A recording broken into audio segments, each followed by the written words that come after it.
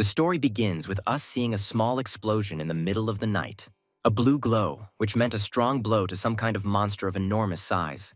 The guy stood right on top of the monster and looked at it while it screamed in pain lying on the ground. The guy raised his head slightly and looked thoughtfully into the distance. He jumped down from the strange creature onto the ground, making sure it was unconscious. The glow and rays began to spin around the guy as if they were returning back to him. This guy's name is Yan. He's an archer, and at his age, he's already reached level 93. Jan received a notification that he had killed an ogre, for which he received almost 6,000 experience. The guy said that he would definitely take a break after he got about 100,000 gold. Suddenly, his expression changed dramatically, his gaze changed dramatically, and he walked forward. He walked straight into the thick fog, pointing his bow in that direction so that he would be ready if anything happened. The fog began to clear little by little, and through it, Jan saw 2 pairs of red eyes. 2 heads appeared, and seeing the guy, they laughed loudly, realizing that he would not live. Ian lowered his head and realized that it was one 2-headed creature, after which he tensed up greatly. He looked at them again cautiously and clenched his teeth with all his might. The monster swung a huge mace with sharp protrusions at him. They were very surprised when they realized that the blow had only hit the ground, and the boy had jumped out from behind them. Yan was also a little surprised that he only survived thanks to his acceleration ability. He received a notification that he would only be able to activate the acceleration ability in a minute, which made him very nervous. The monster kept trying to hit the guy, but Ian deftly dodged all of its attempts, only repeating to himself that he needed to be finished off in 1 minute. An interactive window appeared in front of his eyes, causing him to become slightly distracted. The monster was approaching him with incredible speed. At that moment, Jan turned sharply and began to look it straight in the eyes. He panicked when he realized that he only had 1 trap left, but he also knew that he had no other choice and needed to act. Jan was thinking about how to get the timing right, because if he was off by even 1 millisecond, it would be the end for him. The monster was already very close, almost right in front of his face. He carefully watched its every action to understand at what moment he should use the trap. The guy managed to jump back just as the monster tried to kill him again. Ian activated a high-level stun trap. It stuns the target for 5 seconds, after which it will be vulnerable. Seeing that everything worked, he was very happy, realizing that he had bought time and was now ready to do damage. Yan activated the critical damage boosting skill, and both precision shot and focus were activated immediately to ensure he didn't miss. The arrow was fired with great precision, and the boy watched its swift flight with a smile. He fixed his gaze on her, making sure she would kill him. The arrow pierced the monster, which, from such power, flew off to the side with a loud roar. The roar was almost deafening, and the echo of the roar could be heard over a great distance. He received a notification that he had defeated a 2-headed orc, for which he was awarded almost 100,000 experience points, which, of course, made him very happy, and he decided to see what kind of items he had received. Yang was shocked when he saw that he had received 2 items, the Ogre Warrior's shoulder guard and the Ogre Warrior's boots. He knew that if he sold them, it would be worth at least 5 million won, but his face changed dramatically. He was even more shocked when he saw that this was not all. He began to examine with wild interest what else had fallen to him and seemed to notice something familiar. Jan received the Mayulan crystal. It sparkled very brightly. The guy couldn't take his eyes off it. He couldn't believe that he got this crystal. The world's best VR game, Kylan, which was released 6 months ago and has more than 10 million users. It is an incredibly popular game that completely dominates the gaming industry. Ian bought himself a virtual reality capsule to play Kylan, using the money his parents gave him for school and all his savings from his part-time job. Then absolutely everyone who found out about this told the guy that he was just crazy. Despite starting playing 2 months after the game's release, he leveled up an impressive archer in just 4 months. Hunting monsters as an archer earns him around 200,000 won per hour, and he has already earned several million won playing this game. He had a problem because they had just recently announced a major update for the game. The update will add a new region and 3 new classes. Everyone who plays this game was very happy about this news, including Yan.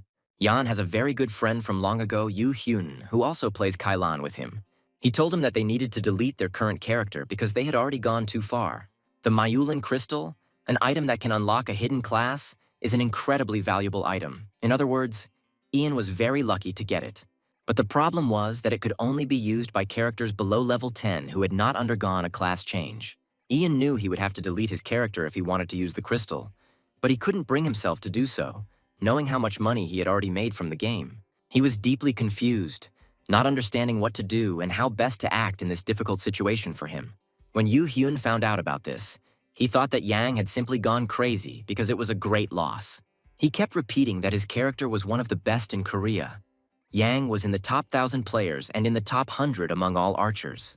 Yan responded to this by saying that this was a chance to unlock the first hidden class among the new classes, and he couldn't just throw away this item. Yu Hyun asked if he knew that there was a player with the sniper class in their guild. Ian said that there was quite a big difference in their levels, but he understood that he definitely had an advantage over the archer. He said that their attack range is incredible and their attack power is very high, but their rate of fire is quite lame. Ian suggested that he has the hardest time fighting a large crowd of weak mobs. Yu Hyun said that even if it's a hidden class, it doesn't mean it will be significantly better. He still couldn't understand why Jan wanted to lose everything and start from scratch. Yan found it funny that the guy was so worried about his character and his, perhaps to some extent, stupid decision. Yu Hyun cried out that he could easily earn 1,000,000 a day just by hunting. Ian asked him why he was playing this game, although it sounded strange, but he expected to hear an answer. Yu Hyun looked at the phone screen in surprise, not understanding why he asked that. He replied that he had fun when he played. The guy responded to this that this was the most correct and important answer. His friend did not quite understand what Jan wanted to say by this. A smile spread across Jan's face, and he said that he thought the new hidden class would be even more fun. Yu Hyun called him an idiot and agreed with him, adding that he would not try to stop him anymore. He looked at him with a smile and told him to definitely try his best. Jan winked at him and simply remained silent in response. After the conversation, he spent some time thinking about whether this would be the right decision. It was already getting dark. There was a beautiful sunset outside. The sun was slowly setting behind the horizon. Jan went to the city. His task was to find someone who would help him reset his level. An old man was sitting on the floor with his arms folded across his chest, looking as if he was puzzled by something. Jan came to him. He swallowed loudly and took another step forward. The old man noticed the guy and began to smile very strangely. He looked at him from head to toe but remained silent. Suddenly, he sharply asked Jan what he wanted from him. Jan also folded his arms across his chest and firmly said that he was looking for the rebirth potion. The old man's eyes seemed to light up. He laughed ominously and said that the boy was lucky and had come to the right place. He held out a small bottle filled with red liquid and said that he had just gotten it. The old man squeezed the bottle tightly in his hand and handed it to Jan again. As soon as Jan took hold of the bottle, the old man suddenly grabbed his hand, which frightened the boy and made him scream. He asked in a quiet voice if he knew that once you drink it, you will lose all your strength and it will never be returned. Ian chuckled and said that was exactly why he was going to drink it. It was already deep night. The light was falling from the bright full moon. The guy was thinking about how this was the most expensive potion of rebirth. Looking at the bottle, he thought that maybe he would even have better attributes, if, of course, he was lucky.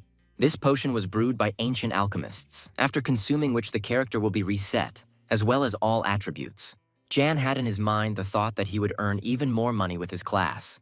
A notification came that he drank the potion of rebirth. It was not the same as usual. The sound was amplified. Something strange started to happen to him. His vision became cloudy and his head began to spin. His attributes and level were completely reset. The next day, the guy arrived at the training center in the city of Trambon. In a small fenced area, there were dummies on which the players practiced their shots. The man, who had been watching everyone closely, suddenly cried out in surprise. Jan handled his task deftly. Notifications came one after another that he had increased his agility, vitality, and intelligence attributes. The others began to discuss him, saying that they had never seen such a diligent student before. While training was going on, Jan kept in his mind that the long-awaited update would be released tomorrow. After a hard workout, the guy went home and immediately sat down in a virtual reality capsule. It was all quite serious.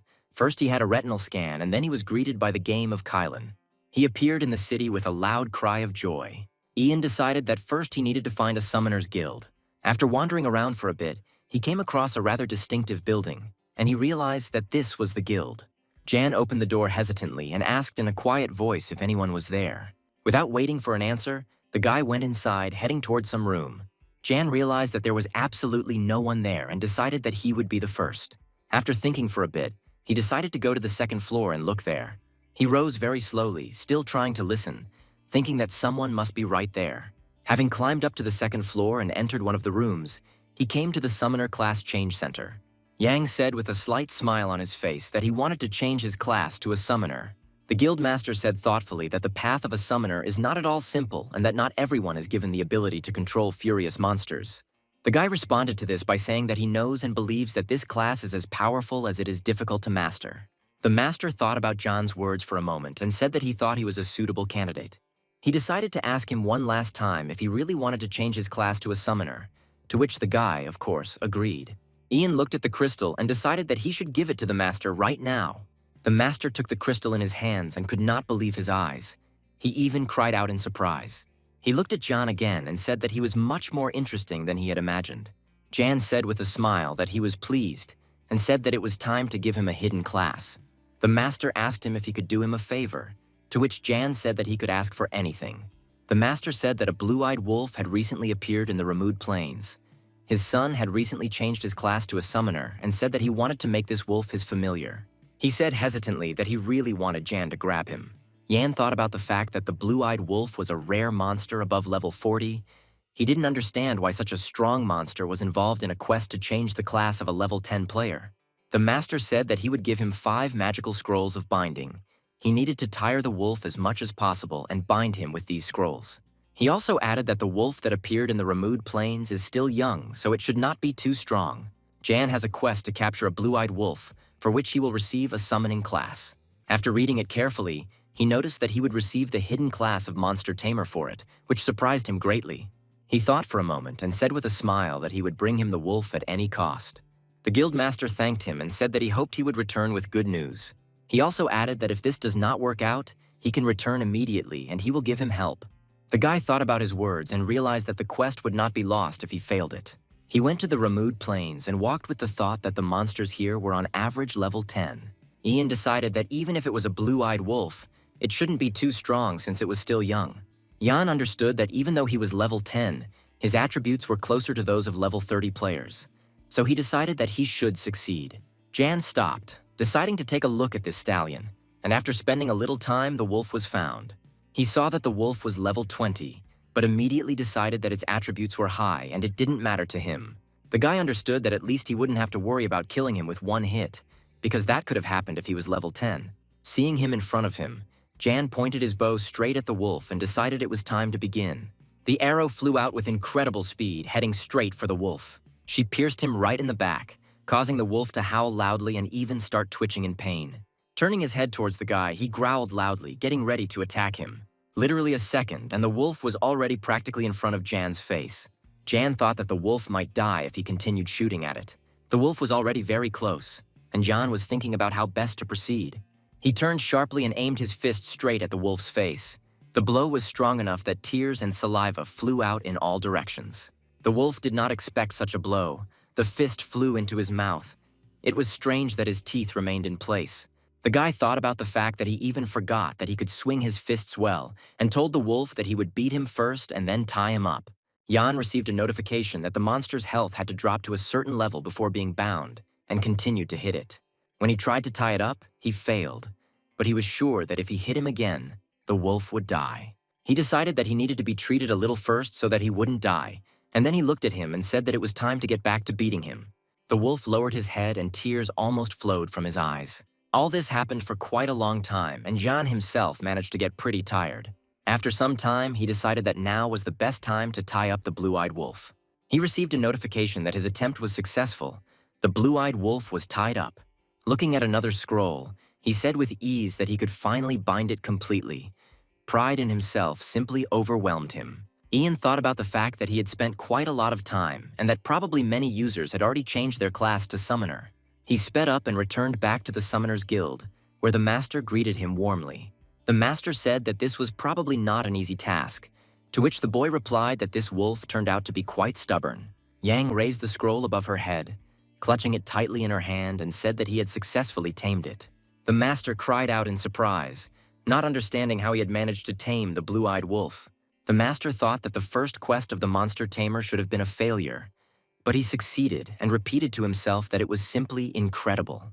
Jan asked the master if he could now become a monster tamer, to which the master replied that being a monster tamer was not suitable for him. The guy raised his head and asked to repeat what the master had just said. The man cried out in admiration, wondering if he wanted to follow in the master's footsteps. The boy received a notification that the guildmaster was impressed by his potential and wanted to guide him on the path to becoming a master. The second notice was that if Yan accepted his offer, he could become a taming master. Yan thought that the taming master must be much higher in level than the monster tamers. He said loudly that he wanted to become a master.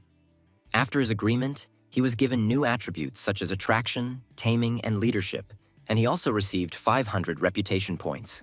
He received a loud notification that he had become the first master of taming. At that moment, the entire house outside was covered in glow. Joy and pride in himself filled him. He repeated the same thing, that he had become a master of taming. Ian decided that the first thing he had to do was tame the summoned beast. The guy studied a lot of information and decided that he would tame the blood wolf like in the trailer. Once he went outside, he decided that he had to be the first in everything, including the game of Kailan. Without thinking twice, she immediately set off in search of the blood wolf. Suddenly, the guy stood up abruptly as if he saw someone in front of him. He noticed people. Coming closer, Jan decided that there were already those who transferred to a new class. He thought that it looked like they were trying to capture the blood wolf. Jan was a little upset because he didn't think that anyone would be faster than him, but he decided to check out the situation. Girls and boys used various powers to tame the wolf. One of them shot a flame at him and the wolf began to howl and growl. One of the men shouted that the wolf's health was almost at 0, and the second guy shouted that now was the time to seal him. A girl ran up to the wolf and screamed loudly that she would take this upon herself. A blue glow appeared around the wolf. He did not understand what was happening and looked in different directions. The bloody wolf suddenly seemed to fly upwards and everyone started shouting that they should not let him go under any circumstances. The wolf managed to escape through the smoke. Everyone just stood and watched him go. Yan thought about how good it was that he had managed to observe everyone. He realized that capturing high-ranking monsters was indeed difficult. He decided that he should probably start by catching any monster he came across. Jan went off to search. The guy had been walking for quite a long time and was already tired. He was curious about how many wolves he could capture with his leadership stat. Looking down from the cliff, he noticed a small pack of 3 wolves below. Jan decided that this was a good opportunity. Turning her head, examining the situation, she realized that now was the time to start and aimed an arrow at one of the wolves. The shot was successful and the wolf fell to the ground. The guy activated the binding and happily said that the first extraction was successful. Yan managed to capture a level 12 wolf, considered a common one that lives in the grasslands and has fast legs and sharp fangs. Reading the information about him, he was slightly surprised that even a wolf had a personality. Looking at another wolf who was furious, he decided that he shouldn't stop but needed to continue. Terrible sounds of roars and growls could be heard over great distances. Having caught another wolf, he decided to see what kind of personality it had. Suddenly, his expression changed dramatically. He was shocked by something. He managed to capture a nimble wolf of the 12th level. His personality was witty. Although the wolves were of the same level, their attributes were noticeably higher, and it was called differently. It was then that he realized that monsters of the same type and level could have different attributes. Seeing another pack of wolves, he decided to see which of these wolves had the highest attributes. The guy became enthusiastic about fishing and set himself the goal of catching them all day long. He decided that he would capture those wolves that would have the highest attributes. He received a notification that his attraction attribute had been increased by 1 level after a series of successful captures. He also received the title of Wolf Specialist for capturing a large number of them. He received a notification that, thanks to his title as a Wolf Specialist, he would be able to identify the strongest wolves without capturing them, which definitely made his task easier. It was slightly compensated. Why couldn't they do this for all monsters? Without thinking twice, the guy immediately decided to take advantage of his title. The analysis was successfully activated. Looking at the pack of wolves, their level began to appear above their heads, which would make his hunt much easier in the future. One wolf had the text highlighted in gold, which made it look special. They stood opposite each other and looked intently into each other's eyes. Suddenly, the wolf jumped up from his place and growled loudly, already preparing to attack Jan.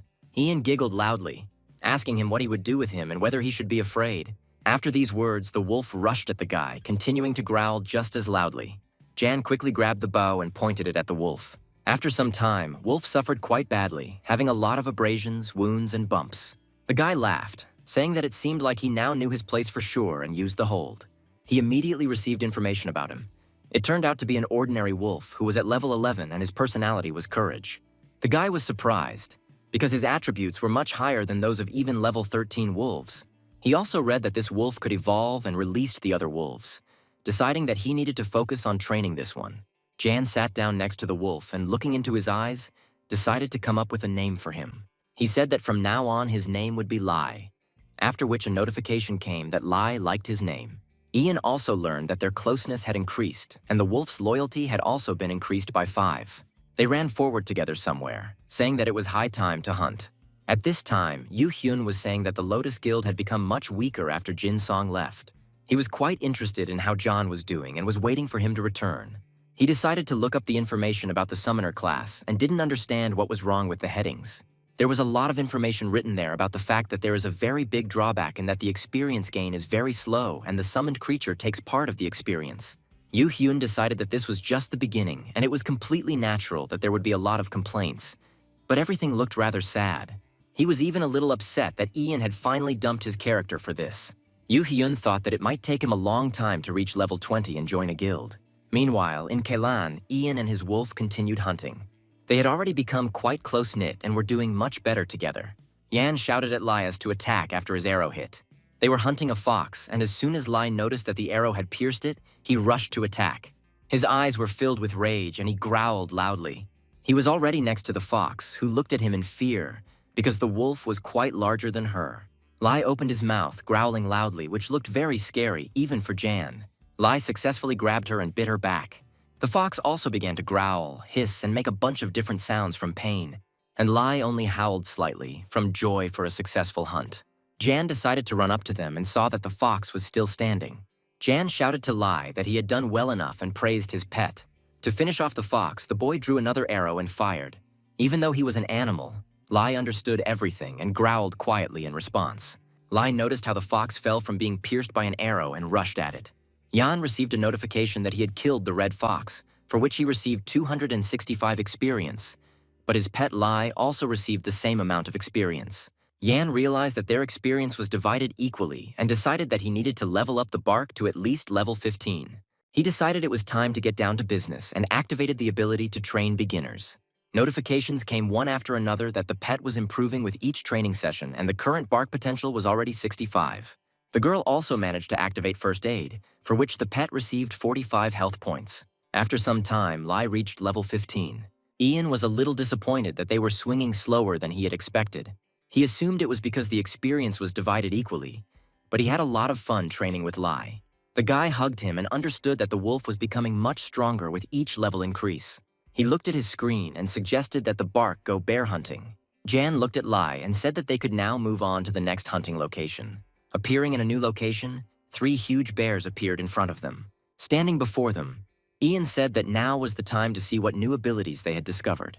He learned the first ability, which bestows the blessing of the Berserker Warrior on his comrades for 20 minutes, increasing their attack power by 30%. The second ability has the leadership and taming attributes increased by 10%. He looked at the bears and said that it was worth trying to catch them. He wondered if there was anyone stronger than Lai here. One bear was successfully captured with almost no effort. Jan was glad that everything worked, and his lead increased significantly thanks to the newbie tactics. The guy decided to compare the bear's attributes with those of his pet. When he compared, he saw that the bear was already at level 38, but the wolf remained at the same level. He understood that barking could evolve. He was interested in when this would happen and decided that for now he would let this bear go. Jan touched the wolf and said it was time to farm. The two of them rushed forward and ran straight towards the bear. Jan ordered the bark to attract the attention of this bear. The bark ran away from him in different directions, since the bear was many times larger than the wolf. In just a second, the bark managed to grab the bear right by the head. The bear began to squeal in pain, bleeding. The wolf ran around him so quickly that the bear could not keep up with him. Jan liked the fact that Lai was handling it so well and told him to continue. Jan decided to use the newbie's tactics and realized that it was really good, because the bark perfectly understands what it needs from him. Lai rushed at the bear as if it were an inanimate creature. He was not afraid of it at all. A few minutes later, the bear was successfully brought down and Lai stood with his head held high and looked at his owner. Jan received a notification that his pet had been promoted to level 19, which he was very happy about. He walked up to the bark and began to pet and praise it. He told him to keep growing and very soon he would have no equal.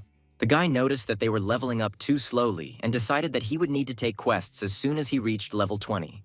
He decided that would be enough for today, because the life of a nerd required careful planning. Night had already fallen. The lights were on in the house, and Jan had already managed to take a shower. After getting out of the shower, he decided he needed to check the forum before bed. Turning on the computer, he thought that some losers would probably start complaining again. He stared at the screen as the forum loaded. Jan understood that in order for a summoner's skills to improve, he needed to reach at least level 15. He was surprised when he realized that there was no one who had reached level 15, and Jan was already almost level 20. He noticed that there was a level 13 person and wanted to check on him. He realized that the Wind Blessing Capture and First Aid were the same as his. The guy noticed that there was also an ability that Jan did not have. He realized that this ability was good and could be said to be the bread and butter of summoners. And since the experience was not fragmented, leveling up was much faster. After studying everything, Jan realized that even the level of the summoned beast did not increase. He did not have this ability, but he did not really want it. He was slightly surprised when he noticed that the abilities of normal summoners were different from his. At that moment, he became thoughtful and began to reflect on this for a long time. Jan thought he had an ability that normal summoners didn't have. He was deep in thought, but he didn't have much information to study everything. Jan concluded that a taming master has fewer combat abilities than a regular summoner, and it's easier for him to level up his pet. He looked at the screen with a smile and realized that he was moving in the right direction. The thought occurred to me that I should try to capture a monster of a rare or unique class. Ian woke up very early. It was 4 in the morning, and he decided to go to Kailan again. He decided that he absolutely had to get his bark level up to level 20 before the sun rose. The guy appeared together with Lai in some forest. Looking into the distance, he said that they simply had to do it. He activated the Wind Blessing and beginner training and sent the arrow into the distance. As soon as Lai noticed a bear ahead, he immediately rushed towards it, and Jan activated the vulnerability search. The arrow pierced the bear right in the chest, and from such intense pain, he screamed throughout the forest. At that moment, the bark jumped high into the air, preparing to attack him. Like the first bear, he grabbed it by the neck, squeezing his mouth tightly. The bear was defeated, and Jan received a notification that they had defeated the moon bear, for which they received 545 experience. Jan was slightly surprised that they had done it so quickly, and realized that his farming speed was significantly higher than back then. They decided not to stop and continued on, and when they saw another bear, they also decided to conquer it. They became very close-knit during this time and worked very harmoniously. Something caught Jan's attention, and he stopped abruptly. The boy saw 5 bears in front of him, but one of them looked bigger than the others. He decided to activate the analysis to understand what level he was. Above his head appeared what appeared to be a coal-black moon bear, which even growled several times louder than the previous ones. Jan cried out in joy that this was simply a unique monster, and that this was a great opportunity to conquer it. He knelt down and wondered if he could capture it. But suddenly, he received a notification that his leadership was too low to catch this creature. He decided that it was not yet time, and decided that when he was in the city, he would need to buy more magical binding scrolls. They, together with Lai, rushed to run away from such a unique monster. Jan deftly fired an arrow to buy time to escape. The arrow pierced the bear in the chest, and from the way he growled, saliva flew in all directions, and the echo could be heard over a long distance. Lai was already ready to attack, waiting for the right moment. He howled loudly and opened his mouth wide. But the bear was no slouch. He also tried to strike Lai. Yang thought that now that Lai was fighting almost as well as him, a level 38 monster wouldn't be a problem at all. The bear smashed everything in front of him and intended to bite out the wolf's throat. But the bark was no less serious, and having stopped, he was about to attack. Of course, he succeeded in doing this very easily, and he gnawed through the bear's neck. Jan received a notification that they had slain a coal-black moon bear, for which they had received 1,045 experience points, and Lai's pet had increased its level to 20. Ian said that the full capabilities of Kailan are only available after reaching level 20, and that registering with the guild, dungeons, imperial quests, and so on also require level 20. Jan became curious about what items he received after such a battle. He received moon bear meat, a bear hunter's warhammer, and a jet black necklace. Ian was surprised, as he had never seen similar items before, and decided to use the identification scroll. He decided to examine it and find out more information about the jet black necklace. This necklace is of unknown origin, crafted from obsidian as black as the depths of the sea. He told the bark that he had some good items and decided to see how much the bark's attributes had increased. He was puzzled by the fact that the monsters became significantly stronger as they leveled up, and he began to think that something didn't add up. He realized that the growth rates were not consistent. and asked himself if they had done this by chance. He sat there deep in thought, realizing that he needed to find out how it worked as soon as possible. It suddenly dawned on him that everything depends on potential, and now everything became clear. The secret is all in the attribute of potential. Training a beginner increases the barking potential. Every time the potential increases by 10, the attribute's growth rate increases. Ian thought that he was right, that the hidden class had unique abilities, and each monster had a potential attribute, and it determined the rate at which their attributes grew as they leveled up. In other words, the monster's class increases due to potential. The beginner's training ability increases it. He decided to spend all his skill points on training. He felt pleased that he had solved this riddle and understood that Lai's potential would soon become 100. He noticed that he had spent almost an hour on all of this. They went on to move on and told Lai that they needed to gain experience as quickly as possible. The boy began to think that if he had been as diligent in his studies, he would probably already be a doctor or a lawyer. He understood that there was no point in thinking about it now. His attention was drawn to the video of the Dark Sorcerer, which surprised him greatly. While watching this video, he noticed some rather cute skeletons.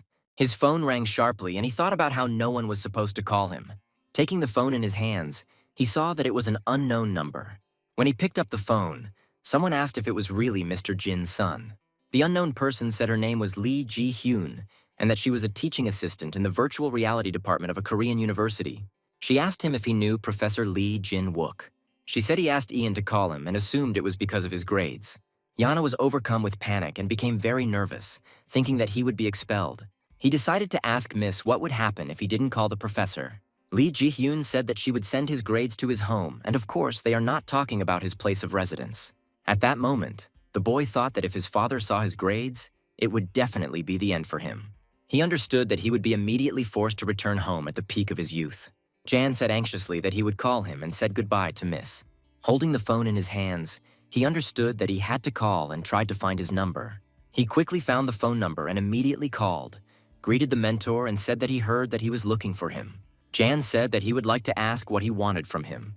Lee Jin-wook asked why he wasn't involved in the faculty life at all, and how he managed to find himself on the verge of expulsion at the end of the first semester. Jan said that this was possible due to 2 consecutive failures. The coach said he was considering giving him a 3rd fail. Ian was furious, not understanding why he was threatening him and why he was doing this. The guy asked what he needed to do to prevent this from happening. Lee Jin-wook said that first he needed to figure out how to get away from the fact that he wasn't involved in the life of the faculty. Jan knew he couldn't say it was all because of the game, but the idea immediately popped into her head. He said the reason is that he is not impressed by the unlimited potential of virtual reality. And one of the reasons for the popularity of virtual reality is the player. He said that's why he decided to study virtual reality from the inside. Ian added that he had been exploring the incredibly detailed virtual world available in Kailan, to which his mentor asked him what his level was. Here Jan thought that if he had not deleted his level, he would definitely have believed him. Almost with tears in his eyes, he desperately said that he was originally level 93, but because he recently reset his character, he was now at 20. The mentor asked if he really thought that if he said this with confidence, he would be able to avoid problems. Jan challenged him to a bet to prove whether he was lying or not. It was clear from the man's face that this proposal interested him, and he told him to continue. Jan suggested that he try to reach level 93 before the start of the next semester, adding that if he could reach that level before the semester started, it would prove he had it. The mentor said that he himself sometimes plays Kailan, and if he succeeds, he will solve his problems with his studies. But if he fails, he will not only go to retake the test, he will also talk to his parents. Jan understood that he had no choice and, of course, agreed to these conditions. Lee Jin-wook said that if he wins the bet, he will give him credit for his classes regardless of attendance. At that moment, Jan's eyes lit up. It was the perfect opportunity to close his problems. Clenching his fists in joy, he thanked the teacher and said that he would try his best. He immediately went back to the capsule. They appeared in a new location, where Lai was acting strangely for some reason. Stroking his head, Jan said that they would have to work hard. Now Jan had a big goal, because he had avoided a retake and would be able to do this, and would also get a pass without attending. Approaching some building, he decided that he needed to go inside first. He told the man that he wanted to join a guild. He asked him which guild he would like to join. Yan, his eyes shining and anticipating, said that he wanted to join the Lotus Guild. The man said that the desired level for entry is 60. Ian understood that the guild leader was his best friend, and he was close with all the main members. The man said that he had placed his request to join and that he would be automatically registered when the guild master accepted it. At this moment, Yang wondered if he should message Yu Hyun to accept the request. He saw that his friend was offline and decided that he was not in such a hurry and that he would still accept him. He decided to go to the auction house to buy himself some equipment. He knew he had an advantage in being a successful newbie. He simply decided to change all his equipment to the best items he could find. Ian noticed that the class's bonus attributes were not added to his combat attributes. He was curious if there was anything there that would improve his pet's attributes. Something caught his attention strongly enough that he was even a little surprised. It was Mother Nature's headband, which gave all pets a 20% bonus to survivability and 15% attack boost. He decided that he would definitely take it without any doubts. He also discovered that summoner items were finally starting to sell and speculated that there might be other Mother Nature items for summoners. Suddenly his expression changed and a smile spread across his face as he had found what he was looking for. He came across Mother Nature's staff, which grants all pets a 30% attack boost and increases their critical strike chance by 15%. He decided that he would buy it because he couldn't use the bow forever. He understood that it was still quite early, but it would be nice to have a different style of this battle. As soon as he picked up the staff, he realized that it was very strange for him. Jan told Lai that medium training works even in cities, and it's best to use it during times when abilities are waning. Jan hugged his pet and happily said that it was time for quests. Walking through the city, someone shouted out to Jan that this was the same guy who summoned him. Player said that his pet was a pathetic wolf and was probably low level. The guy decided that he would take on a quest to clear out the goblin camp. During this quest, the experience from the goblins doubles. Walking into a small square, he met an NPC for the quest. Ian was worried that the NPC might forget him after the reset. Jan noticed that his attitude towards him had not dropped, and this was good. He asked how Raphael was doing. Raphael said that he had been having some trouble with the goblin camp because their cleanup team had failed to deal with them, and he believed that Ian knew a good mercenary who could help. Jan said that he would take care of it personally, after which Raphael even became somewhat worried about him. He got a screen about a quest where Raphael, the leader of the vigilantes of the city of Lucan, is looking for people for a cleanup team. Ian thought about what he had read, that while the quest was active, he would receive double the amount of experience for killing a goblin. But he was a little upset when he realized that this was a group quest and didn't know who to invite, since it was unlikely that there were any newcomers below level 40 in the guild. Raphael said he would postpone the cleanup until Ian found the group. Ian knew the round trip would take 30 minutes and it made him a little angry, but he had no choice. He decided to check if Yu Hyun was online and saw that he was online. They had an active correspondence where his friend was surprised that Yan was already level 20. The guy decided to ask in the guild chat and understood that it was better to find an assistant from the guild than someone random. He asked there if anyone by any chance knew who had reached level 40. Ian didn't understand whether everyone would be shocked if he told about the goblin quest when he was at level 20. He wrote that he is level 20, but he has a very strong pet and therefore he is confident that he will be able to complete the quest more accurately. The pet will do everything for him. Everyone started writing that apparently luck was on his side, and now it explains how he got to level 20 so quickly.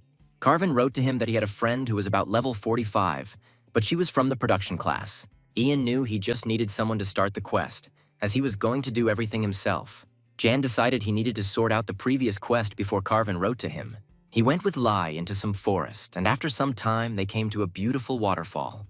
A pack of tigers sat by the water, and Jan watched them from behind a tree.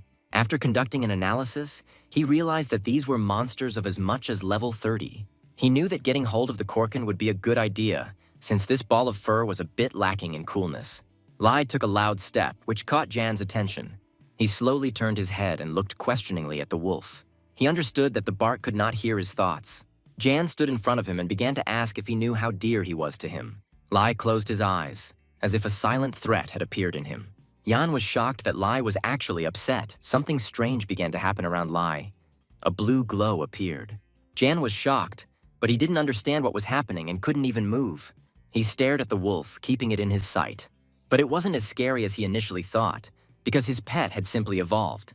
A smile appeared on Jan's face. He understood that he had been waiting for this for a long time. He did not understand why he evolved at this particular time, and did not understand what requirement was needed for evolution. The guy discovered that his potential had reached 100 and his appearance was about to change. Jan thought that it would be great if it became bigger so that the guy could ride it. But suddenly the blue glow changed to a bright red. It was hard to look at. The fur around Lai's head turned bright red. Jan looked at him and couldn't take his eyes off him. He was in admiration. a notification came that the wolf had evolved into a wolf with a blood-red mane. Thanks to the evolution, Jan's glory was increased by 1,000, and his leadership and taming were increased by 30 points.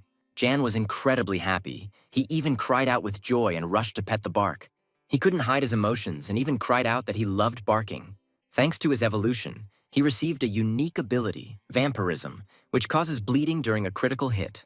Ian noticed that Lai's rank had changed from normal to rare, and he could still evolve. Jan was overwhelmed with emotions because this class was definitely some kind of abnormal. Jan asked the wolf if he could carry him on his back. Lai didn't answer, but simply lay down on the ground, waiting for the guy to sit on him. As soon as Jan climbed onto his back, the wolf immediately rushed forward somewhere. Jan was incredibly happy, because now it would save a lot more time. They rushed at incredible speed. Jan could barely hold on to his fur to keep from flying off. Large stones flew out from under the wolf's paws. He was in such a hurry. After some time, they arrived at Somer Canyon. The barking slowed down, and Jan noticed that it was somehow gloomy there. Jan didn't understand why they used such realism in Kailan. The guy said that his assignment was to deal with 10 lead scouts. He decided that now that he had Bark so cool, they couldn't stop there and told Bark that it was time to have some fun.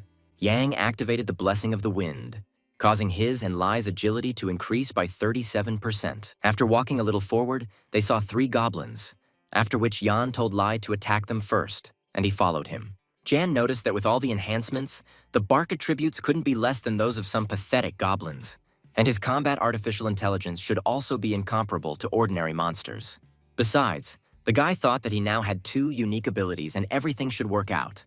Yan activated vulnerability detection, which allowed him to realize that the enemy's weakness had been increased by 15%. After evolution, the mouth, barking, and growling seemed to become many times more frightening. The goblins were shocked because they had not seen the blood wolf for a long time. Jan received a notification that the pet Lai dealt critical damage to the goblin scout. Literally a couple of seconds later, the goblin scout died from bleeding, all thanks to the damage inflicted by the bark. Yan was shocked that a level 40 monster died in literally one hit. The bark stopped and howled proudly, raising its head up. The goblins were shocked to see their comrade die and screamed in fear. Suddenly, Jan's expression changed. He panicked because he saw something scary. Lai was hit and took almost 300 points of damage from another goblin scout. But this only made Lai even more angry. He turned his head in their direction with displeasure. He rushed at the goblin with incredible speed and dealt him 500 damage almost immediately. The guy stood and watched everything that was happening. He was proud of his pet. Thanks to the blows he dealt, he restored his health and became only stronger. The second goblin was critically hit and died from bleeding. The third goblin was so shocked that he almost had tears streaming down his face from fear. At the speed at which Lai moved, it was impossible to believe. He landed a critical hit, which restored 500 health points. Seeing this, the guy was stunned. He didn't expect such a result from him. Jan ran up to him and began to praise him for his efforts. He rushed to hug him, which made his pet feel very happy. After a tight, friendly hug, Jan said it was time for round 2. After walking some distance in the forest, they discovered 2 more goblins. Only this time, Jan was no longer watching everything that was happening, but was humming a song while waiting for Lai to finish. While he was waiting, Carvin wrote to him and said he wanted to talk. He turned to Laius and beckoned him to him, saying that this would be enough. Carvin said that his friend's name was Karin and said that she agreed and had already entered the game. Jan was already waiting for them to start the quest. The guy set himself the goal of reaching level 100 in just 2 months. He planned it so that he would reach level 50 in 15 days, 80 in the next 15 days, and in the remaining month he would level up to level 100. Jan understood that this argument would greatly help him achieve what he wanted. Karin wrote to Jan that she was at the blacksmith in the city of Lucan to have her equipment repaired. Jan told her to stay in the forge, adding that he would be there in 10 minutes. After wandering around for a bit, he finally noticed the forge and headed there. He was already looking forward to meeting the girl because he wanted to start the quest as soon as possible. He didn't lie, but actually arrived within 10 minutes. Near the forge, on the street, there was a girl standing, and he immediately realized that this was the one he was looking for. Coming closer, he greeted her and introduced himself to her. The girl said quite sweetly that she had heard a lot about him. It was clear from her that she was still a little shy in front of him. The girl said that she had completed her preparations and was ready to move out at any moment. She said that there is a quest that she wants to take on, but to take it she needs to complete the camp quest. This is a quest from the castle cook Duke Tropin, but she needs to complete this quest to enter the castle. Jan was a little shocked that Karin needed a quest from the chef. The guy said that he heard from Carvin that she has a class with a chef, adding that he heard it wasn't the easiest class, but it should be a little easier for her since she was doing it in real life. He wondered if her actual skills ultimately affected how good she was at the game classes. Ian said that in any case, she is the first cook he has met. He kindly asked Yu if she could cook him something tasty next time. The girl was a little embarrassed at first, but then quickly agreed. Raphael, waiting for Jan, immediately became happy when he saw him. He said that 2 people might not be enough, but he knows his strength, so he trusts his choice. Raphael added that the main group had just left, so he could catch up with them if he hurried. Jan noticed that the quest description had changed slightly, apparently due to his delay, but the rewards remained the same, which pleased him. The guy made sure that Karin also received the quest. He waved his hand and said that it was time for them to hit the road, since he had already been delayed. Ian told her not to worry, because it was his pet, not a monster. The girl immediately realized that he was a summoner, and was surprised that just a couple of days after the appearance of the new classes, he had already taken on such a difficult quest. He said that he was just a little lucky because this wolf is not quite ordinary and he can level up quickly, and his strength is more than enough for a bunch of goblins. The girl said that she envied him because she was level 45, but she still ran away when she encountered goblin scouts. Karen said that his wolf looked really cool. She knew she had never seen anything like it. Ian laughed and said that it looked like he was the only one on the server at the moment. The girl decided to ask if the wolf had a name. Ian introduced them, after which she said that it was a very cute name and it suited him very well. She decided to find out if he would like it if she gave him some treats, to which the guy said that he really loves to eat. A couple of minutes later, Karine brought a plate with a fatty steak. The delicious smell made Jan want to eat too. After Lai ate the smoked steak, Ian received a notification that his vitality had increased by 200 units. The guy was very surprised by this because he had never encountered anything like this before. He said that the characteristics had increased, and he couldn't believe that such an effect came from her cooking. Heron said that when skills reach an advanced level, the food cooked will give a buff depending on it. Jan noticed that the added 200 points was a significant bonus, and decided that he needed to make friends with this girl. Jan was furious that Lai ate everything alone and didn't share with him. He decided to ask Karin if there was anything she could do for him, but the girl did not answer right away. She said that she would definitely make him something tasty after the quest. Jan demanded a promise from Karin that this would really happen. After some time, they arrived at the Samur Canyon. Although the road was not easy, everyone still had strength. One of the men said that hired reinforcements had arrived, which they were glad about. Hugo said they arrived just in time, although their faces didn't show that they were truly happy to see them. Hugo thanked them for coming and walked past the boys. Jan understood from their words that they were not late and breathed a sigh of relief. He looked around and saw the other players, thinking that something had happened because they all looked upset. The guy decided that it shouldn't bother him, because they would still fight separately. Walking a little forward, he saw even more players. A flock of goblins appeared before them, making various scary sounds. Hugo shouted that they would exterminate the goblins in the Sar Canyon and send all units forward. They ran towards Gogol, and the goblins ran towards them respectively, and a terrible sound was heard. Karin was a little worried and asked if what was happening was normal. Ian said that everything would be fine and she just needed to do as he told her. Ian said that she would come in handy since her shield strike does a lot of damage. He understood that the plan was simple and Karin would take on the role of a tank, since in the goblin camp her level was relatively high. In addition, her mastery of the brightness shield is comparable to a level 60 skill. In other words, death is not scary to her, but the chance is not zero either. Once Karin attracts more goblins, he and Lime will take all the experience. Karin thought about it for a bit and said with a smile that she trusted him. Ian told her to trust Lai and not him, because with this plan she would also gain a lot of experience if she didn't die.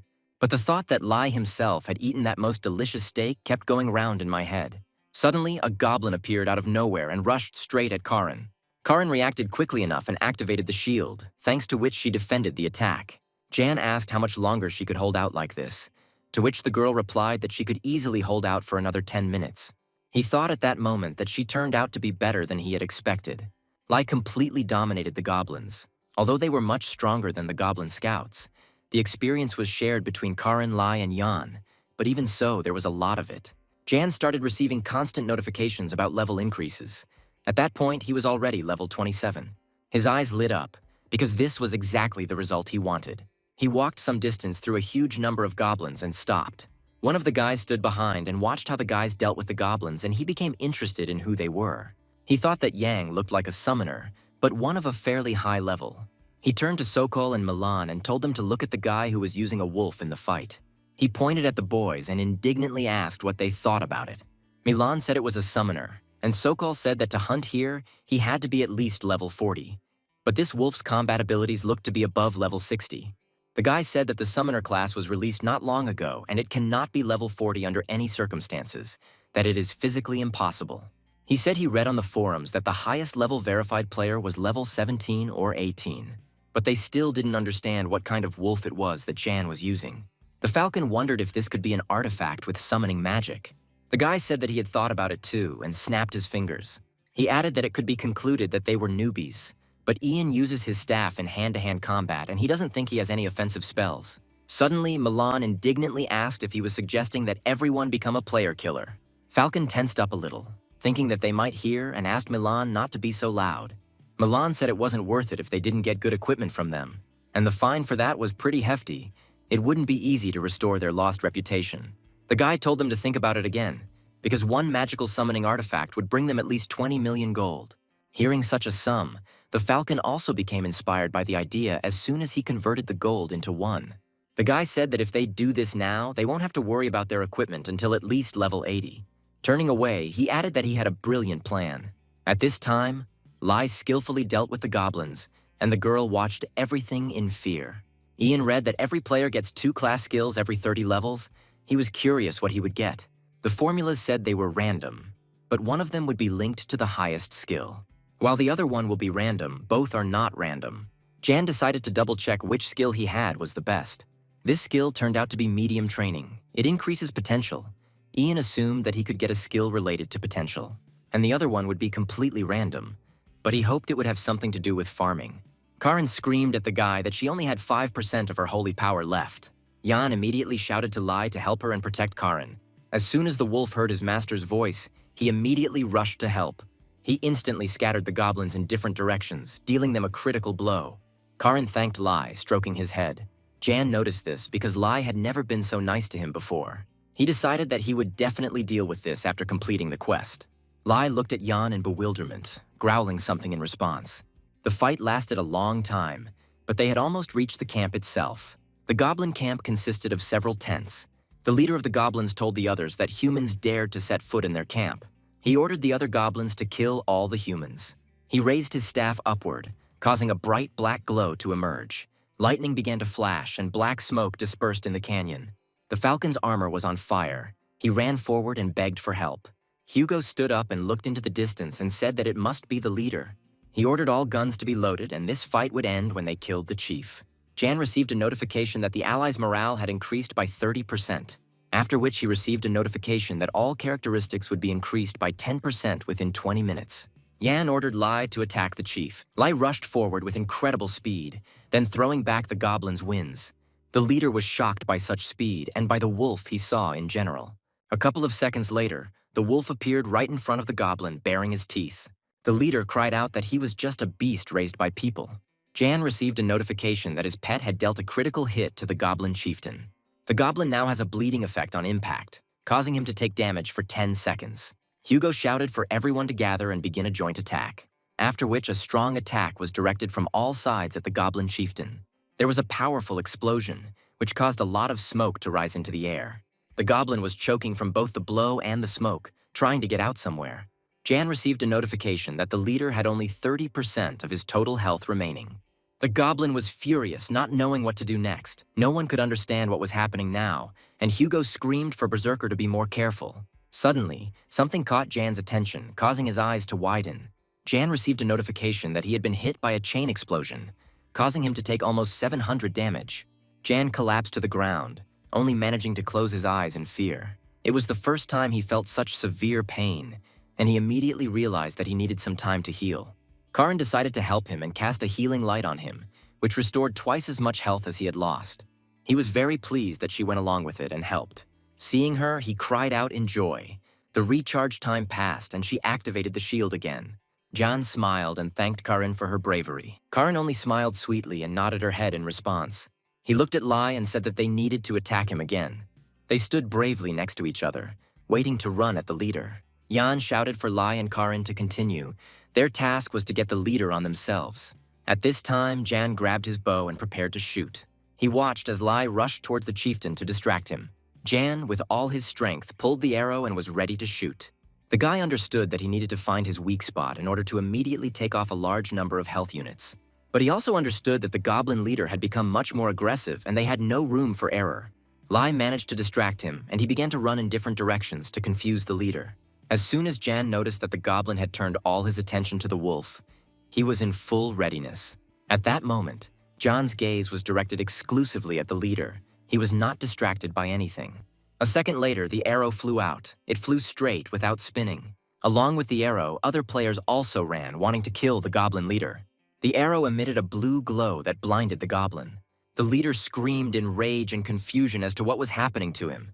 The arrow successfully pierced him, sending him flying back a great distance. He fell to the ground, visible only by the glow.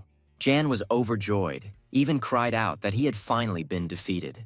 The other players stood there in bewilderment, not understanding why he died. Everyone received a notification that the goblin camp task was successfully completed. Jan received a separate notification that he had made the greatest contribution to this task, which is how he increased his fame. Immediately, a notification arrived that his level had finally been raised to 30. Jan unlocked the special skill, assign a skill to summon, and unlocked the special skill of spatial distortion. Hugo approached him and asked if he had defeated the goblin chieftain. Hugo extended his hand to him and thanked him for it, bowing his head down. He said that they had not suffered serious losses thanks to him, and therefore he was in his debt. To which Jan replied that they had succeeded only thanks to the bravery of his boys. Hugo told him to be careful when he came back.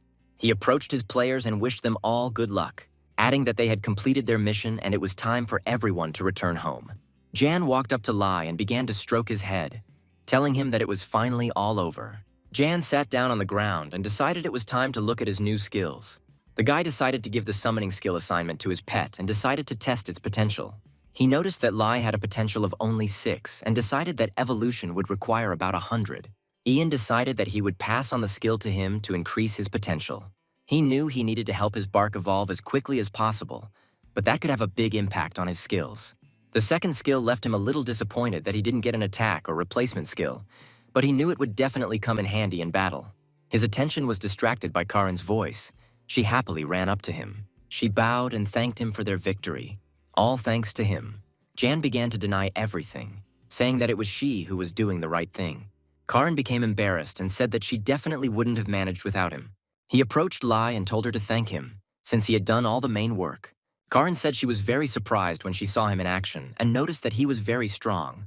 Karin walked up to the bark and stroked his head, thanking him for the work he had done today. Someone came up from behind and called Jan over, which he didn't expect at all, slowly turning his head to the side.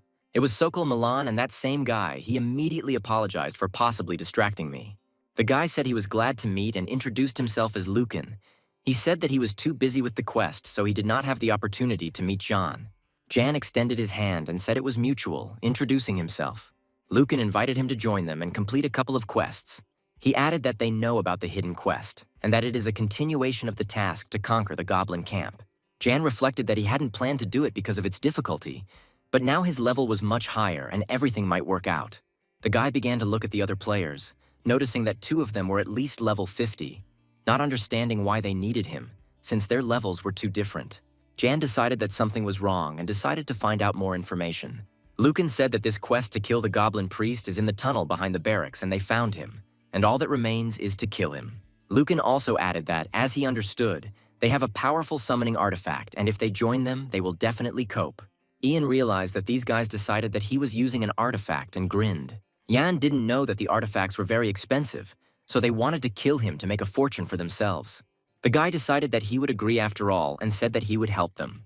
Jan was just thinking in his head that he would have a lot of fun with them. The guy decided that there was no need to discuss anything out loud and sent a message to Karin.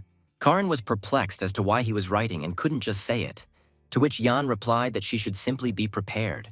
Jan said that everything sounded great but asked to let him consult with his friend. Lucan said that they would of course wait and stood waiting for their decision. Jan turned to Karin and asked what she thought about it. Ian warned her with a message that they wanted to kill them, which made the girl a little wary. He also added that they were going to kill them after the fight with the priest. Jan wrote that Karin simply played along with him and nothing more. Karin said there was no reason to refuse, since it was a secret mission and everyone would benefit. Lucan cried out with joy and said that it was wonderful, turning the thought over in his head that they were complete idiots who fell for it. Jan looked at Karin, slightly closing his eyes. They understood each other. She asked what their plan was, and Ian told her not to worry because he had everything under control. Jan only said that they would have a wonderful time together. At this time, a certain player was sitting on one of the rocks. He stretched and enjoyed the refreshing air in Kailan. The man looked into the distance and said that this virtual world was simply beautiful, and its creators were true geniuses. He decided that he needed to convince his friends to go on a camping trip in this game. He began actively searching for something in his bag. He took out a rolled-up kimbap from it, and it was clear that he was quite hungry. After taking a small bite, he closed his eyes from the pleasant taste and said that there was nothing better than kimbap on a hike. Suddenly, he opened his eyes sharply and said that he had forgotten something. He activated the summon and shouted the name of Wolfie. That was the name of his pet. A silhouette of a wolf appeared next to him, becoming more and more visible with each passing second. As soon as he fully emerged, he howled loudly as he always did. The man handed him a piece of meat and told him to be sure to have a snack. The wolf immediately pounced on the meat and began to eat it with the speed of the wind. The man enjoyed how good he felt. The birds singing, the fresh air, the beautiful real views. He thought about the fact that some guy was probably still playing right now. It turns out it was Lee Jin-wook's mentor, and he was talking about his student, Yang. The mentor thought that he should have clarified his level in class. At this time, the guys went into a dark tunnel where, according to Lucan, the goblin priest was located. Karin screamed for John to watch the side where she was fighting. Lucan kept the thought in his head that the quest would soon end and the boss would soon appear, and it was time to begin what he had planned. He decided that while they were fighting the mini-boss, they would stand behind and then attack from behind, after which he will soon have an artifact worth tens of millions of won.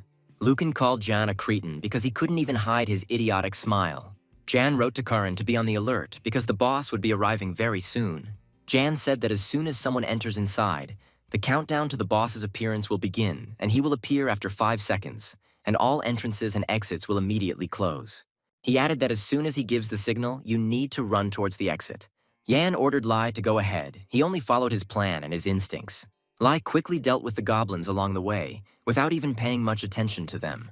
Jan told them to speed up and asked Lucan if everything was okay and if he was coping. This really angered Lucina. He thought that Jan really didn't suspect anything, which was to his advantage. Jan understood that everything was going according to his plan, and Lucan fell for it. They were approaching the end of the tunnel, where they expected to meet the priest. Lucan said that a priest and 2 berserkers should appear soon. Yan cried out that it was Lai who would go there first, and they would all follow him. A countdown began in his head. He slowly counted each step of the bark. The guy even started to worry a little because he wasn't 100% sure. He watched every step carefully, and as soon as Karin took a step, he counted to 1. Ian quickly ran up to her and grabbed her hand, pulling her back. The heavy iron grate collapsed, blocking the entrance. There was a lot of dust, and the roar was so loud that the entire tunnel was enveloped in this terrible sound. Lucan cried out, asking what the 2 of them were doing and why they hadn't come in. To which Jan laughed and asked what. Did he really think that he was so stupid and didn't understand anything? Jan said that he understood everything from the very beginning, that Lucan wanted to rob him and take the summoning artifact.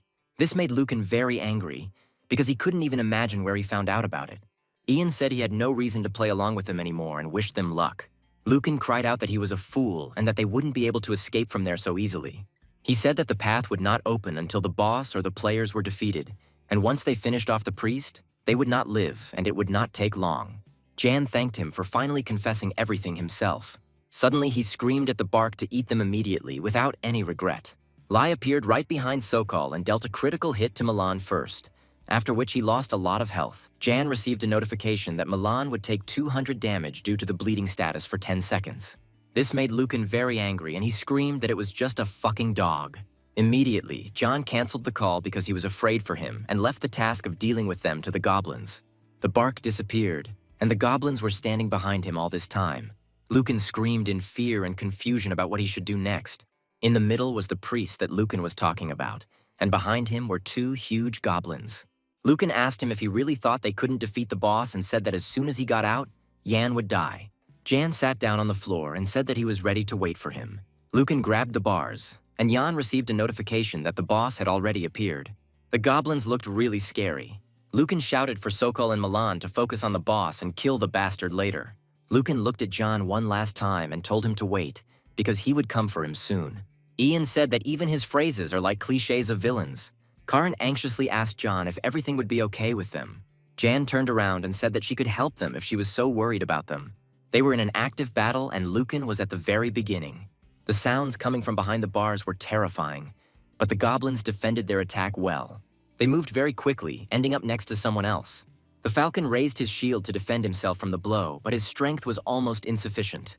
Suddenly, Lucan screamed in horror, and his facial expression showed that something was wrong. The goblin skillfully defended all the blows and squealed so loudly that he even deafened everyone for a few seconds. At this moment, the goblin priest decided to intervene, raising his staff and starting to activate something.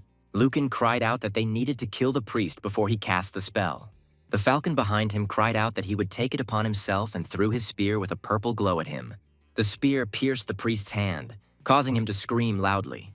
Lucan noticed that this was an item from a bag. He cried out about the activation of the barbarian warrior's blessing. The attack power of the vicious goblin berserker has been sharply increased by 35%. Lucan did not understand how it happened, but he did not notice that Karin was behind him. She activated the wind blessing, which increased the monster's attack. Ian asked her with a grin if she wanted to treat them. She smiled sweetly and said that it was actually a very good idea. All three of them started screaming at her not to do it, almost begging. Jan received a notification that the quest had failed, and Lucan almost raised the white flag to make it all stop. It was already night when they returned to the city. All this time, Lai carried Karin on his back, but she did not want to get off at all. Jan realized that for a bunch of losers, they had a lot of good things. He suggested that Karin go to the auction house to sell all the loot. Karin once again thanked Jan for completing the quest thanks to him and also receiving a great reward. Ian said she deserved it. But the only thing that was going through his head was that he didn't think he would get the goblin priest's expensive necklace. He felt a little sorry that they had to split the proceeds, but he had quite a few other items. Jan looked at Karin again and thought that he hadn't even expected that she would like it so much and decided that it was worth it. Jan said that they had better hurry and waved his hand, showing the way to Lai. Jan shouted loudly that they were going to the auction house. A few minutes later, they arrived at the auction house. The old man handed him a bag and said that this was his well-deserved gold. Jan was glad that all the loot was sold at a high price, for which he received 660,000 gold. He noted that after deducting the auction house's commission, the percentage dropped significantly. It weighed on him a little when he thought about it. There was a stone left in his hand, and he was very curious about what it was. Ian considered that it was warm, and maybe it was meant to be used as a hot compress in winter, but the description of the items here was useless. Karin came out of the auction house and said that she had already finished buying the ingredients. Jan waved his hand and said that then they should go complete the quest. They set out to find Raphael, as he is the main character of this quest. Upon arrival, John received a notification that the quest was successfully completed, and Raphael said that he was very glad to see him and had heard a lot about them. Ian was shocked and delighted at the same time, with incredible experience and rewards, and his level was raised to 34. Karin screamed that thanks to the quest she had leveled up to 46. The guy turned to Raphael and said that he forgot to tell him something. Jan said that in fact, behind the camp, he met a goblin priest. He held out the amulet, and Raphael said it was truly incredible. After this, his level was raised to 35, and he received even more experience. Raphael said his team had been tracking him for a month and didn't understand how they found him. John said that he was just lucky, but Raphael didn't believe it and said that it couldn't be just luck. Raphael raised the scroll in his hand and said that they had every right to do this. It was clear from Jan's face that this was something special. When he unrolled the scroll, it shone so brightly that the guy even had to close his eyes. Ian received a notification that he had received a recommendation for a skills test in the Lucifel Empire. Jan extended his hand to him, and Raphael said that with this recommendation, they would be able to pass the mercenary exam in the Empire. John thanked Raphael and said that he would definitely pass the exams. Raphael decided to give the same scroll to Karin and told her to continue fighting evil for the sake of peace in the kingdom. Karin didn't quite understand what it was for, to which Jan said that if she wanted to visit the mercenary guild in Miolan, then thanks to this recommendation, she would have a full opportunity to pass the mercenary exam. John began to explain that in fact there are main continents in Kailan, but now only 3 are open, and in Konar there are 2 large empires, one of which is the Empire of Lucifel, and Milan is its capital. He said that it was named after the hero of the empire's founder. The guy thought that he shouldn't have any reason to go there until level 50. Karin asked if there were any other benefits besides passing the exam, to which Jan replied that after successfully completing it, she would be more likely to be assigned various quests, and also that new requests for mercenaries in the guild appeared daily. He added that, in addition, her mercenary rank would depend on her combat skills, which is always very useful. Karin said she plans to dedicate herself to cooking for a while and doesn't think she'll need to anytime soon. She said that she would like to work on improving her skills. Ian has realized that cooking is her #1 priority and thinks her culinary skills are at the top of the Kailan range. He remembered Laya, because the characteristics from her food had improved significantly. But he thought about the fact that this type of pumping had never actually been mentioned on the forums. Jan decided to ask her how well she knew about cooking, to which Karin said that she had an advanced first level. She said she had to work much harder to master more complex skills faster. Ian cried out that he heard that leveling up a craftsman is very difficult and she is simply amazing. Karin thanked him and said that she hoped he would keep his promise. He felt a little awkward and wondered if he had said something careless. What if Yana received a notification that Karin had sent him a friend request? Jan raised his hand and said that he would accept it right away. Karin handed him something and said that she had something for him. She said she made it while she was waiting, but didn't say what exactly. When he opened the box, he saw a beautifully grilled steak and thanked her for it. She hoped that he wouldn't think that she felt something for him. John said that he had been waiting for this for a very long time, to which Karin replied that it was nothing compared to what he had done for her. Finally, she said that she was leaving and said that they would definitely meet next time. The guy waved at her and was looking forward to eating the steak as soon as possible. Jan saw that he had about 5 hours left before bed and decided that he could treat himself to dinner since he had done a lot today. He considered ordering some fried chicken for himself.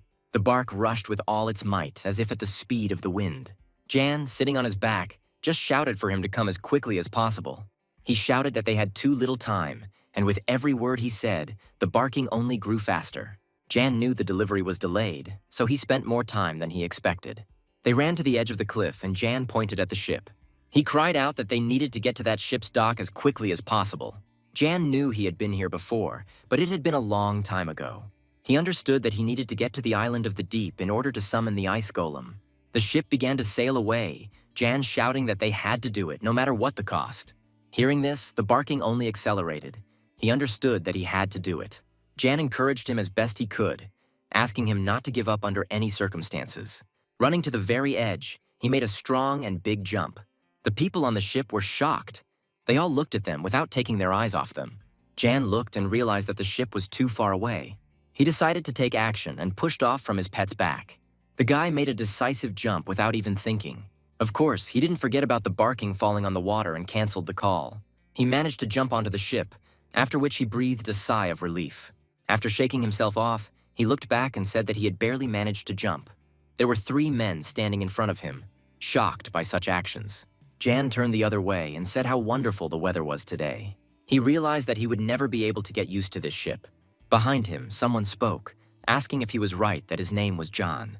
Turning around, he saw 4 people and became a little wary. He said that he was a summoner and asked who was asking him. The man smiled slyly and chuckled quite loudly. Jan understood that right now on the ship there were only him and this strange group. Their eyes turned red and they said they were just curious. Jan understood that not everything was so simple and grabbed the staff. Ian was confused about what was happening and thought that they were player killers. But he soon realized that he had drawn false conclusions, because they began to talk about his pet, about how big and cool he was, and began to ask him to call him again. Jan felt a little uneasy, because everyone was looking at him with devouring gazes. The ship continued to sail somewhere forward. He asked if they were heading to a desert island. One of the guys introduced 2 sorcerers, saying that they had come to help them in the quest to obtain magic through cold. He asked if he was really going there for this quest too. The girl pulled him by the shoulder and told him to stop being so annoying. The guy apologized to him, bowed, and said that he often goes to hell. He said that he was just really interested in the summoner class, and he also had a friend named Lauren, who was also a summoner, and he said that she was leveling up pretty quickly. The guy also said that she recently found a summoning egg, which he had never heard of before. He said his friend told him she found him in a golden rat snake's nest, but it hadn't hatched yet. Yan thought about the fact that golden rat snakes appeared in the hunting grounds for level 20. He became curious about what it looked like and wanted to look at it, deciding that perhaps he could get it too. He knew it sounded pretty good, but he didn't deny that he needed to be on his guard. The ship began to sail much faster, but something interesting awaited them ahead. In front of them, they saw a huge iceberg. Jan and Lime looked overboard to get a better view of him. Jan's eyes lit up because he decided that they had already arrived on a desert island. The ship slowed down to avoid colliding with an iceberg. He swam as close as possible. That guy says that the situation is really creepy and that it is very cold there. Jan thought that he had been here before, but this place still impressed him. He thought that he should have dressed as warmly as possible. At this point, their paths diverged and they went in different directions, wishing each other good luck. Even though they were cold, they understood that there was no way back. They rose higher and higher, but below were ice golems. Jan stepped on the edge to see if there was anything interesting. Ian said that they found a good place to hunt because it was filled with ice golems. He said it was time to get to work, but first it was worth preparing well for it. Jan reached into his bag, remembering that he had Karin's snack somewhere. He handed the bark a small ball and asked if he wanted to try it. Lai growled with joy and even jumped. Jan received a notification that his vitality had increased by 100 and his agility by 20 for 40 minutes. Ian said he thought it only affected vitality, but it also increases agility. The guy looked at this funny ball and thought about trying it too. He sniffed and realized that it was raw meat, which made him feel sick. He realized that such food would not suit him. Karin then made it clear to him that this was only for barking.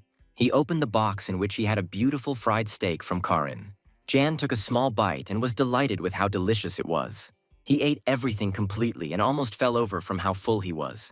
Thanks to this steak, Jan's vitality also increased. Suddenly, Jan received a notification that for the first time he had consumed food prepared according to modern standards, and all of his characteristics had increased. He decided to open the status window and find out more information about the changes. 7 of his stats were increased by 3, meaning he was able to gain a total of 20 stat points, which was equivalent to a 4-fold level increase. He kept saying that Karin was truly an amazing girl. Ian decided he would have to get her the grill so she could cook him something else. After their snack, Ian said that they should go farm icicles. At this time in the Empire, ordinary city life, everyone is busy with something of their own. Those same 3 losers appeared in the middle of the city who tried to kill Jan and Karin. People began to turn around to look at them, not understanding why they were sitting on the ground. They were panicked and furious that their items were lost after death. When they realized that there was nothing left, they became even more angry, because they did not even take off their equipment, which they also lost. Lucan cried out that Jan was definitely a weakling, and if only they had not fallen into his trap, he would have died. But not them. Lucan shouted that these bastards didn't know that he was in a powerful guild that was in the top 30. He added that he would show Jan the power of their guild, and he would have big problems. Jan and Lai were quite tired, having been farming for more than 10 hours, and Jan suggested that Lai take a break. Jan noticed that the bark was already quite exhausted, not to mention himself. Jan decided to please him and brought another meatball to his nose. Lai immediately snatched it from her hands and ate it. It seemed like he didn't even feel it. Lai began to howl loudly with joy. It even sounded like a song. But Jan discovered he had another meatball and offered more. The guy decided to check whether he was full or not, and the bark pushed his hand with the meatballs aside. He shook his head, and then Jan thought that now he was definitely full. Lai wanted Jan to eat him, which made him very happy. He called him a caring and good boy. Ian decided to take a look at the statistics of the ice golems he had caught today. He noticed that they were both level 37, and he knew he could catch another one. Jan understood that both of them had better stats than ordinary ice golems, but he couldn't do anything about it. He wanted something better. And she said that they should continue because they should find something good before leaving, in order to make up for all the time they spent here. Before them opened a view of a huge number of ice golems of enormous size. They peered out from the rock, a little shocked by the number of ice golems. Suddenly his expression changed, as if he noticed something unusual. One of the golems had a golden name, which meant that it was a unique monster. Jan was glad that this time he found himself quite quickly and realized that luck was on his side today. He only had time to wave his hand before the bark immediately prepared to jump down straight at the golem. But he had to stop barking, because ahead he noticed something that looked like an unusual turtle. Jan was a little surprised and tried to understand what it was. He activated the analysis to find out more information about this creature. It was a level 30th abyssal turtle. Its type was unique, but Jan had never heard of such a species. He understood that she was unique, and she didn't look intimidating at all. Jan decided that, judging by its appearance alone, it was just a useless turtle with a big head, even though it looked cute. He decided that he had to catch her anyway, because he was sure that there was something in this and that these were unique and unknown monsters, and he could not miss such a chance. The guy rushed from side to side, not understanding what was the best thing to do. Jan thought about how the turtle could die from one blow and wondered if his huge head would be able to fit through the shell. He finally decided that he had nothing to lose and he couldn't just put it down like that. As soon as he touched the shell with his staff, the turtle stopped abruptly and became wary. Her expression changed. She was furious and very scared. She quickly moved all her paws and tail and made some strange sounds. Hiding in his shell, the guy decided to try to capture her, but notifications came one after another that he had failed to do this. Jan didn't understand what was going on because he had never encountered anything like this before. He decided that it was worth continuing to hit him, thinking that it would help. Jan received a notification that he had attacked the turtle and had only dealt 1 damage. With each strike, no matter how hard he swung, he only dealt 1 hit. Jan looked at the bark and told him to try to bite through the shell. He liked this idea very much, and he immediately rushed to run to the turtle. He grabbed hold of its shell with his huge mouth, holding it with his paws. Archer Yang was stunned, as he didn't understand what the abyssal turtle's defense stat was. Jan was perplexed and did not understand what he should do in this situation. But then an interesting idea struck the archer. He grinned and said that he would try to lure the abyssal turtle with food. And his idea worked. The abyssal turtle came out of its shell, delighting Ian. Jan, holding out the food, said that if Turtle wanted to eat it, he should come to him. Without thinking twice, the abyssal turtle emerged completely from its shell, giving in to its instincts. With great pleasure and love, the turtle, opening her mouth wide, approached the delicacy. And at that very moment, Archer Yang appeared in front of him, squatting down, his right eye glowing brightly red. The turtle was very annoyed and angry, and Jan, meanwhile, urged him to follow him to eat the delicacy. The archer said that if the abyssal turtle went with him, he would be able to feed him even more delicious food, because the turtle clearly wanted it. Grinning, Ian said that what was happening worried him a little. But there was one thing, and the archer said that once they made the contract, he would give the turtle 3 meatballs. Then there was a blinding flash of light, and Ian gave the capture command. Ian was relieved to finally have caught the abyssal turtle, and the notification that arrived confirmed this. The archer said it was a turtle with a giant head and thought it would be easier to charm a celebrity than her. Jan, with surprise on his face, was perplexed as to what it was. Looking contentedly at the electronic scoreboard, Jan could not believe that this turtle could evolve. The electronic board displayed the basic information about the taming of the level 30 abyssal turtle and its innate abilities. Jan couldn't believe his luck, namely that he managed to find the turtle in this place. Continuing to look at the electronic scoreboard, Jan continued to rejoice at his success, and then was again amazed by what he read. The archer didn't understand what was wrong with the stats, since the turtle had high defense, but the other stats weren't that good, and the innate ability multiplied defense stats 5-fold. The archer said that this was all comparable to the defense of a level 100 monster, which explained why Jan couldn't think through it no matter how hard he hit, and Lu's fangs couldn't even scratch him. Afterwards, Jan decided to test the turtle's potential and realized that he also had problems with agility. Archer Jan saw that the potential was 0, but the proximity was 10, and he knew that something didn't add up. Sighing dismissively, Yang believed that he had to trust in the turtle's unique rank and the fact that it could evolve. The archer understood that no one knew what the abyssal turtle would become after evolution. Stretching his hand out in front of him, Yang cast a summon, which appeared on the ground as a glowing seal and a brightly glowing cone reaching upward. And at that moment, a summoned abyssal turtle appeared in the middle of the seal. And then an email notification announced that the archer had summoned the abyssal turtle for the first time and that he could name it. This notification made Jan think hard about the name. Pleased with his choice of name, the archer informed the turtle that from that day on he would be called Puk Puk. The turtle became very angry because he did not like his new name at all. Annoyed, Jan couldn't understand what Turtle might not like. Ian angrily shouted that he liked the name, and now Turtle would be called Puk Puk, and he didn't care. And at that moment, a large number of ice golems appeared at the foot of the cliff. Archer Yang angrily called to Lu that it was time to hunt. Following Jan's orders, Lu rushed to attack the ice golem without hesitation. There was a crushing blow, and a powerful wave scattered stones in all directions. At that very moment, Lu let out a furious and deafening roar. The fierce battle between Lu and the ice golem continued, with the powerful waves of the struggle still sending shards of rock flying. The ice golem's icy eyes glowed with fury, and the rage within him continued to grow.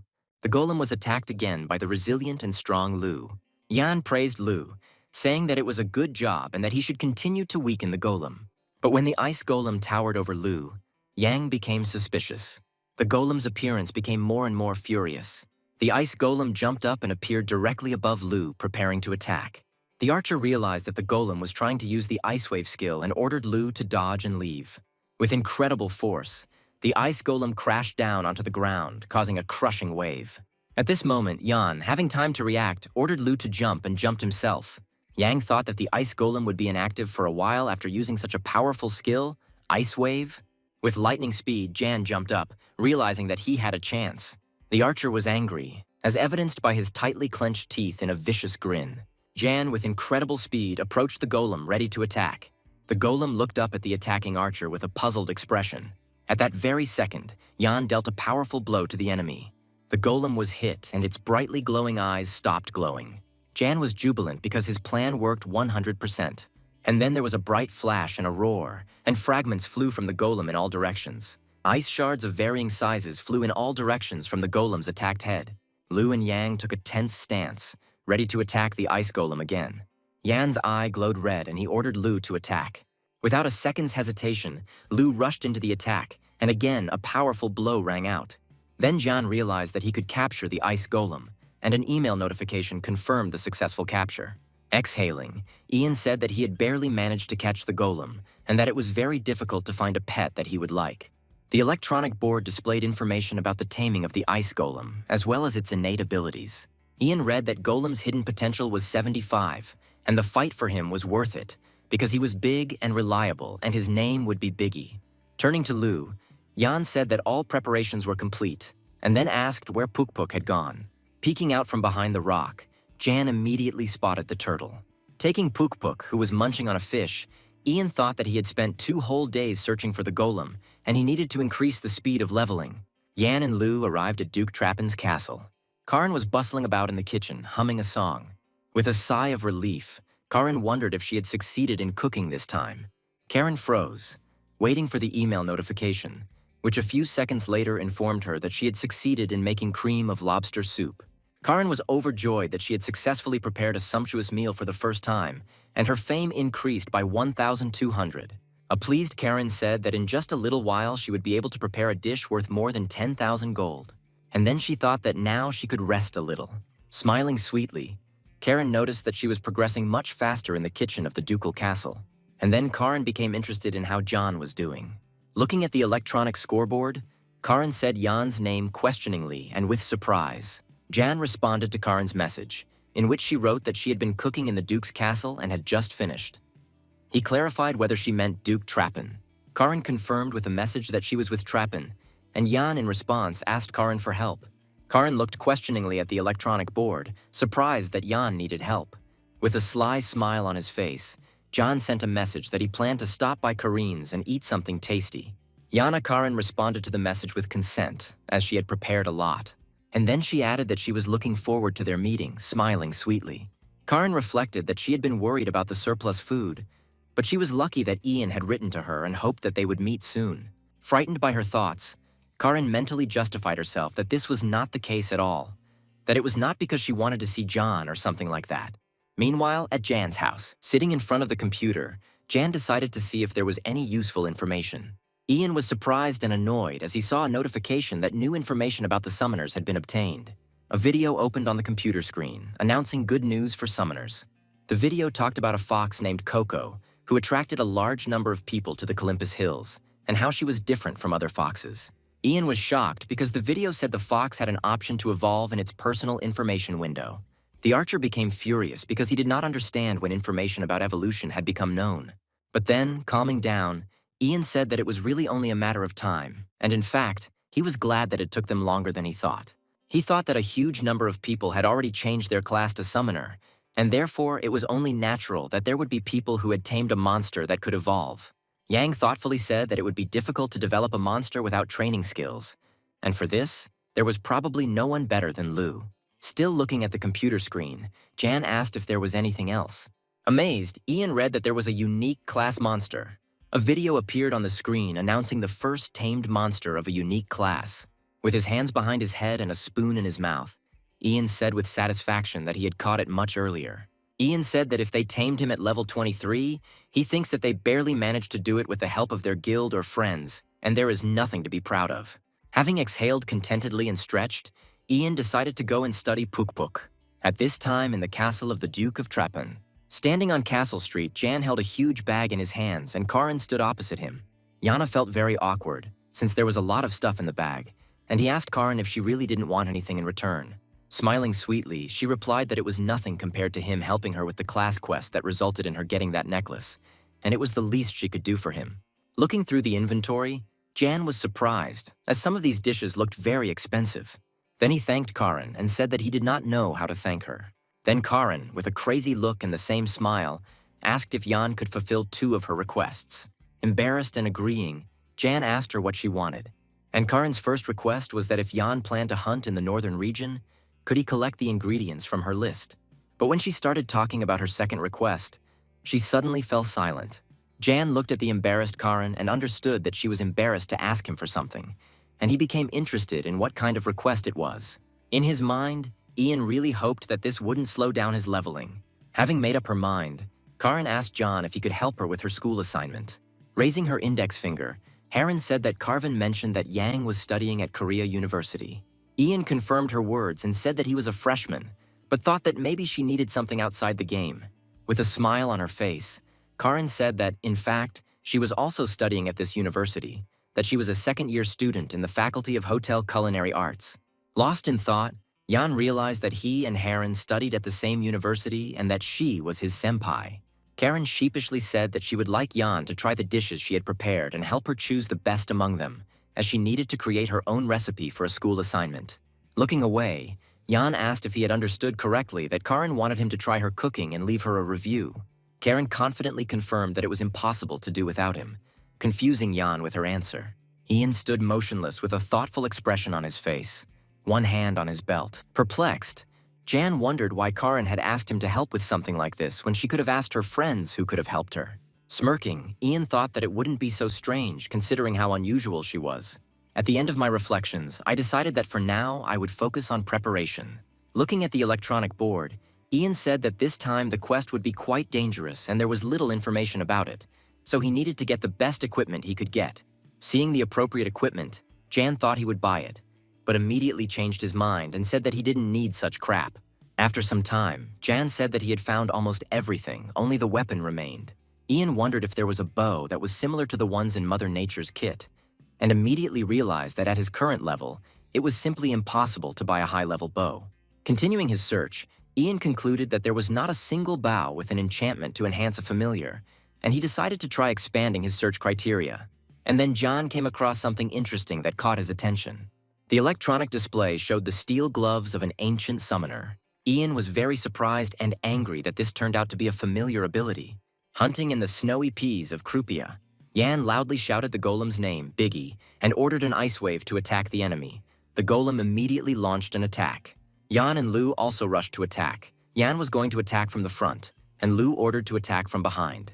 Yan rushed to attack the huge monster with incredible speed and strength. The monster was insanely furious, as evidenced by his tightly clenched teeth and evil grin. There was a deafening blow, and rock fragments began to fly in all directions. Ian activated vulnerability scan, and the resulting notification listed enemy weaknesses, increased accuracy, increased critical strike chance, and bonus damage percentage. Yan mentally agreed that he trusted the information and chose the item for 900,000 gold. Baring his teeth angrily, Jan ordered them to go. The gloves on his hands glowed and vulnerability scan activated, marking the enemy's weak points with red targets. Yan dealt a powerful blow, causing the monster to scream loudly. Enraged, Yang struck again, his gloves glowing golden. Raising his hand, Ian thought contentedly that the game was worth the candle, and he did not regret buying the gloves at a premium price. And then it dawned on Yan, and he wondered if these gloves could strengthen Puk Puk since this ability was activated. Ian imagined himself inside the turtle's shell, because when Puk Puk is hiding in it, the protection increases 5-fold. Jan shook his head and said, "Thank God that it required a physical condition," and brushed the jokes aside. Ian turned towards the huge, enraged, growling monster. And at that moment, the monster swung a huge wooden club at Yan and the ice golem, but Yan activated a spatial distortion. Biggie blocked the ice troll's attack and took 1,375 damage. The clash of ice monsters continued, but Ian shouted that everything was working. Ian was shocked as even a powerful monster like Biggie took over 1,000 damage with just one hit, proving that these ice trolls were truly on a completely different level. Jan decided that he needed to kill the troll before it recovered and rushed to attack. Ian attacked the ice troll and received a notification stating that Ian had dealt him critical damage and the troll had lost 596 health points. Ian knew he just had to keep going, but then Luda's ability began to activate with the ancient summoner's steel gloves. And at that moment, Yang borrowed the ability of Lu's pet Berserk. Yang was furious, as if Lu had possessed him. Jan's body glowed with a blue light. His eyes seemed to blaze with a red flame, and his teeth were clenched in a brutal grin. The ice troll did not give up and growled with incredible fury, baring his huge fangs. As he leaped up to attack further, Ian realized that he had become more agile and stronger. Ready to attack, Jan thought that in this state the troll would finish him off with one blow, because the damned debuff had reduced his defense by as much as 30%. But remembering that monsters with long attack animations have a gap after each hit, Yang immediately attacked the troll, dealing critical damage. Jan's fist struck the troll's jaw with incredible force. Jan was clearly pleased with himself and the way he had fought, and without thinking twice, Jan dealt another blow to the ice troll. There was a deafening blow. A pink glow appeared and everything was covered in a cloud of smoke. Ian assumed a victorious pose, and a notification informed him of his victory and the receipt of 1,060 experience points. Somewhere in the depths of the winter forest, the glow of a fire was visible. The gaming guild settled down around the fire. Yuhan told the girl that they had to cordon off the area because there was a possibility that they could run into ice golems here, whose levels were higher than 100. After bringing a hot drink to Yuhan, the girl said that the northern region was quite dangerous, but she thought that going on this expedition was a great idea, and now they had a base for their guild. Yuhan replied that they only chose this area as a base because there was no more free land left in the southern region, and their problem now was whether they could defend this base or not. To which the girl replied that they would do everything possible, and over the next 3 months of peace, they would use all their forces to develop the base. They should call all the guild members to the base at the end of the expedition. And finally, Yuhan said that from now on they would only hunt in this area. But then Yuhan noticed that one person was unable to farm in this place, and the girl asked who he was. With a satisfied smile, Han said that it was Yan, of course, since he needed to continue training in the southern region. However, Han shouldn't have jumped to conclusions, as the girl said that Yan had sent her a message asking her to share information about the northern region, as he was planning to hunt in the snowy mountains of Krupia. Yuhan was completely confused and didn't understand what level Yan was. The girl replied that she didn't know either, but it would be better for them if he leveled up quickly. Yuhan didn't understand what the hell Yan was doing and had absolutely no idea how he managed to do it. Somewhere in the snowy mountains of Krupia, Ian stood next to Lu and said that they were swinging for too long. Ian realized that now that the experience was divided between the four of them, the farming had really slowed down, even though they had all finally passed level 40, and he realized that he hadn't gone outside for a whole week. Ian said he wanted Biggie's potential to reach 100 sooner, but something surprised him. Ian didn't understand why it was written that Biggie had already reached 100, and he didn't understand why he hadn't evolved then. Yan doubted it, because the prerequisite for evolution was 100 potential, or maybe something else was needed, for example, a level, since Lu first evolved when he was at level 20. The archer wondered if the level requirements were different for each monster, but it wasn't something he could figure out yet. And Ian thought that now he should use the training skill on Puk. An irritated Ian called out to Turtle, as he had no idea where the hell Puk had gone this time. Ian started looking for Puk, saying he would give him a meatball, and reassuring himself that if something happened to him, a system message would appear. After going around the rock, Jan discovered his Puk. Looking at the turtle, who was making strange sounds, Jan did not understand what Puk was doing there. When Ian picked up Puk, he didn't realize what he was eating, but a system message informed him that Puk's pet had swallowed Mandrake. Ian pulled Puk out in front of him and yelled angrily at him because he had eaten Mandrake. Yan knelt down and sighed, saying that it was supposed to be eaten by him, as it was a rare medical material that increased all stats by 5. And then, smiling sweetly, Yan told Puk that if he found something like that again, he should definitely bring it to him, and in return, he would give him a meatball. But then Puk suddenly ran off somewhere, puzzling Yan. Jan, not understanding what was happening, followed the fleeing Puk. Yan, surrounded by Lu and Biggie, saw the gate in front of him and couldn't believe his eyes. Jan's eyes were wide open at what he saw and at the realization of what was in front of him. In front of him, in the rock, towered a tall, majestic brick gate. Ian was incredibly amazed and did not believe that this was the hidden dungeon and he was the first to discover it. The electronic board showed that the drop rate of items in the dungeon had been doubled for the next 5 days. and Yan said that the long journey to the northern region had been worth it. The notification offered to register a new dungeon to increase Ian's fame, but he refused, realizing that if he did so, all the players nearby would rush in, and he had no reason to help other players. With a malicious smile on his face, Ian thought that he didn't want to share the double drop rate with anyone.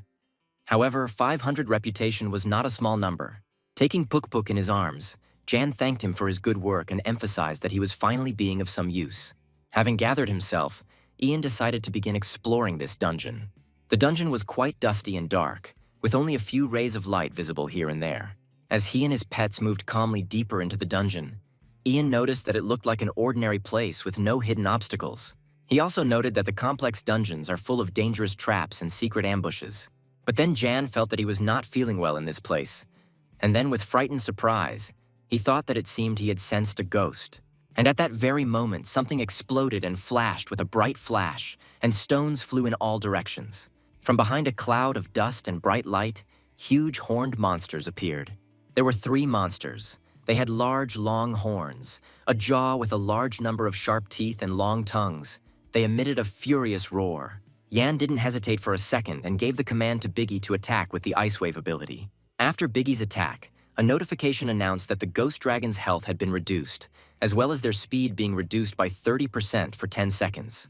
The ghostly dragons became even more enraged and, opening their fanged mouths wide, let out a deafening roar.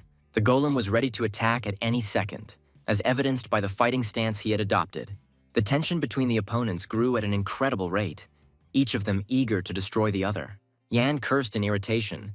He was thinking about what to do because Lu couldn't use the Berserker ability yet. Afterwards, Yan ordered Lu to take on the left dragon and buy time, even though Lu could not attack it. And Yan himself began activating the Path's ability using the Ancient Summoner's steel gloves. Jumping high, Jan exhaled and thought that he was lucky. And then the ability Ice Wave from Biggie's pet was borrowed. Yang sent an ice wave at the ghost dragons with great force. The ghost dragon let out a painful roar from the blow it received. The notification warned of the ghost dragon losing health and a 30% reduction in speed for 10 seconds. Yan called Lu and told him to attack. First they had to deal with this dragon. Yan, Biggie, and Lu began to attack one of the ghost dragons. Yan noticed that these monsters were offensive type. Although their attacks were powerful, their defense and survivability were weak. He thought he would deal with them one by one as quickly as he could. But the dragons were not going to give up so easily and rushed towards their opponents. They let out a furious roar, sticking out their long tongues. Lu ran quickly towards the dragons, but then Yan called out his name. Yan ordered to dodge as they could come under a powerful attack from 2 dragons. Without wasting any time, the determined Lu and Yan launched a counterattack. Baring his teeth, Jan cursed and said that it would not be easy. The battle continued with the same fury and hatred of the enemies towards each other, and Jan thought that if things continued like this, they would be stuck here for a long time. Jan looked somewhere to the side and bewilderment and anger froze on his face. Looking angrily at the resting Puk Puk, Jan cursed mentally. Jan shouted and ordered Puk Puk to stop playing, lift his damn shell and distract the dragons. Puk Puk immediately stood up on all fours and frowned menacingly. At that moment, a bright column of light appeared around the turtle. Everyone present looked at the turtle in bewilderment, not believing that he could actually do this. The ghost dragons looked confused, but Jan was jubilant and said that this was his Puk Puk and he was just like him. The dragons became even more enraged and attacked the turtle at the same time. But Puk Puk, with lightning speed, hid in his strong shell. There was a loud bang and a cloud of dust rose up. The dragons managed to deal critical damage to Puk Puk. The notification showed that Puk Puk had taken 1 hit, leaving Yang very confused. Ian exclaimed and praised Puk Puk for his excellent work, noting that he knew Puk Puk could handle it and that his damn defense was amazing. And then Yan, with a serious face, confidently exclaimed that they could do it. Jan angrily and decisively shouted out the order for everyone to attack. Jan and his pets looked at the destruction and the glowing smoke rising into the air. Wiping his forehead with his hand, Jan breathed a sigh of relief and exclaimed that they, the men, had done it. Looking at the brightly glowing circle, Ian said that they had gone all the way to the lower level, but there was some kind of different atmosphere here. Without taking his eyes off the glowing circle, Ian was surprised to realize that it was a summoning magic circle and that the dungeon boss was about to spawn. Jan exclaimed, calling for Lu and Biggie and urging them to prepare for the attack. And then Jan was blinded by a bright glow and the dungeon boss appeared in front of him. An elderly man wearing glasses and a hat and holding some kind of staff in his hand was hovering above the ground in a bright glow. The man looked at the guests emotionlessly, and Jan was surprised that it was the ghost of an elderly old man. Stopping in front of Ian, the man laughed loudly and assumed that the person standing in front of him was a summoner. Jan didn't like this behavior at all, and he clenched his teeth in an angry grin. The older man corrected himself and regretfully suggested that Yang was the summoner. However, Jan continued to look at the man with displeasure and bared his teeth angrily. But Jan had a fleeting doubt that this old man was a monster. Having decided for himself that it would be polite to speak to him due to his age, Jan asked who this man was. The man said that he was the first to challenge Oakley's trial, became a summoner, and noted that it must be fate. Jan looked at the man questioningly and with incredible surprise on his face. Ian decided to ask if the man's name was Oakley, addressing the man as Sir. And with a calm expression on his face, the man confirmed that this was his name. Ian's pets appeared next to him, and Ian, with an irritated expression on his face, decided to clarify why Mr. Oakley was here. Looking at Ian from under the brim of his hat, Mr. Oakley said he couldn't answer that question. And then a sly smile touched Mr. Oakley's lips. Holding a glowing staff at arm's length, Mr. Oakley offered that if they passed his test, he would reveal all the secrets to them. Mr. Oakley's proposal left Ian very puzzled. Ian and his pets didn't understand what was happening, because Mr. Oakley's staff began to glow even brighter. The ground under his feet began to vibrate and small stones began to rise up. Jan was completely confused by what was happening. Grasping the staff with both hands, Mr. Olsen called upon the Chaos Dragon to heed his call. The staff's ball glowed incredibly brightly. Jan turned around and looked back with shock in his eyes. There was a loud explosion and a bright flash behind Jan and his pets. And in the thick smoke from the explosion, the dragon's head began to appear. A few seconds later, the entire body of the dragon appeared through the smoke. And then a notification announced that this was a level 75 Chaos Dragon. Shocked to the point of horror, Ian cannot believe his eyes that this is actually a Chaos Dragon. Looking at the dragon towering above him, Yang noted that it was more than twice the size of the ghost dragons on the first floor. Smoke was pouring out of the dragon's mouth, and Yan was perplexed that the dragon was level 75, namely heroic level. He exclaimed to Oakley that he was mocking him and asked how he could defeat this monster. As he prepared for the attack, Ian thought that he would have to recall his pets if their health reached a critical state. The Chaos Dragon roared ferociously, and glowing red circles began to spread from its mouth, and a notification announced that Jan's body was groaning in fear. The notification warned of a 5% reduction in all stats for 10 minutes, and Ian thought that even if he died, he would take it with him. Mr. Oakley gave the command to the Chaos Dragon to attack this man. And at that very moment, the dragon's devilish roar was heard, and fire poured out of its mouth. Yang was at the edge of rage and amazed that this monster could use a fire-breathing technique. Grabbing Puk in his arms, Ian yelled at Biggie and Lou, ordering them to run away. And at that moment, the Chaos Dragon released an incredibly powerful stream of fire. Everything around was engulfed in a powerful and destructive fire. A powerful stream of fire fell upon Jan, who was defending himself with the shell of Puk, which he held out in front of himself, interrupting the fire. Ian sighed heavily, realizing how close it had been, and couldn't believe that even Puk, with his insane defense, had lost a third of his health. Peeking out from behind Puk's shell, Yang mused that if it was the same type as those phantom dragons, then its defense and survivability should be low. Moving the shell aside, Yang ordered Biggie to use the Ice Wave ability. Thinking that he would never give up until he reached his limit, Yan ordered Lou to use Berserk and attack from the flank. And Jan himself activated Vulnerability Scan. But something went wrong and caught Jan by surprise. He didn't understand what was happening. The Chaos Dragon attacked its opponents with its large and powerful tail. Yan cried out and ordered Lou and Biggie to dodge. Trying to dodge the Chaos Dragon's attack, Yang and Biggie took up fighting stances. But then there was a deafening blow from the dragon's powerful tail. The blow landed squarely on Biggie, and Ian, covering his face with his hand, could only mentally pronounce his name at that moment. An email notification alerted Biggie's pet to a critical hit. Ian, with a puzzled expression on his face, looked at the electronic scoreboard, which displayed the number of Biggie's lost health points. Jan was simply furious, and then exclaimed that this was too much even for a level 70 boss. Biggie was enveloped in clouds of smoke and dust, and Jan ordered him to return. Ian looked angrily at the Chaos Dragon, and on his back sat a roaring Puk. The Chaos Dragon growled angrily, baring its sharp teeth, but then Lou's pet appeared in front of it with a howl. Lou attacked the dragon with lightning speed, dealing him a critical hit that caused the dragon to lose quite a bit of health. Watching the fight, Yan mentally praised Lu for his excellent work and knew that everything was going well, because Lu had found this dragon's Achilles heel. Yan ordered Lu to continue the attack immediately, and the pet rushed into battle with an evil grin. Enraged, Lu dealt the Chaos Dragon blow after blow, significantly reducing its health. The Chaos Dragon roared loudly at its opponent, trying to scare him.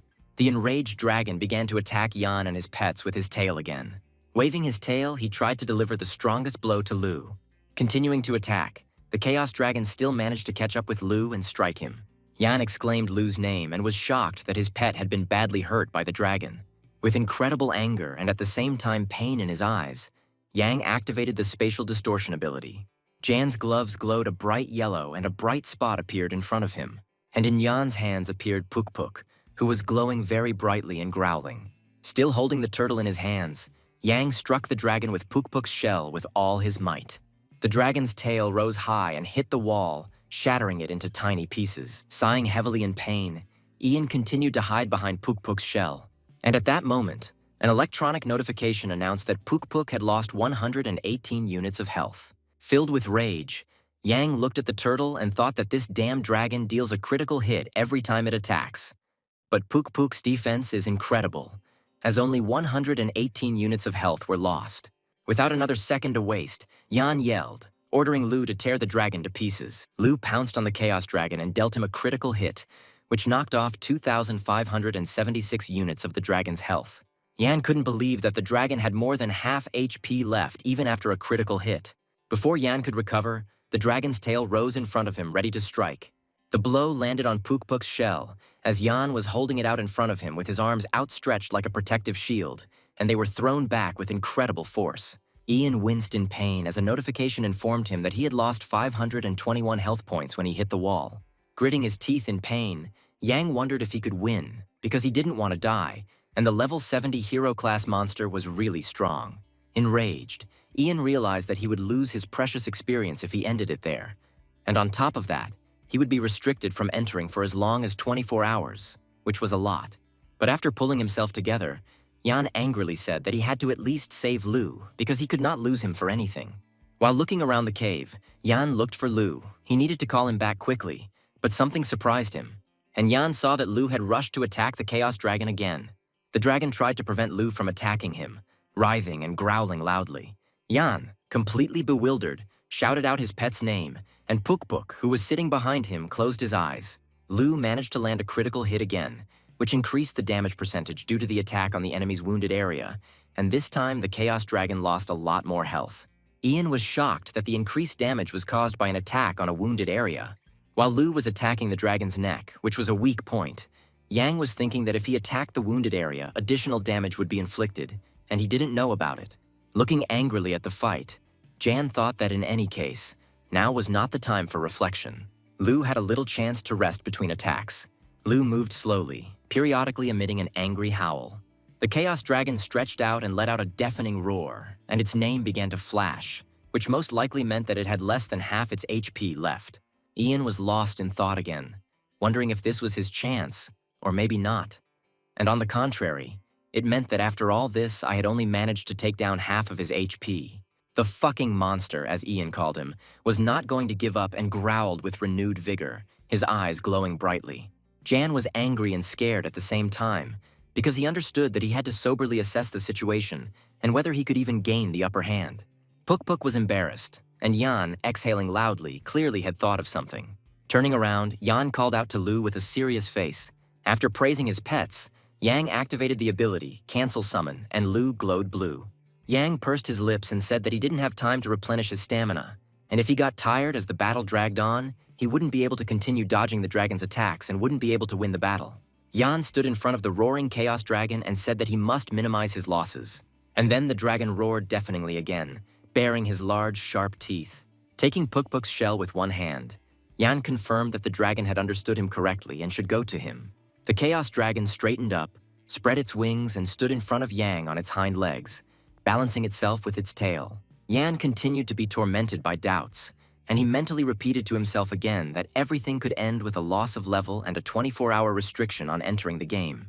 The Chaos Dragon roared with incredible new strength, almost knocking Yan over. Watching the entire battle, Oakley chuckled and remarked that it was incredible. And then Oakley said that this was enough, and his staff glowed as brightly as the sun. The Chaos Dragon, which had almost caught up with Jan, suddenly glowed with a blue light. And then, his mouth closed, and the dragon's head stopped a few centimeters from Jan. The email notifications shocked Ian, as they told him that he had cleared the Chaos Dungeon, gained more experience, and his level had increased to 69. Without taking his eyes off the dragon, Yang realized that he was not destined to defeat the Chaos Dragon in this dungeon, which was a surprise from the old man. Like a little child, Jan sat down on the ground and exclaimed, not understanding what the hell this was. Oakley approached him and said that it was incredible, truly incredible, because Yang had fought the Chaos Dragon so well. Looking sideways at Oakley, Ian asked what was so incredible since he lost and almost died. But Oakley assured him that he had not lost, as it was a summoning that could not be defeated, and congratulated Ian on passing the test. However, Ian thought he was making a fool of him. Oakley asked Ian his name, pointing his finger at him. Yang replied that his name was Jin Sung, or more accurately, he meant Yang. And then Oakley asked Ian if he would like to become his student. Ian was simply stunned, because he was offered to become a dragon tamer. Looking at the email notification, Jan's eyes sparkled with madness and delight. He did not fully understand what was happening, because it was written there that this was a hidden class. Ian was in deep thought, because all this was too good to be true. He would never have thought that he would ever be able to get something like this. Oakley asked Ian what he thought and if he wanted to become the successor to the legendary dragon tamer. Ian imagined a dragon engulfed in flames, and then thought that dragon tamer sounded pretty scary, but he wondered which was better, a master tamer or a dragon tamer. After all, at the beginning of the game, Jan easily unlocked the Master Tamer class by taming his pets. But unlocking Jan's Dragon Tamer class wasn't exactly an easy task. Without thinking twice, with a rather serious face, Jan agreed to change his class to Dragon Tamer. Oakley was pleased and said that the Dragon Tamer was simply a great class, and assured that Ian would not regret this decision. Then Oakley held out his hand and a pentagram lit up in front of it, and he said that he blessed the birth of a new Dragon Tamer. But then the pentagram that had been approaching Ian and was glowing blue suddenly began to glow red. And then Oakley said in bewilderment that this was impossible and did not understand what had happened. Jan was shocked and didn't understand what was going on, as the notification showed that it was impossible to change the class to a lower one. Realizing what was happening, Oakley sighed and said that Ian was already on the path of a tamer. Oakley told Ian that he knew he wasn't a normal tamer because of his blood-red wolf familiar, but he didn't think Ian was a master tamer. Ian thought that he would try to gather as much information as possible and learn something useful, and then asked if Lou was special.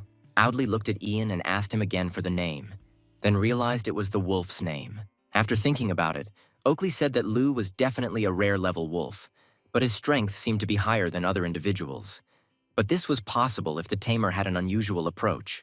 Jan was impressed that Oakley was able to accurately determine Lou's level and status, and thought that it was no coincidence that he was a legendary dragon tamer.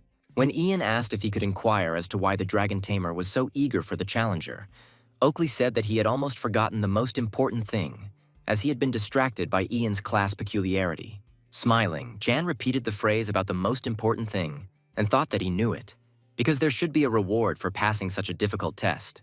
Oakley invited him to follow him, and Ian thought he almost left empty-handed because of that damned old man. Meanwhile, other players were battling an enraged ice golem. Yu-Han, spinning 360 degrees around his axis, dealt a fairly powerful blow to the golem. Yu-Han's blow turned out to be the last one, as he exhaled heavily and said that he had finished. A player approached Yu-Han, remarked on their good work, and clarified that they had met the minimum requirements for moving to the village, and Han confirmed that the territory had reached 1,000 units. Then an email notification informed them that Lotus Base had been upgraded to Lotus Village, and the chieftain had been automatically promoted to guildmaster. Hen laughed and said that Han became the village leader despite their guildmaster looking young, and continued laughing. Yu-Han, offended, said that this was the guild base update they had been dreaming of, and also noted that Chloe Hen had the highest fame despite his appearance. Frowning and folding his arms, Yu-Han said he wondered if Jin's son was okay, then corrected himself and said he meant Yan. At the same time, in the snowy mountains of Krupi, a very tired Ian said that 10 hours of sleep in 5 days makes him want to sleep even in the game, and his mind becomes foggy and his eyes bleed. Jan stood in front of his pets with his head bowed low and said that he did not understand why he agreed to this. Smiling wearily, Jan said he was beginning to regret it. A circle lit up above Ian's head. Oakley appeared next to him, and Ian decided to check if this was really a forced mission. Oakley said that this was true, because those who passed the test could receive a reward along with a mission that could not be refused. Holding his head in pain, Ian cursed and thought the risk was too great, and Oakley warned him that he would have no choice. Ian thought that Oakley wouldn't be able to tell him what the quest was in advance, to which Oakley said that he couldn't tell until Ian made a decision.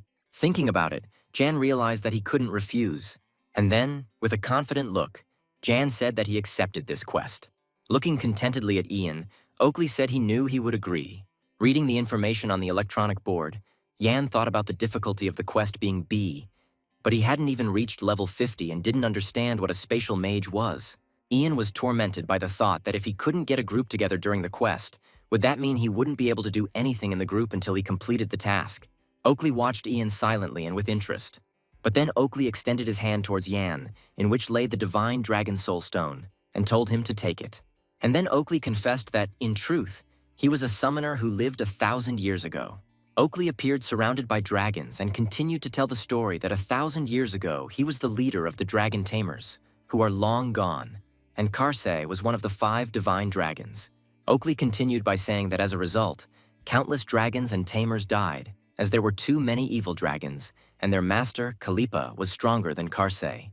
The soul stone glowed brightly, and Oakley brought his story to a conclusion and said that this is why he had to run away and hide here, because he had a debt to his comrade Karsay. And Oakley also said that this is why he lived for 1,000 years in this place where you can't see the light of day, and all for the sake of reviving my dear friend Karsay, and, if possible, the dragon tamers. Looking at the soul stone hovering above his palm, Yang suggested that he could help Oakley if he took it to the spatial mage. Oakley said that the spatial mage would tell Ian how to return the soul of the battle dragon to this world, although he originally planned to force Ian to continue the legacy of the dragon tamers by giving him Karsay's soul. Oakley hadn't believed for a long time that Ian couldn't change classes, and then he said that he hadn't even imagined that there would be someone with a class higher than a dragon tamer, but he had come to terms with it. Yang wondered if only dragon tamers could restore the soul stone, to which Oakley replied that only a dragon tamer's innate skills would allow Karsay to be reborn as a new battle dragon. Oakley said, answering Ian, why he can't do everything himself, that he is sealed, and for the same reason he can't use his abilities to do it. At this point, Yang cursed and thought that a familiar with the title Divine Dragon would definitely be powerful, but he missed it. But this should mean that the Taming Master class would be even more impressive. Looking at the feather, Oakley said that if Yang gave this soul stone to the spatial mage, he would find a way to bring back the battle dragon in some other way. Having received the feather from Oakley, Ian thanked him and said that he would find this spatial mage at any cost. Oakley warned Ian that he needed to go to the eastern part of the southern continent, and there he would find a spatial magic tower, and said that he no longer regretted anything and could rest in peace. Before his disappearance, Oakley politely asked to resurrect the descendant of the divine dragons in this world. Holding the soul stone in his hands, Jan felt like he had taken on a truly incredible quest. And holding his reward, the feather in his other hand, Jan exclaimed that he was on fire. Looking at the feather sullenly, Ian remembered Oakley saying it was a sealed item, but he decided to check anyway. What he saw greatly shocked Jan, which was confirmed by his surprised face. Still amazed, Jan thought that the increase in characteristics thanks to the feather was amazing. Besides, it was tied to his account, and it would not have any analogs if this seal was removed. Jan also thought that if a familiar ran out of health during a battle, it could be replaced with another, just like replacing players in sports. Jan thought that he would definitely tame a dragon in the future, because it was a tamer's dream, and the lowered requirements for characteristics was excellent news. Stretching his hand forward with the feather, Jan thought that he would complete this quest no matter what. With wide eyes and dark circles under them, Ian said that he had to be at least level 70 to complete the quest without a group, and so he should work on his level. Looking at his fighting pets, Jan realized that he had not slept for 5 whole days. Lu growled furiously and moved towards the enemy with lightning speed. Lu's rage and glowing eyes were simply astounding. Lu and Biggie unleashed their incredible power on the Chaos Dragons. With his hands on his knees, a tired John noted that his pets were showing off and did not forget to praise them for their good work. Sitting down on the ground, Ian said he was very tired and noted that he had reached level 50 before his Dungeon Explorer buff wore off. While reading the information, Ian didn't understand what the summoning magic and spirit magic abilities were for, and whether they belonged to the summoner class. Stretching, Jan realized that he wouldn't be able to deal with anything right now and that he urgently needed to go to bed, but he didn't have time to finish, as he was interrupted by notifications. Ian learned that he was the first to reach level 50 and felt like he had done something amazing. An email notification announced that the Summoner's Prophet quest had been activated, but Ian didn't understand what the quest was. Afterwards, Jan read that this was an Imperial quest, that it was special because it would bring him great glory and a reward, as well as contribution points, for which he could obtain a noble title. Overjoyed, Ian knew he had made the right decision, and he also knew that Kylan was generously handing out rewards to players who progressed. And after that, Jan decided to go to bed since he was too sleepy, and as soon as he connected, he would immediately go to Miulan. Meanwhile, in the capital of the Empire, Liutsefel, Miulan, Flenor Plaza, everything around shook violently, which meant that an earthquake had begun. The players were confused because they did not understand how there could be an earthquake in the game. But then something above the castle glowed with a bright blue light. None of the players understood what it was. From this glow, a new tower was being built, but everyone was tormented by the question of which of the new classes it was being built for. When the tower was fully built, it shocked everyone. All the players looked at the electronic notifications with great surprise. Players couldn't believe it was the Summoner's Tower, which was the first of all the new classes to appear and the first to reach level 50.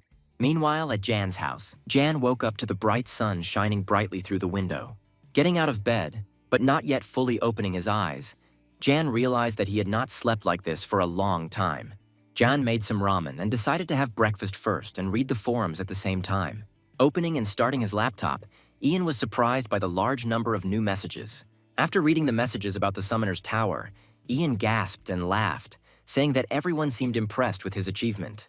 This situation amused Jan. Everyone was going crazy. Yana was surprised by one message that said that someone knew the identity of the level 50 summoner that everyone was interested in. While gobbling up his noodles and squinting, Ian said that usually such messages are clickbait. But there was one thing, and this, was something that Jan simply couldn't resist checking. Jan was incredibly shocked by what he saw and even spat out his noodles. Ian was very angry because he saw a photograph of himself and Lou.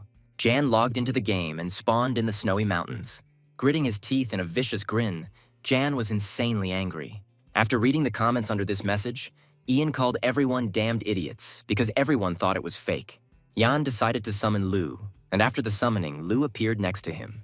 Gently stroking the wolf's muzzle, Jan smiled happily, said that Lou was cute, and then decided to summon Puk Puk too. Immediately, Yang activated his summon ability and summoned Puk Puk. And then Puk Puk spawned next to Jan and Lou. Puk Puk was turned away from Ian, and Ian wondered if Puk Puk missed him. But then Puk Puk growled angrily at Ian, which shocked him. Ian said, guessing that Puk Puk was upset about being carried on his back, and it looked like that. Reaching out to Turtle, Ian said that he had nothing to fear with Pookie behind him, and then was surprised that Pookie was not going to protect him. Squatting down and starting to pet Puk Puk, Jan said that if he would protect him, Jan would give him 3 meatballs in the morning and 4 in the evening. He stroked Puk Puk and he became very sweet, and Jan, in turn, praised him. Frowning, Ian saw that he had received a new message and thought it was from Yukon. In the message, Yuhan greeted Jan very angrily. Angry and shocked, Yuhan cursed and asked what Jan had done. Yuhan also asked if Jin was the summoner who had reached level 50, and at that moment, Jan thought that Yuhan was the only person who understood him. But then Jan saw that someone other than Yuhan had sent him a message. Jan burst into tears when he saw that the message was from Heron, and he thought that she had immediately written to him knowing that he was a level 50 summoner. Jan thought that Karen was really a good person, so he was glad that he decided to help her. After checking her messages, he realized that she seemed to be offline at the moment. There was only a week left until the opening of the Imperial Arena, and the guy didn't understand how he could forget about this, because if he won, he could get a lot of glory points. While discussing the arena with his friend, Ian said he would find something else to do besides leveling up. The guy thought for a moment about what he could do in that case. A turtle crawling past caught his attention. Taking her in his arms, he asked her what they would do and suggested they complete the Summoner's Prophet quest. There were always many different people near the Summoner's Tower. Jan looked at the tower with enthusiasm and decided that it was a sign of his achievement. He was really proud to see this tower and noted that it was not badly decorated. He had a lot of free time, so before going to the Emperor, he could do something else. The place where he was now looked very much like an archer's tower. This meant that the Artifact Exchange Center was presumably also located on the 5th floor, and there he would be able to exchange the earned contribution points for items or skill books. Having reached his destination, John was very happy. A nice young woman consultant greeted him and asked if he needed any help.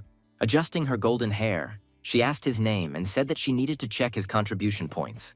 In anticipation, the guy said that his name was Jan.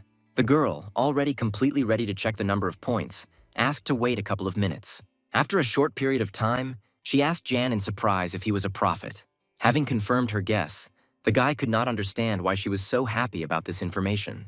Suddenly, the girl ran up to him and excitedly started babbling that he should follow her and that they had many artifacts and spell books that he could get in exchange for contribution points.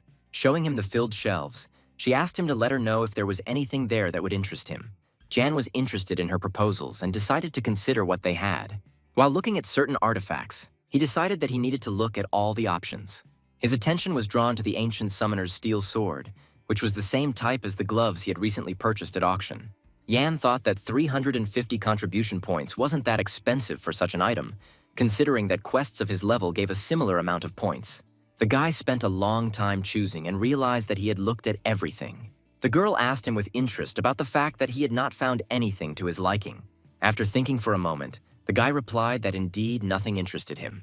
The consultant suggested that he look at the skill and spell books that were in another room. Bowing, she said she was sure there was something here that would interest Jan. After these words, the girl grinned mysteriously.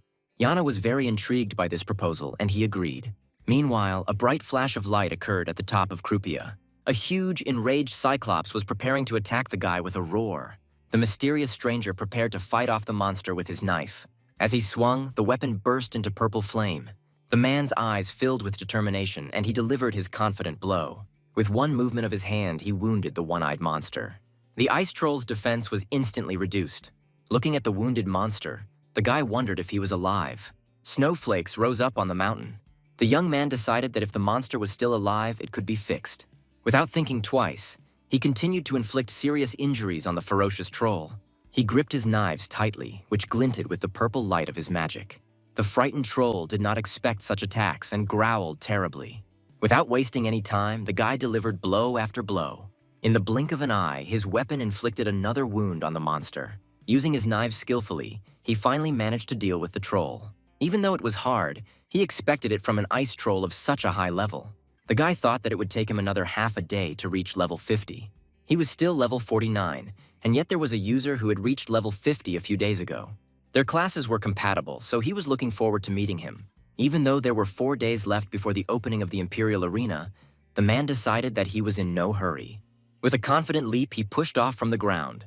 He jumped so high that his body rose several meters above the ground. With an unperturbed face, the guy flew straight into the cliff. Due to the high speed of the fall, a blue glow appeared. Suddenly, in place of this light, a huge black raven appeared. Every movement of his wings seemed to cut the air like a sharp blade. Jan's hands were filled with a brightly colored magic, reminiscent of sun rays. The flow of magic was so powerful that the guy could barely cope with it. The book he used gave him a particularly powerful force. The square gradually filled with people. Jan started by purchasing 2 books, which cost him 1,700 contribution points. After reviewing the skills, he concluded that it was quite good. Although its attack power was relatively low for a heroic skill, the additional effects were still very useful.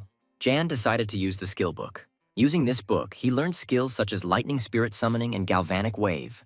Suddenly, among the particles of his magic, the outline of a bird began to appear. A creature appeared in front of Jan, who was clearly unhappy about something. Having examined the emerging bird in more detail, the guy realized that the spirit of lightning was in front of him. Now he could give a name to his new companion. Unexpectedly, Jan had some difficulties with the choice. The disgruntled bird suddenly flew straight at the guy, which scared him quite a bit. Looking at her again, Jan had an idea. He decided that the bird would now be called Jaiki. Breathing a sigh of relief, the boy thought that the name was quite simple and quite cute. Jan called his new companion over to examine him in more detail. When the bird landed on his hand, he began to analyze the information about it. The lightning spirit was still low rank and couldn't be used in combat, which explained why it didn't require leadership. The boy believed that he simply needed to think of Jaiki as the conduit required to use lightning-type summoning magic. Jan said that it's nice to have a strong spirit from the start, but leveling it up from scratch is even nicer. Now it's time to meet Emperor Celius. Jan confidently approached the beautiful building, near which armed guards stood. The guards quickly blocked the guy's path, which made him quite angry. One of the guards asked about the purpose of his visit. Ian didn't understand why this was happening, because before resetting his old character, he could easily go anywhere. Suddenly, he remembered the prophet's quest. Jan introduced himself and said that he was a prophet summoner. He also added that he came here at the personal invitation of the emperor. The man thought for a moment and asked to wait while he went and asked the commander. Suddenly, a loud voice was heard calling out to Jan. It was Guard Commander Mao Ling, who apologized for not warning the guards and for Jan having to wait.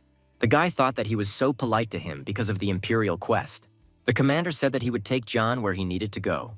They moved along the long corridor in silence. Watching the commander closely, Jan became curious about what level the head of security might have. The leader of the lynch mob was around level 90.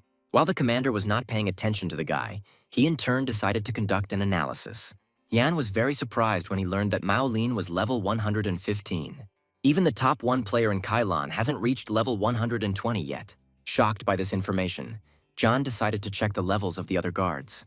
It turned out that the average level of guards varies between levels 104 and 107. The guy understood why the leading guilds couldn't establish their own base, because if they interfered in the Empire's affairs, the entire guild would be destroyed.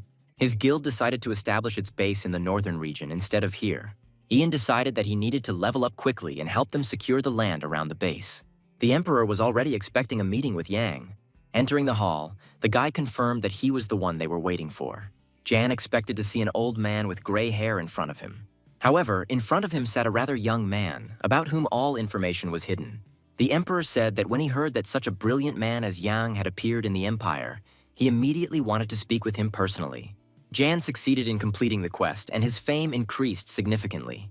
The boy was surprised that he received so many points just by meeting the Emperor. Carefully taking the cup, the man said that he was very excited to hear about Yana. Looking at the guy mysteriously, he continued and said that he had been looking for such an experienced summoner for a long time. One of the attendants became angry with Jan for daring to interrupt the Emperor. The man, in turn, hastened to reassure him and said that Yang was simply an adventurer who was not familiar with imperial etiquette. Jan was worried that he was close to failure. He thought that he couldn't withstand even one blow from that man's blade. His sword was clearly of the highest rank. The Emperor asked Yang if he knew what mythical creatures symbolized their empire. The guy clearly didn't expect such a question. Slightly confused, Jan began to look around. His attention was drawn to the picture of a griffin in a frame, and he decided that this was the creature they were talking about. The Emperor said that there were many who did not know this, and his words confused Jan, because he noticed that the griffin was depicted at almost every step. About 6 months ago, the Empire found a griffin's nest in the desert and, of course, got its egg. However, the egg had not yet hatched by this time. The Emperor wanted Yang to find a way to help the egg hatch. The guy himself had no idea how to take care of him. Jan thought he was considered the mother of the griffins, but he did not understand how he was supposed to hatch the egg. This quest had no time limit, which made it even more confusing. However, the stakes were too high and he could not afford to lose his closeness to the Emperor, so Yang said he would try. The guy decided that everything was getting worse each time, because he had already accidentally received 2 global quests. At least he knew where he needed to go to find the forgotten ancient monster. Jan admitted that he didn't fully understand the essence of the quest and what exactly he had to do. In any case, he wouldn't be able to deal with them now because first he needed to take care of the arena that Yun-hyun had spoken of. There were 5 days left until the opening of the Imperial Arena, so he needed to improve his new skills. After spending a long time choosing a location, Jan decided to go to the ant lair. Suddenly, he received a new message. It was from Karin. She said that she was currently sitting in a cafe near the school and planning to discuss her assignment with a friend. She wondered if Jan would have some free time so they could have lunch together. Jan was surprised by this offer because he hadn't been to a cafe for a long time. But the priority for him at the moment was developing his skills. He had to lie to her that he had just arrived at the ant lair and now was not a convenient time. Karin asked him to send her a message when he finished gaining experience, and to make it more convenient, she offered to give him her number. Jan was very upset that instead of having lunch, he was going hunting. Truly beautiful landscapes opened up before the guy. As he expected, there were a lot of mobs there. But this did not frighten him, because this was his precious experience, which is what he came for. Without thinking twice, Jan decided to get down to business. Hearing his order to begin the battle, his assistants rushed to their feet. Ian gave the order for Biggie to attack first. Soon the pet started taking damage, which wasn't very good. To remedy this situation, it was decided to use an ice wave. The giant ants did not expect such actions. They scattered in different directions with a terrible roar when the icy wave overtook them. Now it was Lu's turn to attack the enemy. The wolf let out a terrifying roar. With one movement of his paw, he knocked down several ants at once. Suddenly, Jan's pet turtle crawled up to him. A moment later, the turtle used its magic. Jan appreciated this and noted that Puk was a good boy, because now he didn't even need to be told what to do. Now it's time to test the galvanic wave in combat. The guy hadn't quite figured out how to use it yet, so he just threw the bolts at the ants. Unexpectedly for everyone, these discharges flew at a very low speed. Their slow flight greatly puzzled Jan. He couldn't understand who they could hurt at such a speed. One of the charges flew right over the ant without even touching it. It seemed to Jan that even the ant was laughing at him. The guy decided to wait a little first. Fortunately, the speed of restoration of spirit magic is not as slow as he thought. He had no other choice. He decided that he needed to make sure that they hit the ants accurately. Jan took a short run and rushed into the attack. His eyes showed determination and awareness of his actions. With one sharp movement, he managed to inflict almost 2,000 damage on the giant ant. This time, the paralysis didn't work, but the chance was about 15%. Jan continued to vigorously wound the ants one after another. Now that ants' movements are slowed by 30%, they will take additional damage when using lightning attacks. This skill was best suited for farming. The guy was clearly pleased with this outcome of events. It took Jan a whole day to get 99%, and if he had been careless, he could have reached level 51, but then he would not have been able to enter the arena. The guy was about to go back, but he realized that his turtle was not nearby. Looking around, he noticed that Puk was busy with something.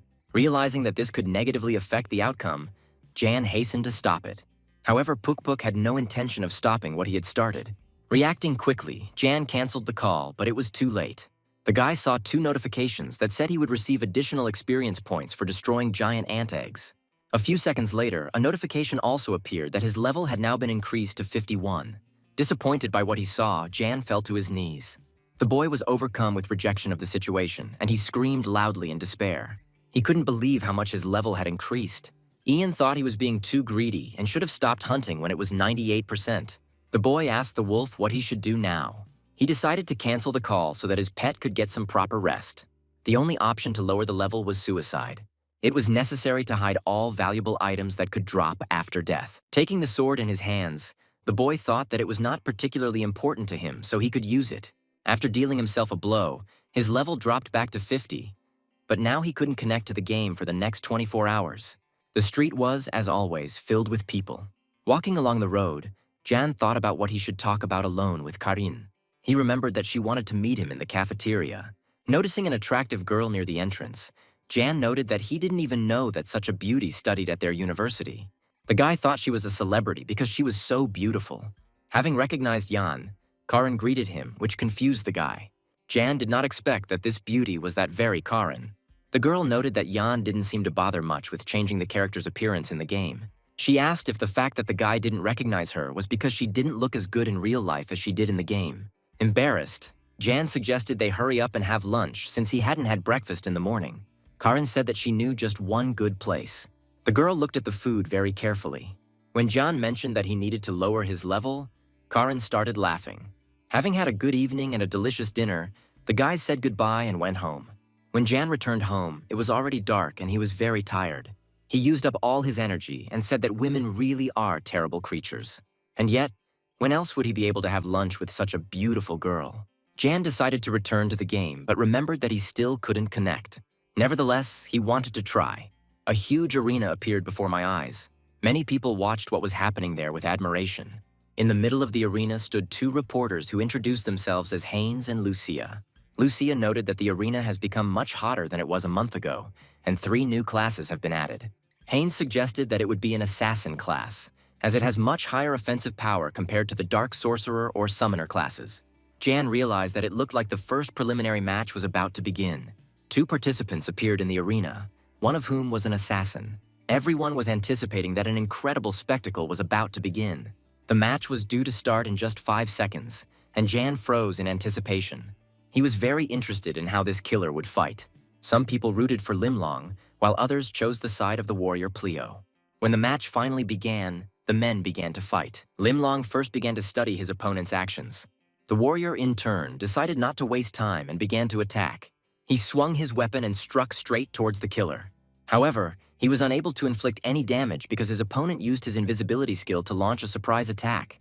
While the warrior was still realizing what had happened, Limlong struck him straight in the back. Jan noted that the killer was indeed good. This man clearly caught his attention. Pleo was not going to give up and tried to gather his strength. He screamed that he had lost almost half of his health. The man was determined to win this battle. The warrior used the blast wave to attack. Unperturbed, the killer attacked him in return, using magical knives. Pleo realized the hopelessness of his situation and watched in confusion. Sharp daggers soon pierced his body. He screamed hysterically from the unbearable pain. Limlong didn't seem to care much about the suffering of others. The enthusiastic crowd began to rejoice at the killer's beautiful victory. Ian also thought it was just incredible. He understood that this guy was really strong. Suddenly, he noticed Limlong standing next to him. His gaze was as serious and cold as always. Something inside made John uneasy, all because the killer's gaze was directed straight at him. The guy hoped that he was just imagining it. However, the mysterious masked man continued to watch, not taking his eyes off him. Limlong's gaze seemed more and more stern and frightening to Jan with each passing second. There are many rankers in Kylon that no one knows, so he must be on his guard. Jan sat at the table and chose what to take with him. All the other matches were not as good as the previous one, so there was no point in watching them. The guy knew these were the preliminary matches of the Rookie League below level 50, but it was still terrible. He felt ashamed that he had ridiculed Harris for his skills, because compared to them, he was the god of the game. Suddenly, they announced that the next match would be between John and Jimenez. He had to hurry, because he had to be in the arena when the names were called. When the opponents found themselves in the middle of the arena, the enthusiastic audience greeted Jimenez. Ian was surprised that the greatest dark sorcerer was now in front of him. Nevertheless, a calm, slightly malicious grin adorned the opponent's face. The guy thought Biggie would be his trump card. When Jimenez turned to the audience, all eyes were on him, which greatly upset Ian. All the girls who watched the match were rooting for the dark magician. Jimenez was number one among the dark sorcerers, which irritated Ian because he was also the best, but among the summoners. If it was an assassin, the guy would be in trouble, but with a dark sorcerer, he just needs to be careful with some of his skills. In addition, their hit points are lower than those of regular sorcerers and archers. The sorcerer greeted Jan rather hypocritically before the start of their battle. Extending his hand in response, Jan thought that this guy was really greasy. When the guys finally shook hands, a notification appeared that the match would start in 5 seconds. Jan ordered Lu to focus on his opponent as soon as the match began, knowing that he would also attack with all his might from the very beginning. Summoners are considered very weak, as without their pets they are practically useless. However, Jan had a few aces up his sleeve. When the match started, the guy confidently rushed forward. Jimenez didn't expect this because he thought that Jan was much weaker. The sorcerer decided to use the Bone Prison skill to prevent Jan from attacking him. But the summoner was able to foresee this move in advance. Ian deftly dodged Jimenez's attack.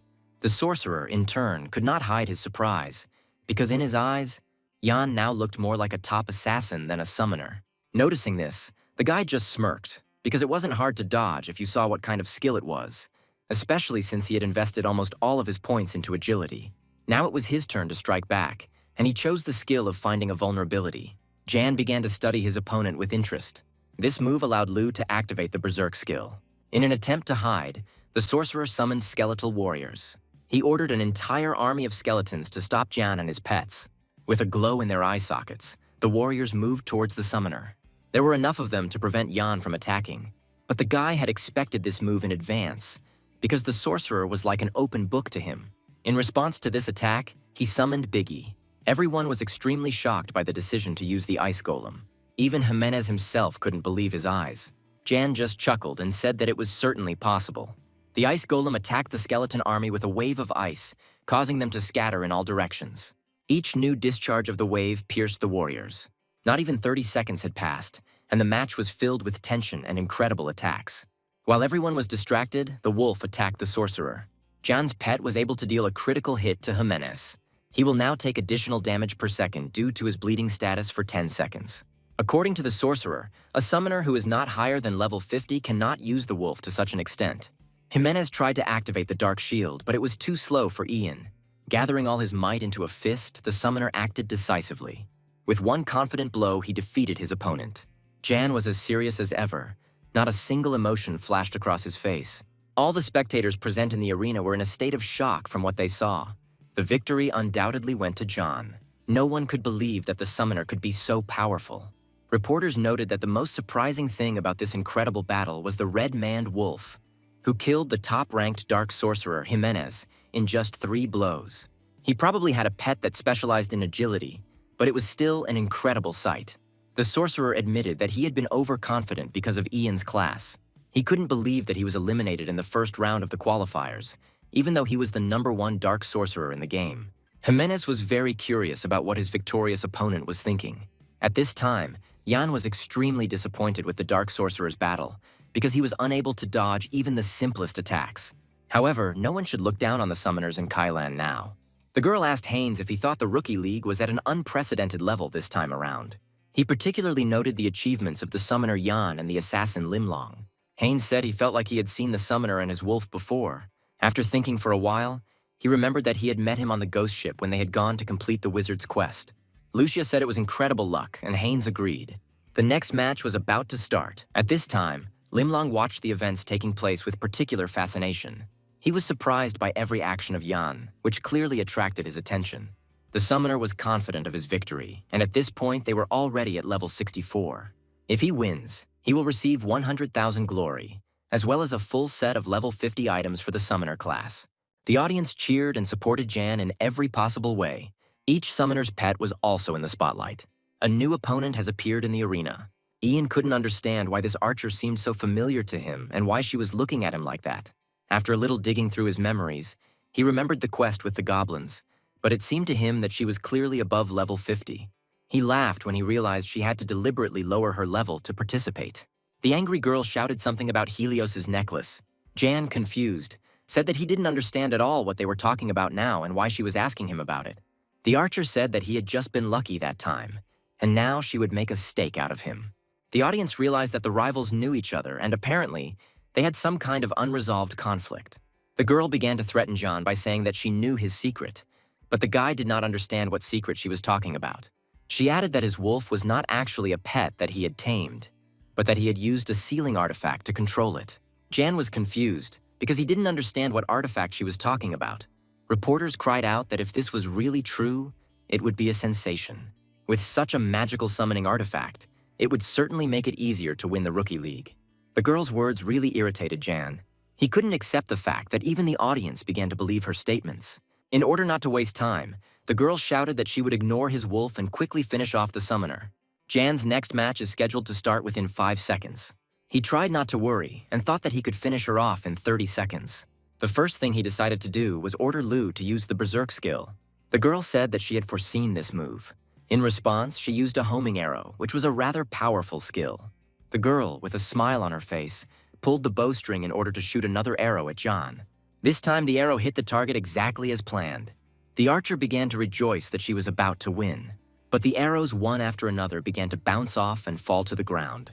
They hit Puk-Puk's pet and dealt only 1 point of damage. She couldn't believe how it was that her arrows did so little damage, and it was also a mystery to her who Puk-Puk was. Smiling, Jan replied that it was his turtle defense. While the archer was off guard, the boy got very close to her. The girl only had time to scream in fear. Jan had already managed to think out his cunning plan of attack. He jumped so high that he ended up right above the girl. The summoner was fully prepared to deliver his crushing blow. He swung and hit her right in the chest. This action led him to instant victory. He cried out in joy that it would be just wonderful if all his opponents were as weak as she was. At this time, the moment of the semi-final arrived. All the previous matches had been too easy, and Jan hoped that at least in the semi-finals he would face a worthy opponent. A small silhouette was visible in the dark corridor. Ian thought that this might be a child dark sorcerer. But on the other hand, appearances can be deceiving. The first thing Jan did was to quickly introduce himself to his new opponent. In response, he received a very mixed reaction. The opponent thought that he had finally found a worthy opponent, and that this match would not be easy. But if he lost, many people would be upset because he was the greatest wizard on this continent. With a crazy look, he told Jan to get ready because his sins were about to end. Jan didn't understand how to react to this because the boy's words sounded more like nonsense. The boy considered his behavior to be 8th grader syndrome because despite the fact that the boy was a sorcerer, he referred to the fact that Yang was a summoner.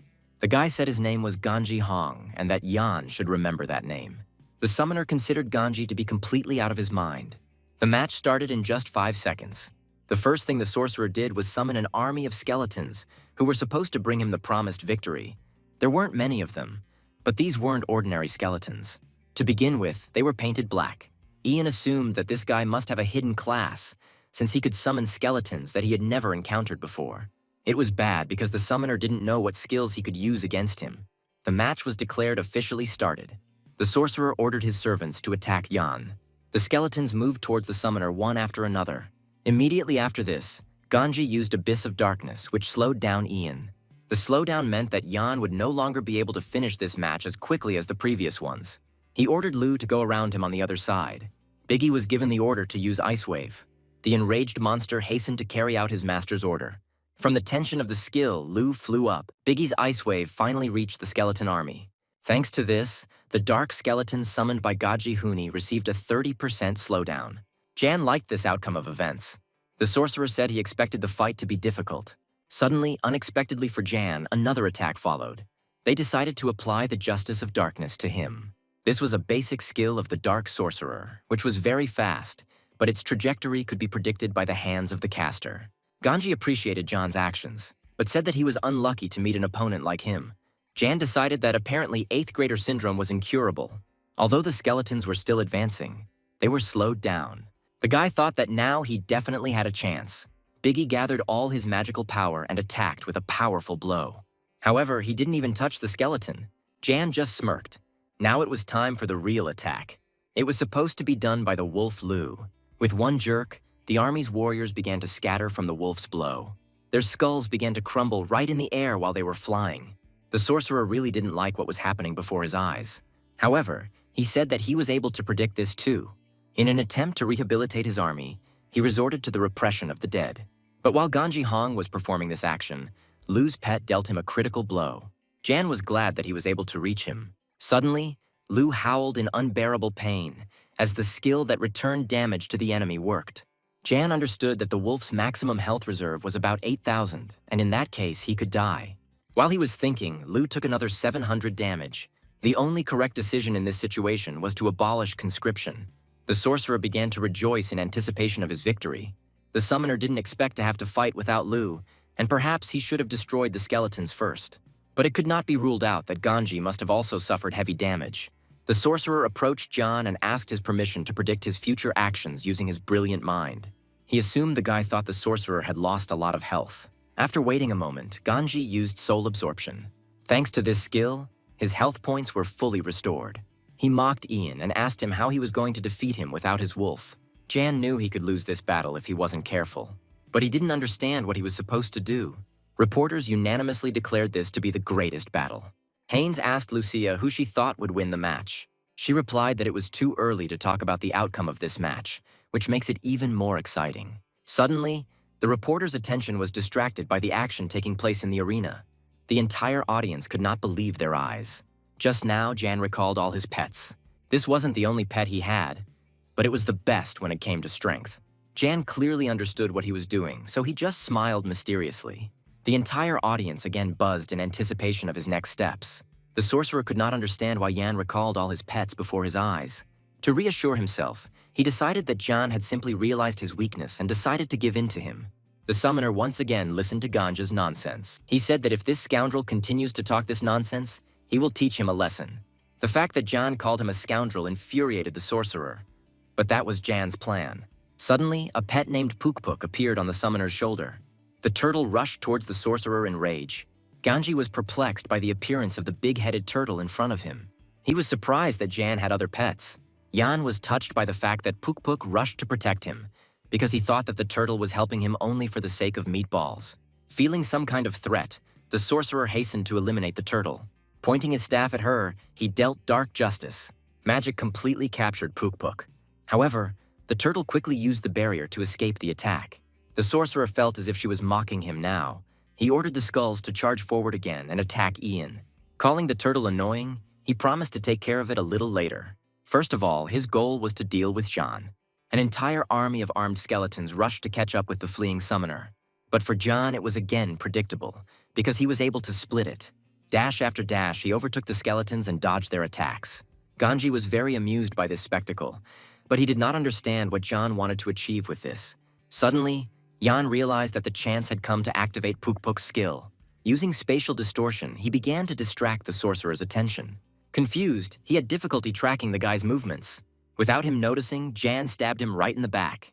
The next blow was so strong that Ganji flew back and somersaulted over his head.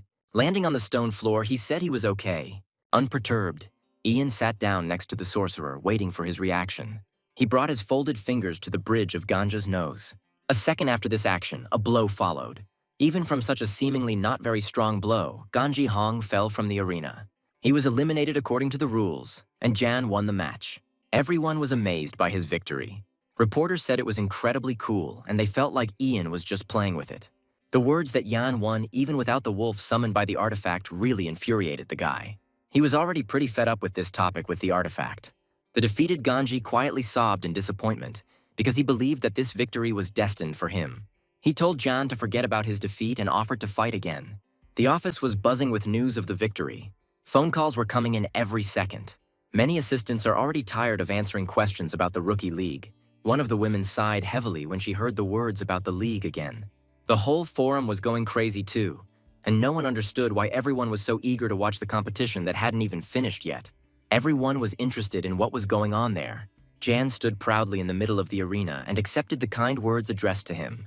No one doubted the summoner's skill. Suddenly, at the other end of the arena, the same killer that Ian had seen earlier appeared. The guy couldn't even imagine that Limlong had risen so high with only the basic skills of an assassin, and he, in turn, revealed all his cards. He understood that this would be a very difficult battle. The killer greeted Jan and said that he liked his matches, in response to which the guy offered to put on a real show for the audience. The final match of the Rookie League between Limlong and Jan is about to start. While Jan was stretching his shoulders, the arena announced that the match would start in 5 seconds. Regardless of what Yang thought, Limlong was not the best opponent for a summoner. If he doesn't find a way to deal with the invisibility skill, he won't stand a chance. He needed to heighten his senses and dodge the first attacks with reflexes. The most important moment for Ian was winning before the killer activated invisibility. Limlong was as determined as ever, and it showed in his confident gaze. He swung his magical dagger, which emitted a purple glow. Jan was surprised and couldn't understand why his opponent didn't use the invisibility skill. Jan took into account his opponent's caution and assumed that he, in turn, considered him an equal. Finally, Limlong decided to attack first. The summoner immediately took action and ordered the pets to disperse for now. He understood that one of his most advantageous trump cards was Biggie. It was this that he decided to use to inflict retaliatory damage. The giant golem used the Ice Wave skill. In this way, he managed to reach Limlong. The opponent, who clearly did not expect this result, was quite surprised. However, he had a skill that allowed him to avoid damage in the form of shadow jump. In an instant, Limlong disappeared from Yan's sight. As it turned out, he decided to suddenly move into the shadows. Yan realized that this hidden skill was related to Limlong having a hidden class related to shadows. However, that was not all. The summoner prepared to strike back at his opponent. The first thing Lu's pet did was go berserk. But it was not possible to inflict any significant damage, because the killer again seemed to dissolve into space. The entire auditorium began to fill with a buzz. Then Jan decided to try to attack himself, and he decided that he definitely couldn't dodge in the air. Every skill has a cooldown time, so it was necessary to guess the moment. Despite Jan's well-thought-out plan, Limlong very cleverly dodged the attack. In turn, he took out a magic knife. With one light but confident movement of his hand, he released a charge of several knives. At first, Jan thought his opponent had made a mistake. He came to this conclusion because he was sure that he knew that these knives were no obstacle to him. The killer's gaze was, as always, confident and unperturbed. Soon, Yang realized that the attack was shadow knives. The first charge was followed by another one, and they were all shadows. Limlong managed to deal critical damage to Yan, causing him to lose around 5,000 units of damage. The guy couldn't believe that he had received such a huge amount of damage from one hit. His opponent continued to watch them, as if waiting for his next move. It was very unclear where he got such strength from. The wolf also began to be indignant. Yan ordered Lu to attack, and the wolf rushed towards Limlong with speed. Before jumping on the enemy, the wolf let out a threatening howl. When the animal was very close, Limlong still tried to fence himself off, but this attempt was not successful, and Lu managed to inflict damage on the assassin, causing Limlong to lose 2,000 health. A few seconds later, the electric sphere skill was activated, which not only dealt damage to the opponent, but also slowed him down. Losing was not in Jan's repertoire, so he was determined to win. He was very lucky that the paralysis worked. Now they had to fight face to face. Ian decided to use himself as bait so that Lu could be sure to hit. The guy was undoubtedly prepared to take damage, but he knew that his opponent would take it many times over. Murderers have no more life than dark sorcerers. Suddenly, Jan noticed that his opponent had used his skill again. Without wasting any time, the boy directed the fire sphere towards Limlong. This time it didn't look like a shadow. The killer disappeared from sight, which made Ian a little worried. Suddenly, he turned around sharply. It was all because he felt Limlong appear behind him. Jan had pretty good reflexes, so he was able to react quickly. By striking the chest with all his might, the summoner was able to deal damage and slow his enemy down once again. The hit made Jan feel happy. Because the boy was so close to Limlong, he had no other option but to stab him with a knife from close range. With a sharp jerk, he hit him on the shoulder. Due to this action, Puk received critical damage. Jan praised his turtle, and Limlong's face showed a look of surprise that was hard to hide. While the enemy's attention was distracted, Yang swung. The blow was so sharp that Puk, which was in the guy's hands, flew to the side. However, Ian suffered critical damage and a bleeding status that caused him to take additional damage every second. It was urgently necessary to use first aid. Despite losing health points due to injury, he was able to recover them. Limlong wielded his skills superbly. Jan understood that he had too little health to turn the fight in his favor. But he knew it was too early to give up. The guy gathered his strength and decided that he had to put everything he had into the last attack. With confidence in his eyes, he realized it was time to continue the fight. Limlong was equally determined. The new attack was harder for John than usual, but he knew his pets would help him. His wolf was already ready to carry out his order at any moment. Limlong pushed off the ground. The guy had a cunning plan, so he used space distortion, and when the killer tried to hit him, he failed. This moment greatly surprised and confused him. While the distortion was active, a wolf joined the attacks. Lu let out a terrifying roar. After a couple of seconds, he opened his mouth so wide that you could see every sharp tooth. With one lunge, he grabbed Limlong's shoulder with his jaw and dealt him a critical blow. The pain brought tears to the killer's eyes, and now he too had the bleeding status. He glanced nervously at his wounded hand. Jan began to rejoice at this and thought that it served him right. If he stalls, Limlong will take all the damage from the bleed and won't have much health left. The guy was confident that he would be able to block his shadow attacks now, so he just had to keep his distance. But the enemy was very persistent, so it became clear that he would not give up so easily. All that was left was to hold out for a couple more seconds, and the final attack would decide everything.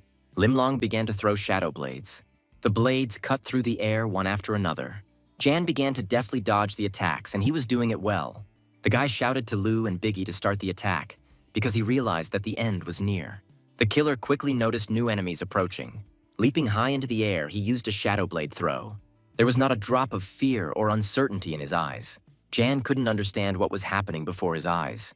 This attack was different from the previous ones. Jan lost this fight because his health level dropped below 5%. After the fight, fireworks began to sound. The entire audience rejoiced at Limlong's victory. Jan wondered what would have happened if he had been just a second faster or had started the fight in the same advantageous position. Now he was faced not with an opponent, but with a winner.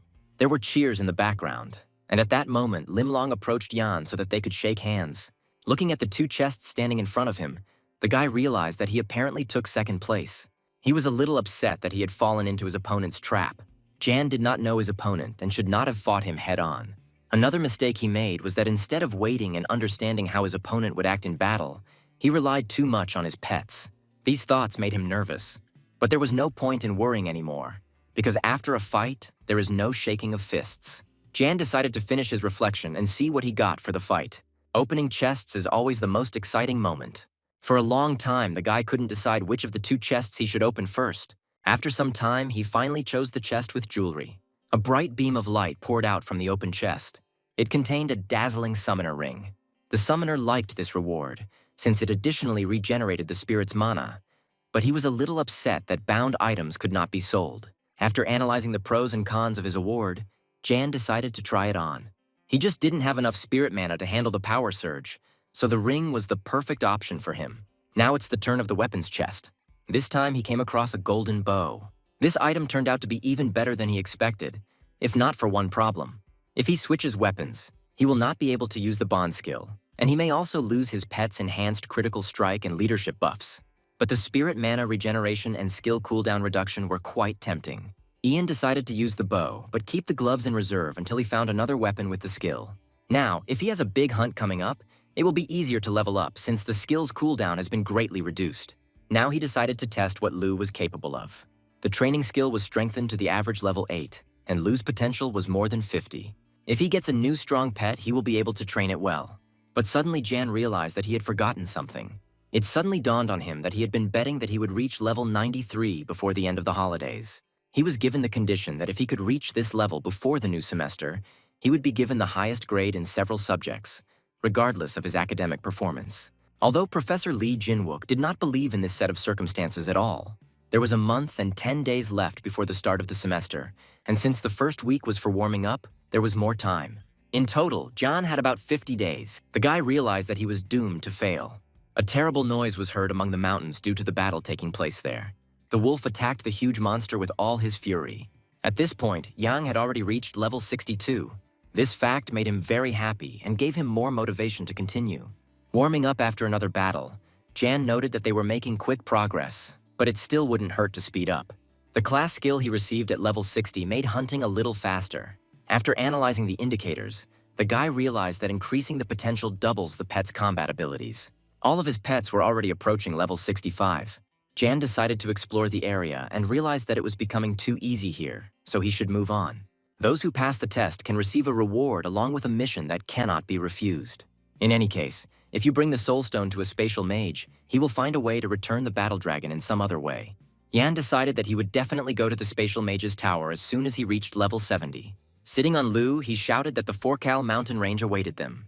Early in the morning, there was a disgruntled cry that the cereal had run out at the wrong time. Looking at the empty cereal box, the boy realized that he had already finished it. He didn't want to leave the house, so it was decided to order food.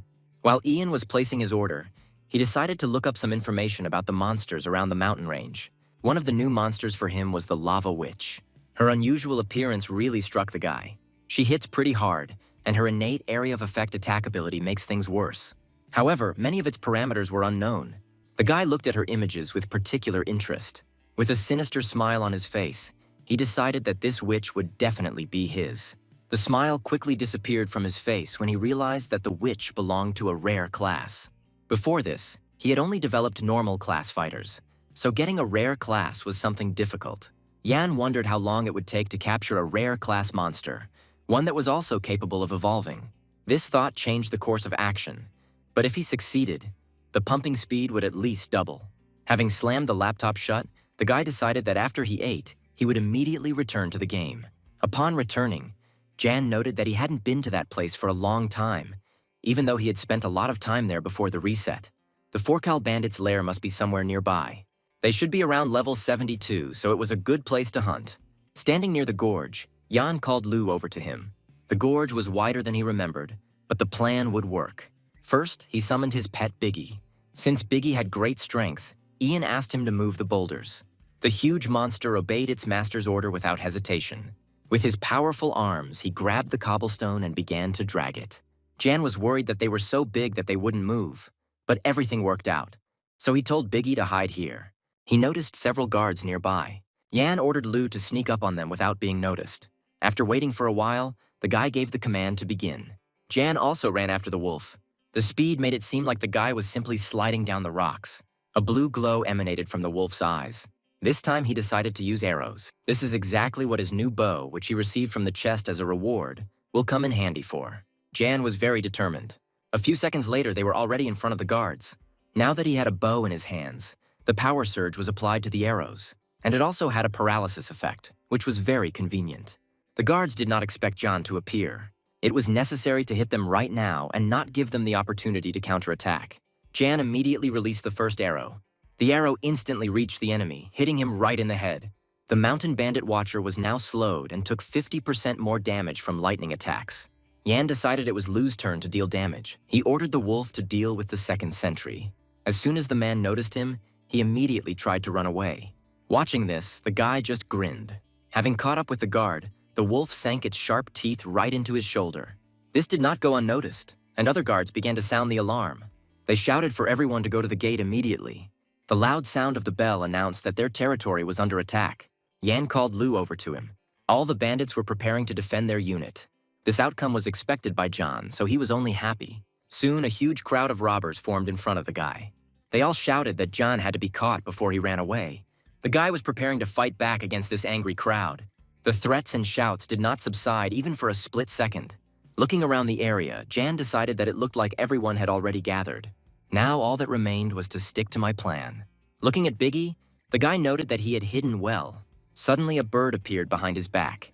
When Puk Puk climbed onto his shoulder, Jan realized they were up to something. He decided to ask them if they wanted to do something cool too, to which they nodded. However, Jan told them to climb on his back, as they would be given the opportunity another time.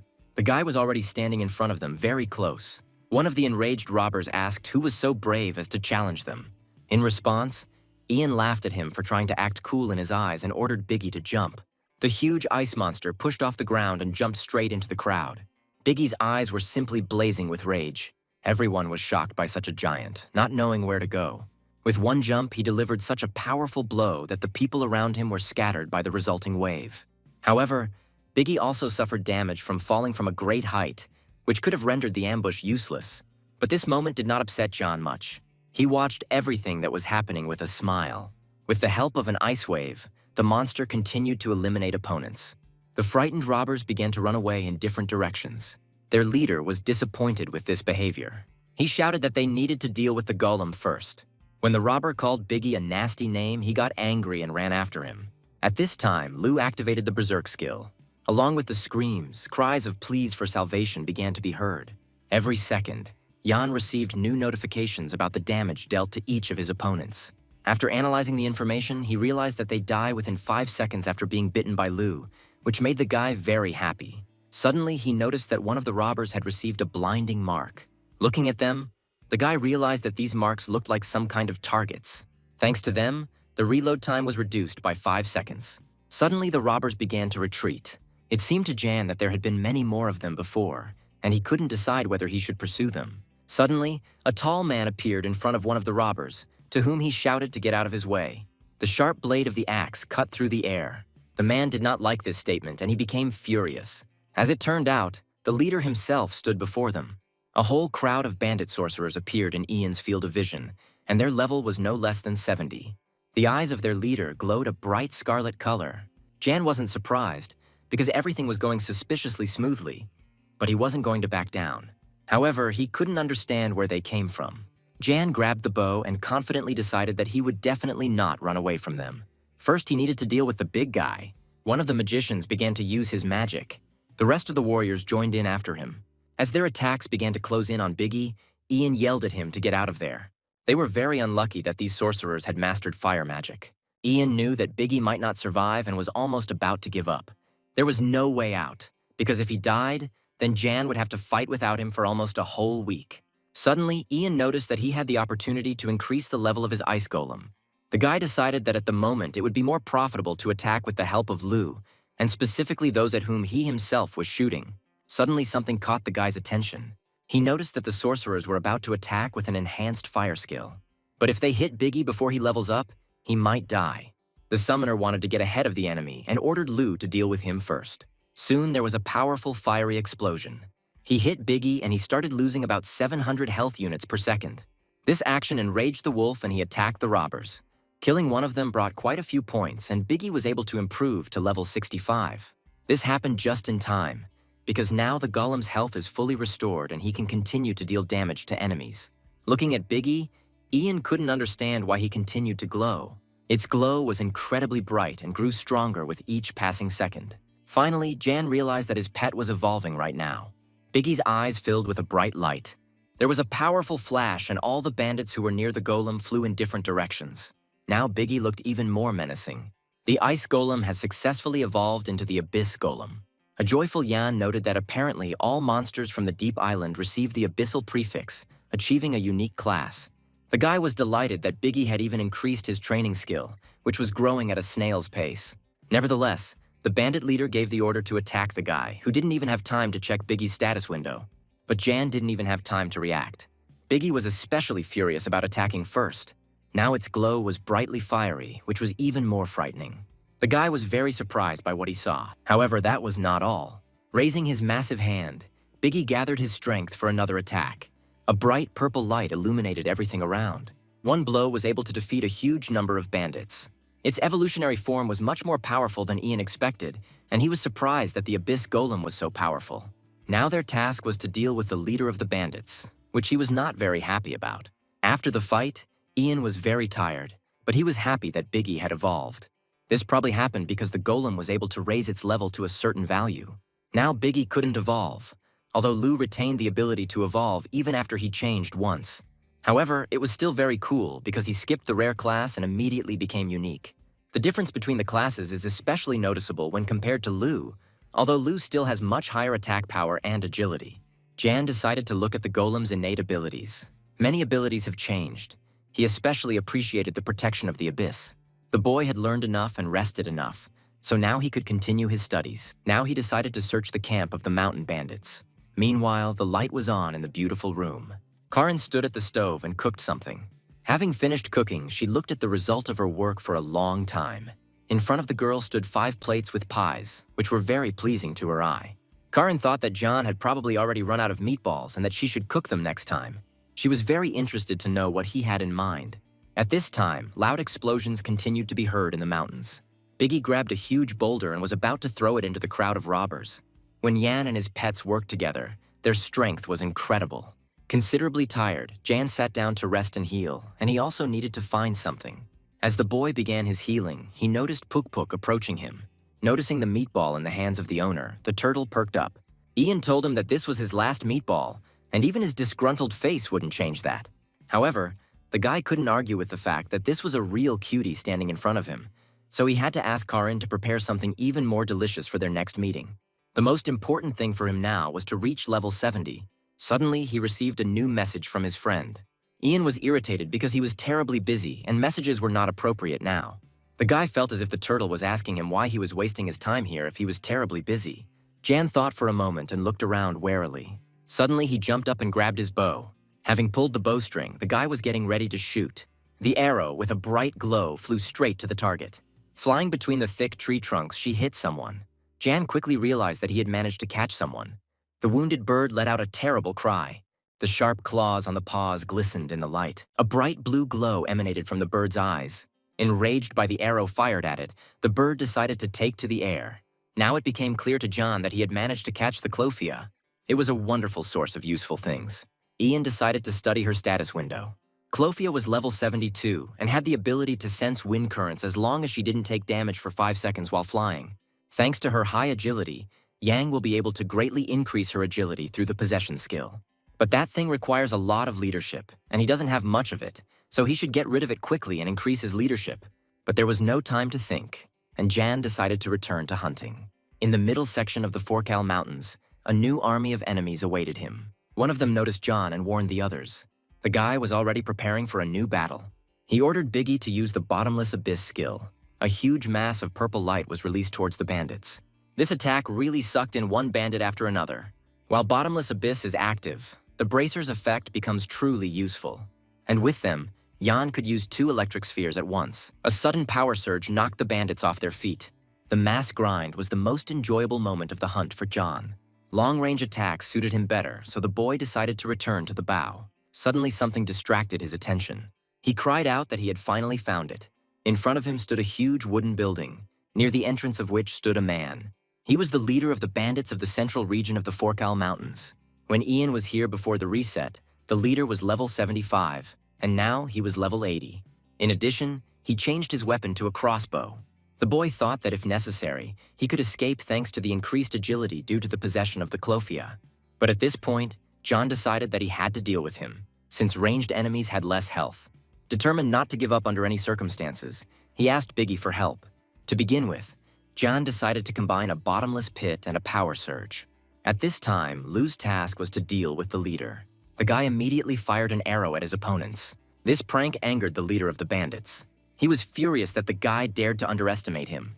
Ian noticed that his opponent was using an area of effect buff, but usually only tanky bosses had such abilities. Biggie's next attack was directed into the crowd of warriors. It was necessary to kill the leader as quickly as possible, because no one knew what else he could do. Lou was given the order to use the explosive potential. The wolf immediately jumped towards the opponents. He bared his teeth, which were as sharp as blades. Although the bandits were in no hurry to surrender, they were receiving damage step by step. Noticing the attacking wolf, they didn't know what to do.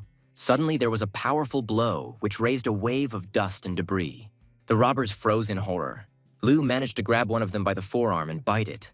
At first, their leader merely watched what was happening. But soon, noticing how his people were failing to cope, he decided to intervene. He pointed his crossbow towards the wolf. Jan noticed this and decided to get ahead of him. The boy fired an arrow, which hit the man in the shoulder. While the leader was suffering from the blow, Lu approached him. Fear appeared on the man's face.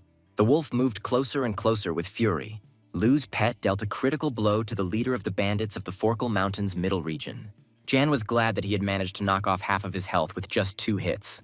But Jan's joy didn't last long as he noticed the enemy's strange activity. With one hand, the chief pushed Lu aside. The blow was so strong that the wolf flew back with a pitiful roar.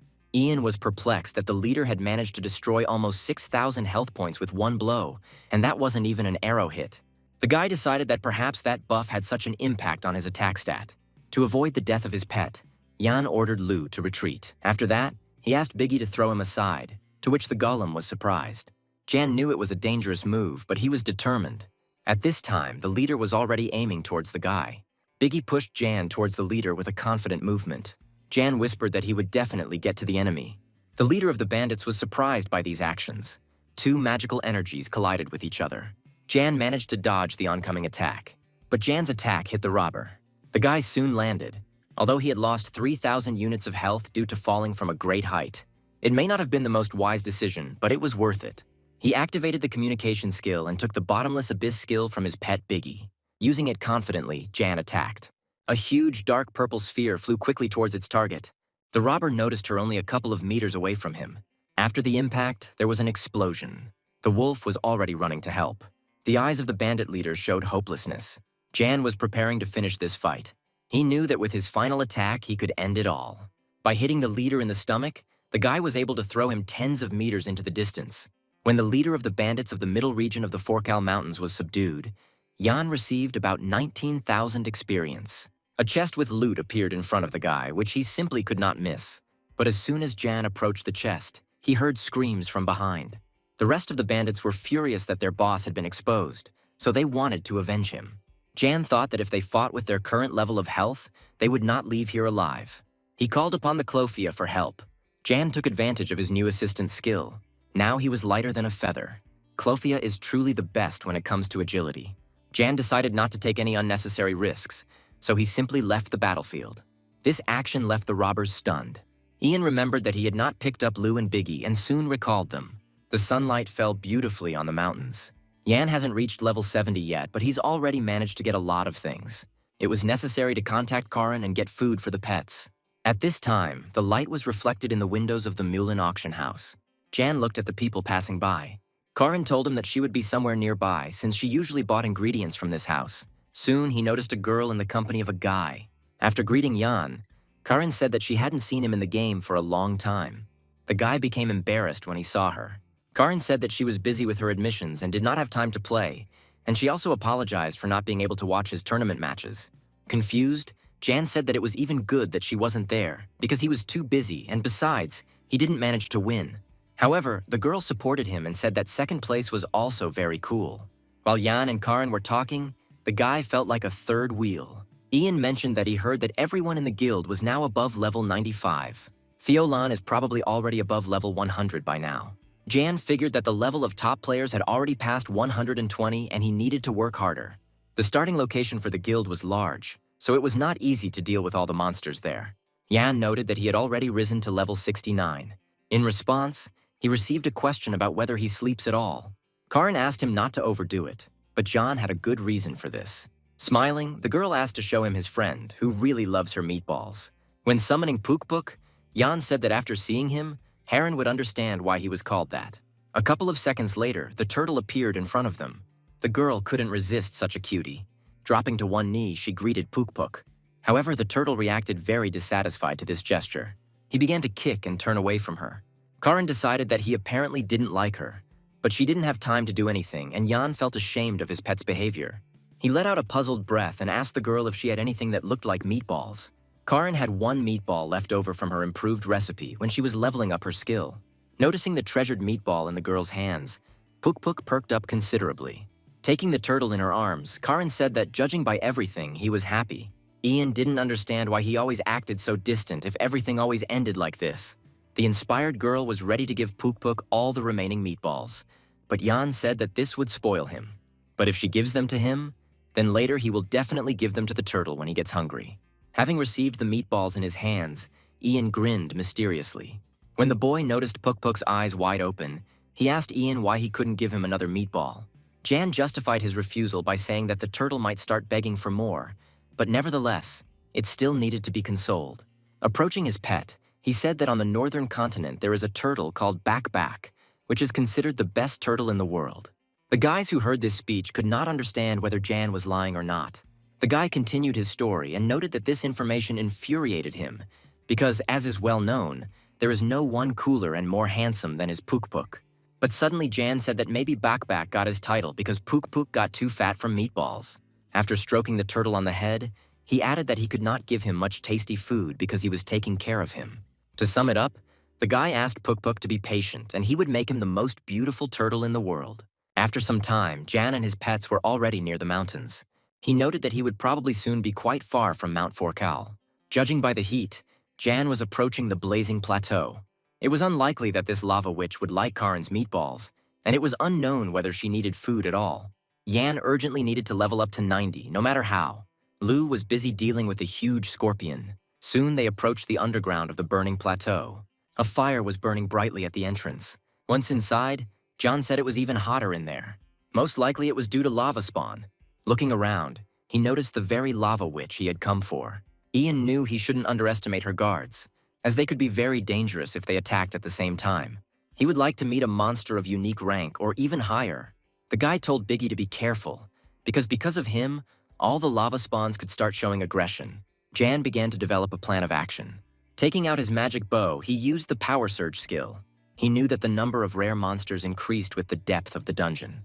Jan said that Lu should be ready to kill whoever his arrow hits. Taking aim, he released his swift arrow. A second later, she caught up with the lava witch. With all his speed, the wolf rushed towards her. With a terrible roar, he prepared to attack. Despite being thwarted by the lava spawns, he dealt with them. The summoner was pleased with this result. Now they needed to quickly get to the very bottom floor. The guy climbed the stairs, waiting for new opponents. Suddenly, he noticed one interesting oddity. Most of the monsters have changed color, but there are many more of them here. A corrupted lava witch appeared in front of him, apparently for some kind of quest. Jan decided that it was not worth touching her for now, so he quickly left there. Suddenly, he noticed the door. At first, it seemed to him that the building had only 10 floors. He decided to look into that very door. There he saw a huge cliff with falling lava. Jan couldn't find the right name for this phenomenon. He was the first to discover this place. Suddenly, splashes began to come from the depths of the lava. A huge monster appeared in front of him, saying that finally someone worthwhile had appeared here. Jan decided that it looked like he wouldn't attack him right away. It must be a hidden area that only a summoner can enter, which is why he was the first one to open it. The huge monster introduced himself as the guardian of the Hellion lava source, and then asked the name of his guest. Jan stated his name with confidence. The guard got straight to the point and asked if Ian could clear the lava source and deal with the problem. The guy understood that this was a hidden quest, and in that case, he had no reason to refuse. The guard was completely satisfied with the affirmative answer. He began to name the first condition. Jan could no longer imagine what they might ask him to do. The guard said that the guy needs to bring him at least 20 defiled lava witches. This information shocked Jan. For killing one such witch, the same amount of experience was given as for killing 12 ordinary ones. Gellion warned Ian that the more witches he could catch during this time, the better, and asked if he could do it. And then he suggested that John take the binding stone. Staring intently at the stone, Yang couldn't believe that he was holding the binding stone in his hands. Afterwards, Jan confidently confirmed that he would do everything and told Gellion not to worry about it. An email notification informed Ian that he had accepted the quest, and the remaining time was 3 hours minus 1 second, which greatly surprised Ian. The hunt for the lava witches had begun. Lu rushed into battle with a furious roar, and the time remaining was running out. Jan fought against the witches with incredible enthusiasm and a bow in his hands, and time was getting shorter and shorter. Time was almost running out, and Billy was also fighting fiercely against the lava witches. Gellion warned Ian that time was almost up. Ian shouted for Gellion to wait and rushed towards him at lightning speed. Gellion didn't think Ian had completed the quest, but he said Ian had arrived just in time to check how many witches he had managed to catch. Ian was very tired and breathing heavily, but holding out the binding stone, he said that he had collected a total of 31 witches for Gellion. Gellion exclaimed in surprise and said that it was incredible and grandiose, to which Ian laughed and said, "After all, he told me that he could rely on him." Jan was delighted with the experience he had earned in just 3 hours, as he had earned over 1 million, and he knew he would soon reach the required level. He then asked if there was anything else he needed to do. Smiling slyly, Gellion said that there was much more. Jan was stunned by what he heard and did not understand why he had a bad feeling. Meanwhile, in the palace, my lord turned to Helaim, who stood before him, and my lord asked if Helim had ever heard of a summoner prophet. Helaim replied that he had not heard, and if his majesty thought that the prophet was too slow, he could go and meet him personally. My lord replied that there was no need for that, and noted that their scholars had been unable to figure it out for a long time, and he did not expect the prophet to cope with it in just a month. Afterwards, the Lord clarified that there were only 4 months left until the state anniversary, and Helaim confirmed this. My lord said that if the griffin appeared on the day of the festival, it would really impress the people. Holding a cup in his hands, my lord began to say that he would wait another 2 months, and if there was no news from him then, but he did not finish his thought. And then, with his eyes closed and his head propped up by his hand, the milord told Helaim that he wanted him to find him. Meanwhile, in the snowy mountains, Jan, climbing the rocks, did not understand what the hell was going on. Climbing the rock with a pickaxe in his hand, Jan didn't understand when this quest would end, because he had been working on it for more than a day. Ian also angrily said that if the reward disappointed him, he would be furious. Continuing to climb the steep cliff, Jan noticed that because of this, he couldn't even hunt, and his bag was almost filled to the brim with roots of crimson moss. Furiously striking the rock with his pickaxe, Ian cursed angrily, saying that it didn't matter if he was a lava guard or anyone else, he would smash everything to pieces. Ian breathed a sigh of relief when he saw the email notification that the quest had been completed, and he incredibly hoped that this was all. After swearing harshly, Jan said that they needed to return quickly and complete this quest. Ian once again appeared before the huge Hellion. Jan said that he had brought it and handed Gellion a bag filled to the brim with crimson moss roots. Taking the bag, Hellion said that it was good and asked to wait a second. Leaning his back tiredly against the column, Ian thought that if Gellion gave him another gathering quest, he swore he would just give up on this quest line, since he had gathered herbs 5 times in a row. Folding his hands in a pleading gesture, Jan thought that to hell with it. If there were still quests, just let them not be about gathering. Jan jumped to his feet as everything around him shook and burst into bright flames. Ian was incredibly angry and thought that he would be the first player in Kailan to die from a dungeon explosion and hoped that the game would log out. Meanwhile, the entire dungeon was ablaze with bright flames. But then Jan noticed that the lava fall had stopped shaking and was surprised that it was all over. Ian also noticed that the color began to change, changing to a bright blue with a slight pink tint. Hellion stood before the shocked Ian, albeit now in a blue glow, and exclaimed that the lava source had finally been cleared. Jan said he was very glad to hear this, but at the same time he was mentally angry and demanding a damn reward, something really cool and useful. Seeing the notification that he had reached level 71, Ian was a little disappointed, as he thought that if he had been doing hunting on top of all this, he would probably have been a level higher. Afterwards, Gellion said that the lava-binding stone contained one of the guardians that protected the lava core, and he thought about giving Jan someone else. But for his diligence, he decided to give his beloved one. Looking into the electronic window, namely into the inventory, Jan was surprised by the presence of a guard. A reminder of information about taming the level 80 Lava Dragon King and all of its characteristics appeared in the electronic window. With wide eyes and clenched teeth, Jan couldn't believe it and mentally exclaimed that this monster was a heroic type. Ian said he would be happy to make a contract to make him his pet right now, but he didn't have enough leadership, but that could be fixed by buying an item in town. Standing in front of each other, Ian thanked Gellion and said that he would be glad to use the dragon. But Gellion objected to him, since he believed that he should be thanking Ian for the fact that the lava source was in order. With a very sweet expression on his face, Jan said that he had to go. Gellion only said a short goodbye to Ian. Jan was quite pleased with the outcome of the quest, and the dragon hovered in the fire behind him. When I called, the answering machine worked.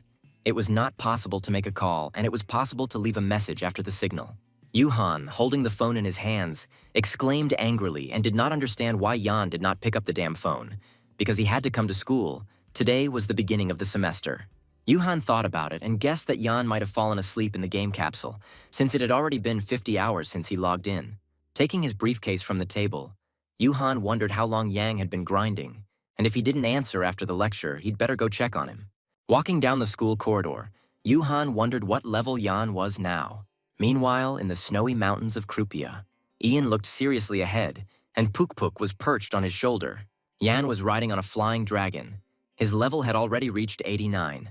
And then a strange and disgusting sound was heard, and flying blue monsters similar to dragons appeared in the air. Biggie roared furiously, preparing to attack the intruders. Against these monsters, Yang activated Biggie's ability, Bottomless Abyss. While Jan, in turn, angrily gritting his teeth, prepared Rake for the attack.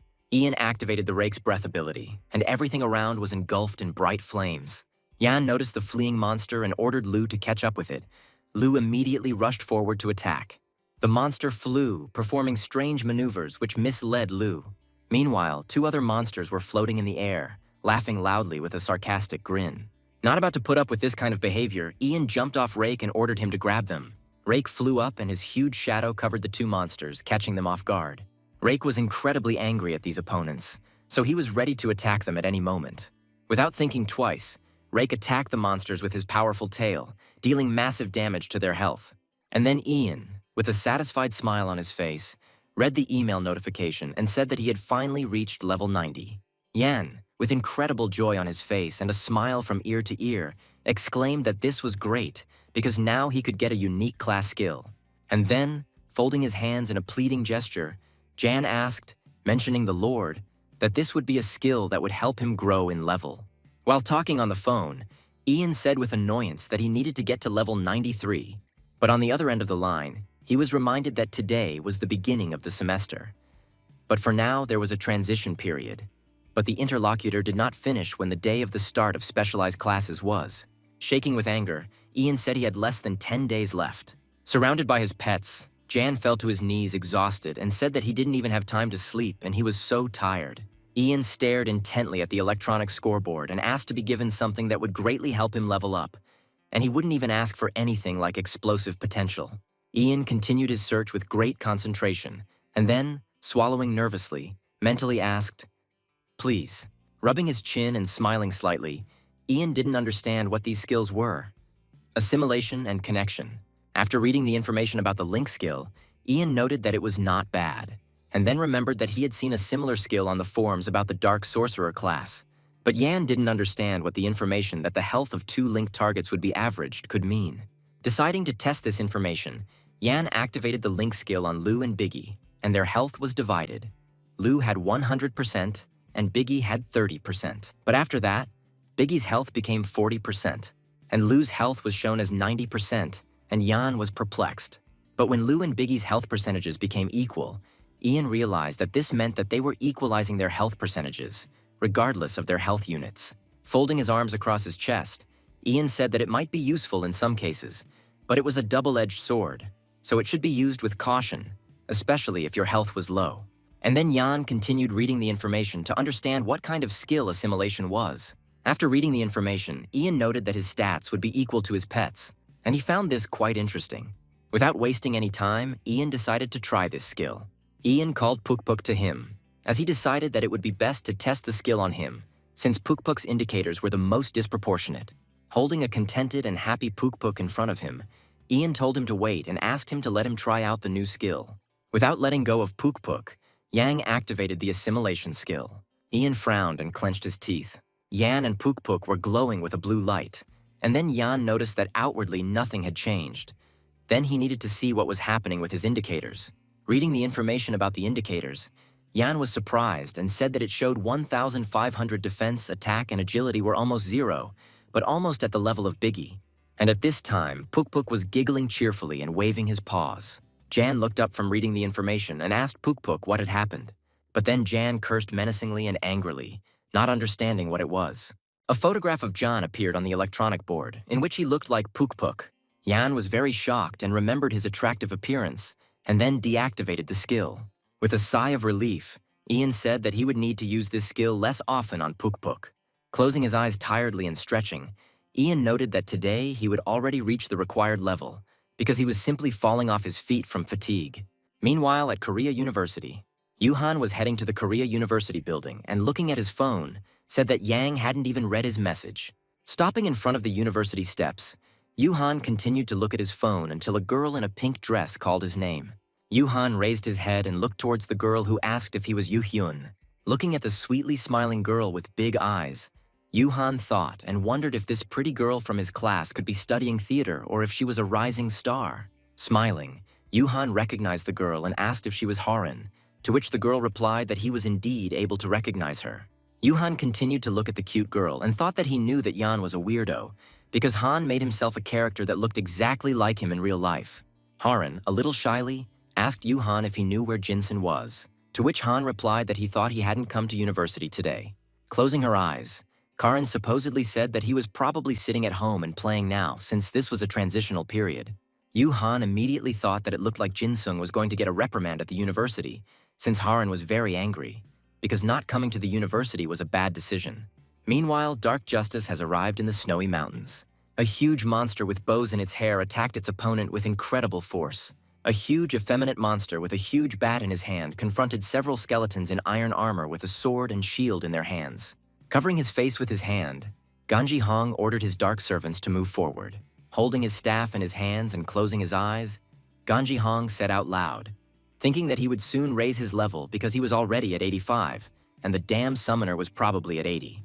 Ganji Hong cried with frustration and said that the cowardly bastard Yang and that ridiculous turtle with the huge head infuriated him even when he just thought about them.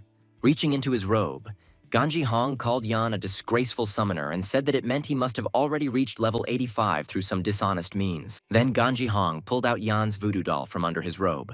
Ganji Hong's eyes sparkled and a malicious smile appeared on his face, because he wanted the bastard Yang to get what he deserved. Still holding Yan's voodoo doll, Ganji Hong activated the curse of undeath.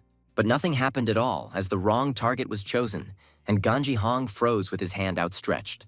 Covering half his face, Ganji Hong said angrily that he would have to become stronger to defeat this coward, if only he hadn't been caught up in the weekend. Standing behind the crowd of his servants, grinning and smiling broadly, Ganji Hong thought he had to do better. Kneeling and holding a chair over his head, Ganji Hong cried and said that he was being punished for not doing his holiday homework and he needed to prove it was worth it. At a Korean university, a roll call of the students present began with Gu Yaho. Afterwards, Kim Ga-hyun and Park Yu-kyun were called into the roll call and confirmed their attendance. Then Baek Do-hyun confirmed his presence. But when it was Park Jin-sung's turn, the audience was silent. The professor remembered his conversation with Jin-sung and thought that this scoundrel had not deigned to show up during the first week of classes. The professor frowned angrily and thought that the first week was a transitional period, so it wouldn't affect his grades even if he didn't come. But the main classes would remain the same. Yuhan sat with his arms folded across his chest, not understanding what was happening to the professor. Raising one eyebrow and squinting his eyes to the side, Yuhan didn't understand why Jin-sung hadn't come yet, since it was a very important week. The professor again called out Park Jin-sung's name, then repeated it again and clarified that he was not there. Exhaling, the professor smiled and said, "Okay, in that case," but he didn't finish, because someone knocked on the door so hard and loudly that it seemed like even the auditorium was shaking. And then Park Jin-sung, out of breath, entered the auditorium, leaned his hands on his knees and said that he was here.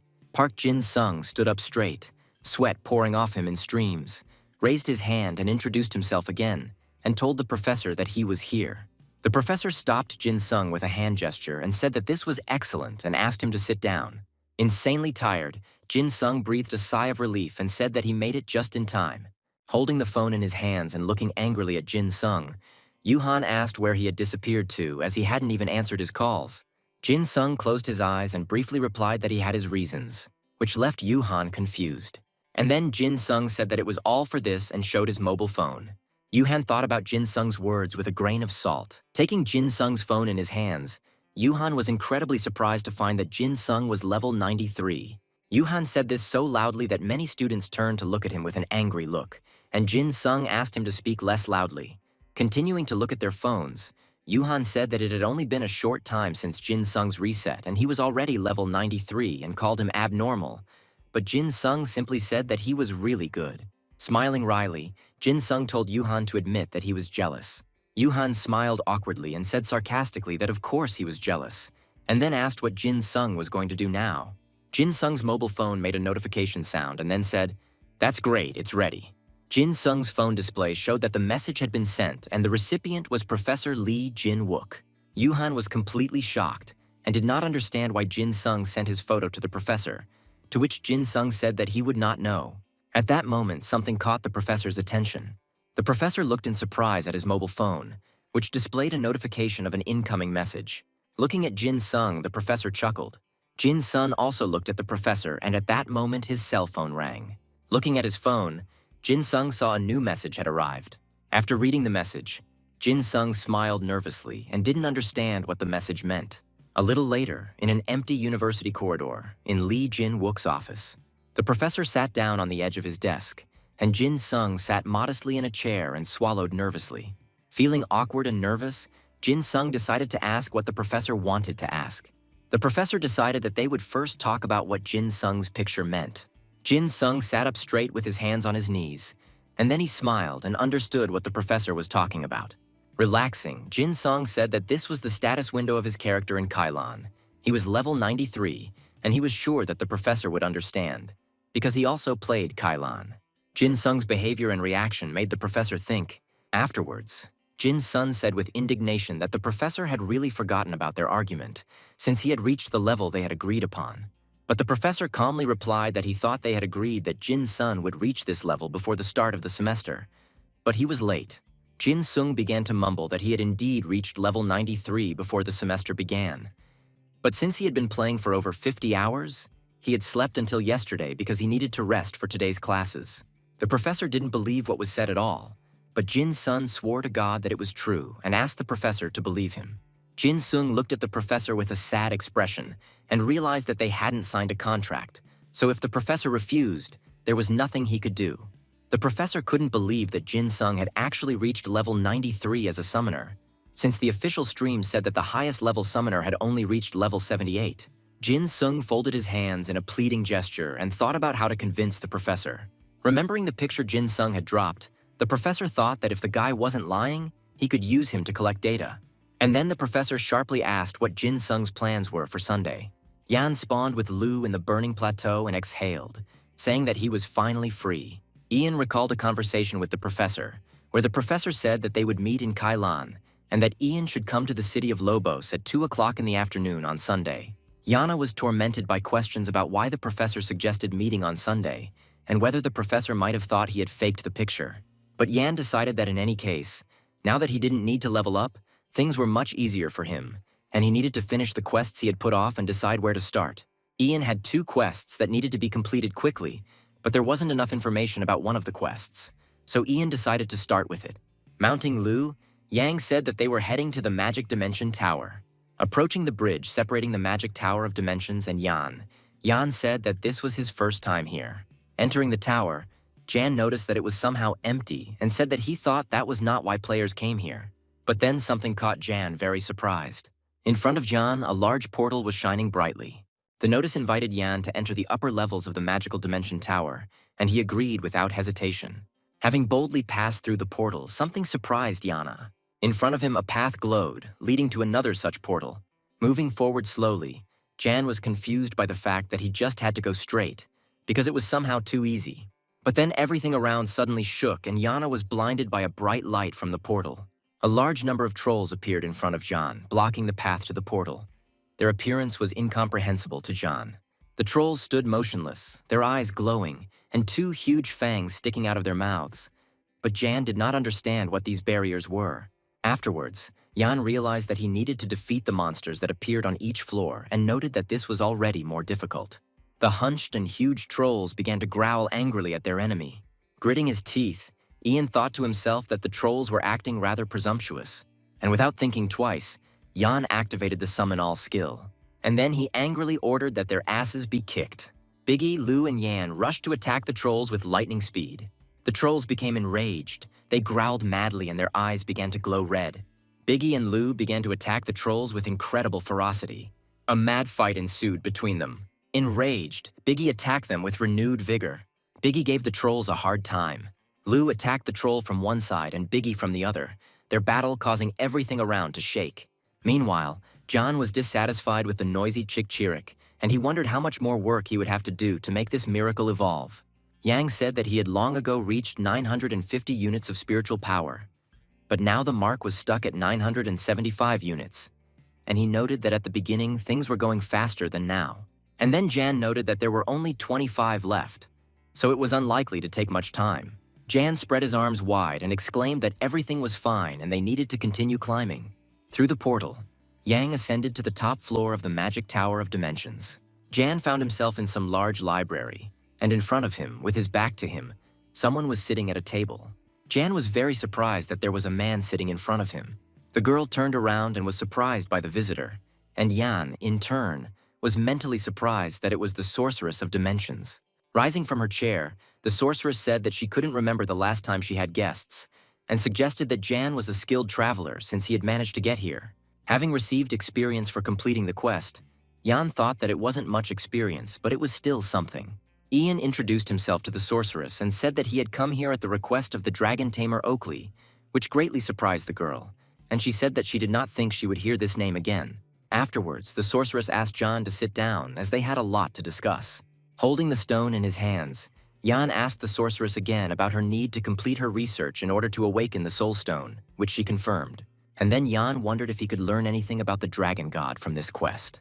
With hope in her eyes, the sorceress asked Jan what he would tell her. With a slightly playful expression on her face, the sorceress said that she hoped Yang would help her and noted that he would not be able to refuse her. Information about the quest appeared in the notifications, and Ian thought that maybe he had the same conditions, because it was the same quest line, and the difficulty had increased to rank A, and the quest could not be cancelled. Ian clarified with the sorceress that she wanted him to collect the fragments of the relic and said that he would start right now, and he needed her to show him where to go. The sorceress stopped Jan and said that he didn't know what the relic looked like, so he would need something. She was diligently searching for something, and then took out an object that looked like a magnifying glass. The sorceress said that this tool can identify an ancient relic, and there are 6 types of relics that Jan must find, very similar in appearance, and this thing will be needed to distinguish them. Afterwards, the sorceress pointed to the portal and said that it would lead to the ruins of the dungeon, which are located in the ancient Arnaville Empire. The sorceress also noted that Jan would have to defeat monsters called the Grave Robber's Ghost, and with them he would receive fragments of the relic.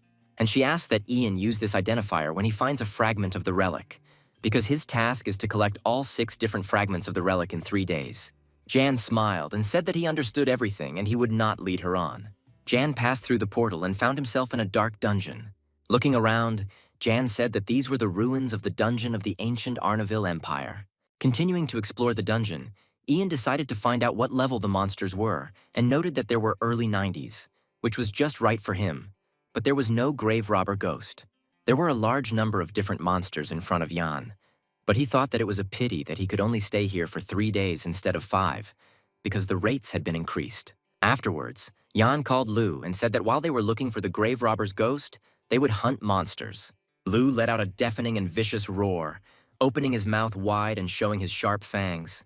Jan attacked the monsters with his bow and exclaimed that they couldn't escape now.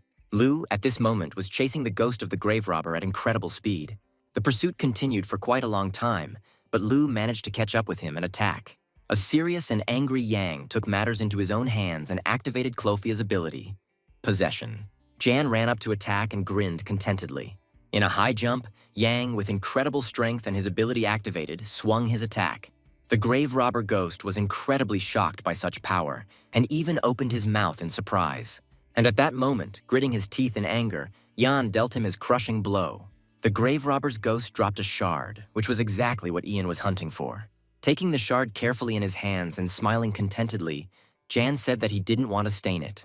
Afterwards, Jan took out the identification code and pointed it at the fragment, and then asked that it be the 4th piece, which he didn't have yet. When the program announced that this was the 5th shard, Jan was furious, since it was a duplicate and had already appeared many times, and he also began to think that maybe they had rigged the drop rate. Kneeling and stretching his arms forward, Ian was furious and shouting that even the forums weren't useful. Ian could only find out that the drop rate had been increased for grave robber goblins, which are similar monsters, and it was driving him crazy, and he didn't have much time left. The email notification showed the remaining time was less than 4 hours, which upset Ian quite a bit. Ian mused that he could probably only get 2 more shards in the remaining 3 hours, but he had no idea if he could get a 4th, considering he had already failed to find one 5 times. Frowning, Yan cursed and didn't know what to do, and then said that if he knew such a song, he wouldn't have wasted time hunting on the first day, but would have immediately looked for the ghosts of grave robbers. Having gathered himself, Ian activated the summoning and said that he would do everything in his power.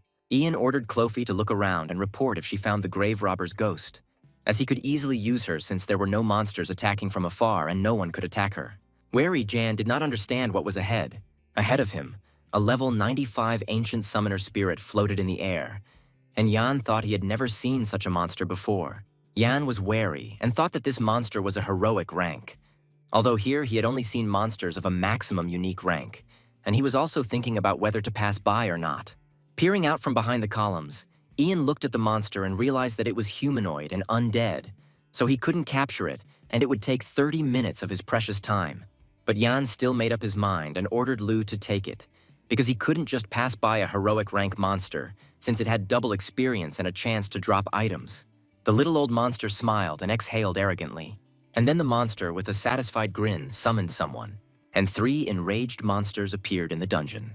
Everything around shook from the deafening roar of these monsters. Ian was incredibly angry, as evidenced by his tightly clenched teeth in a vicious grin, and at the same time he was shocked by what was happening. The monsters, still with the same deafening roar, rushed to attack Lu. Yan was very scared and screamed loudly, calling Lu back. The monsters continued to attack, not intending to give in to the enemy, and Yang also summoned Biggie against them. The old man's eyes simply blazed with anger and hatred. The old man monster smiled maliciously, and Yan couldn't understand how the ghostly mob could summon. And then Yan thought that something like this should have been expected from a heroic rank mob. But the fight continued with the same force. Still angry about the situation, Ian knew they couldn't back down now, and Yan ordered his pets to attack all at once. Yan exclaimed and ordered Lu to attack, and he immediately rushed to attack. Lu pushed off the ground with force and targeted a saber-toothed tiger-like monster. The saber-toothed tiger roared furiously at its opponent. Lu and the saber-toothed tiger engaged in a fierce battle, inflicting damage on each other. And then the two opponents seemed to mirror each other's attack. Lu landed next to Yan, and Yan cursed, wondering if he really knew the weak points, being a summoner. Holding his bow in his hands, Yang ordered Lu to retreat, and then he ordered Biggie and Rake to start attacking the enemy. The monsters still had no intention of retreating and also rushed to attack, emitting loud roars. Yan called out to Biggie and activated the skill Bottomless Abyss, and a purple-black sphere began to form in one of Biggie's hands. The monster roared furiously, and blue circles appeared around it. Biggie raised his hand with the active sphere up, and the air around him shook violently from the powerful energy. And without further ado, Biggie attacked the monsters. But Biggie's blow did not bring the desired result, which greatly shocked him. And Jan loudly shouted Biggie's name and the word no. Jan was perplexed, incredibly angry and stunned. And then Rake burst into the battle abruptly and with an incredibly brutal roar. Rake began to attack one of the monsters, and Ian watched this, gritting his teeth, worried and not looking away. Squinting one eye, Jan cursed loudly and angrily. The tail of one of the monsters crashed into the stone with incredible force and crushed it into small pieces. Yana was thrown back by a powerful wave, and he cursed, realizing that the monster was winning. But Jan managed to twist and land on his feet. He kept his balance so as not to fall.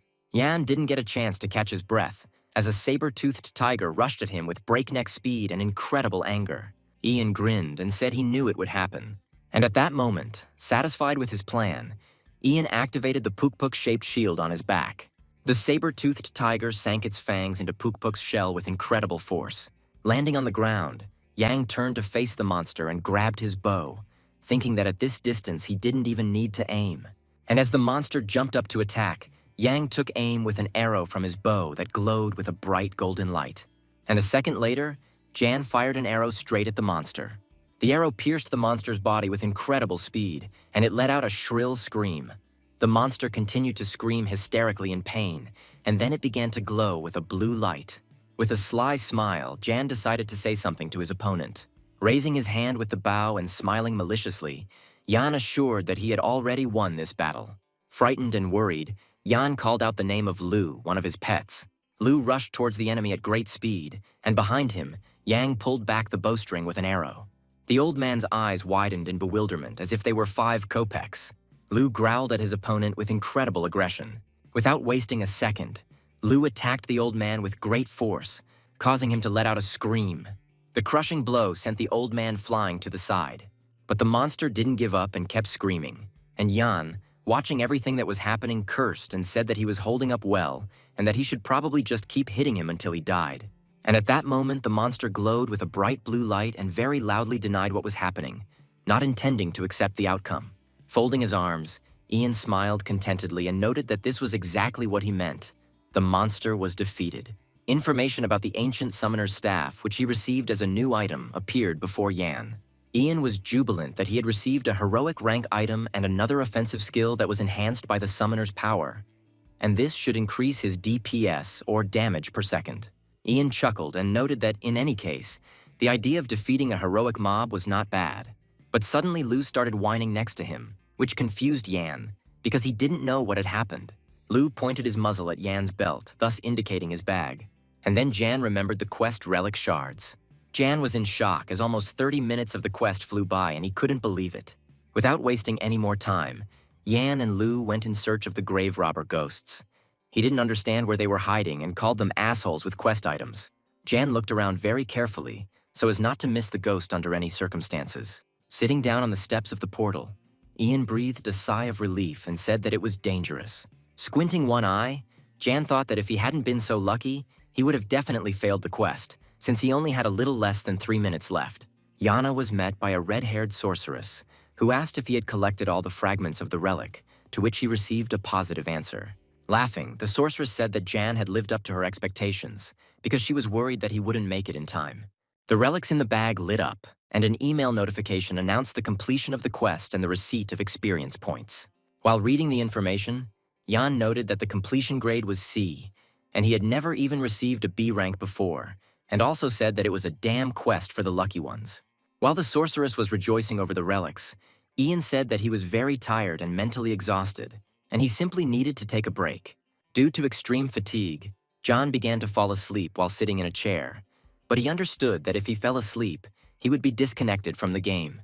The sorceress simply beamed with happiness as she finally managed to complete the magical device, and all thanks to Ian, the adventurer, and then thanked him.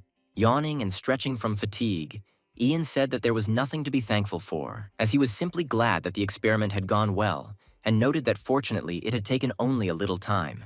Then, with undisguised curiosity, Jan asked if this magical thing was ready. Could he use it to awaken the dragon god's soul stone?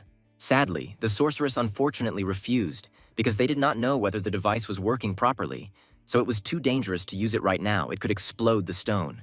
Having thought about what was said, Jan agreed with the sorceress.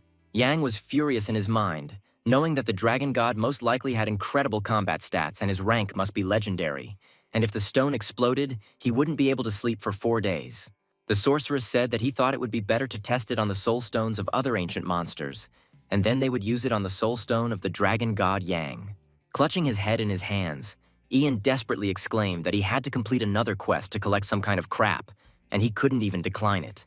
As he approached the castle walls, Jan recalled that he seemed to have said that we would meet at the gate, and John, with complete determination, headed towards the open gates, and behind them someone was already waiting for him. As he walked slowly, Ian caught himself thinking that he hadn't asked the professor for his unique player account ID. When he met the professor, Jan felt completely uncomfortable. Looking at the player, Jan couldn't believe that it was really a professor. Without taking his eyes off the player, Ian decided to check his unique account ID. Yang was surprised because the player's unique account ID was Lee Jin Wook, meaning he was simply using his real name.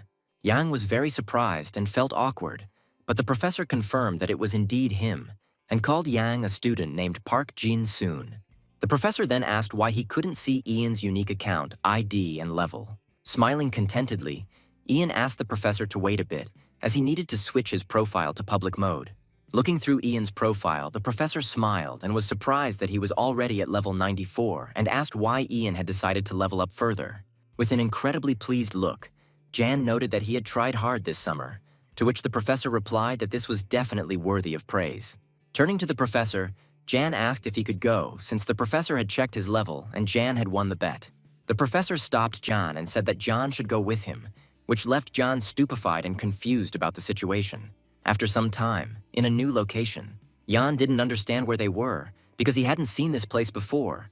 But the professor didn't say what kind of place it was, but only noted that he heard that Jan was a summoner by class. Looking at the professor, Jan confirmed this information, saying that it was true. And then the professor told Jan to follow him so he could take a look at something. And the professor noted that Jan would immediately understand where they were. Wary, Jan said he would only know if he looked for himself. A ray of light filtered through the large, open wooden gates. At that moment, Jan and the professor exchanged glances, and a slight smile touched the professor's lips.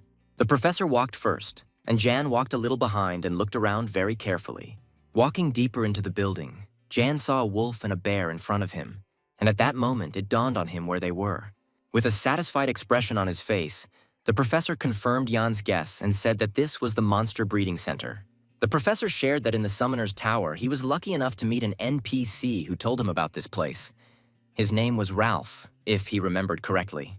Afterwards, the professor said that when he first found this place, it was still under construction, and then he was given quests to find wolves, foxes, bears, and other monsters.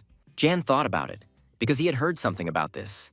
And if you complete the quest to build an enterprise, you can then start it up yourself, and perhaps this was some kind of hidden quest. Approaching the huge bear, the professor said that after he completed that task, the monster breeding center was ready, and now he was working in it. But Jan was now interested in something else. Ian asked the professor if he had received a system message about how to build the center after completing the quest, and received a confirming answer from the shocked professor. But, having stopped pretending, the professor said that since Jan already knew about it, it would make the conversation easier, because the professor really did receive the skills to build the center. But he was not satisfied with the conditions. Jan became interested, and the professor continued, saying that he could only fulfill the condition for obtaining the skill to build a center if he registered at least 50 monsters. Ian was surprised and thought that he was given something similar after completing the Tower of Magic quest. Looking at the book in the professor's hands, Jan chuckled to himself and noted that this thing looked completely different. Ian looked at his book and realized that his book didn't have a monster registration function.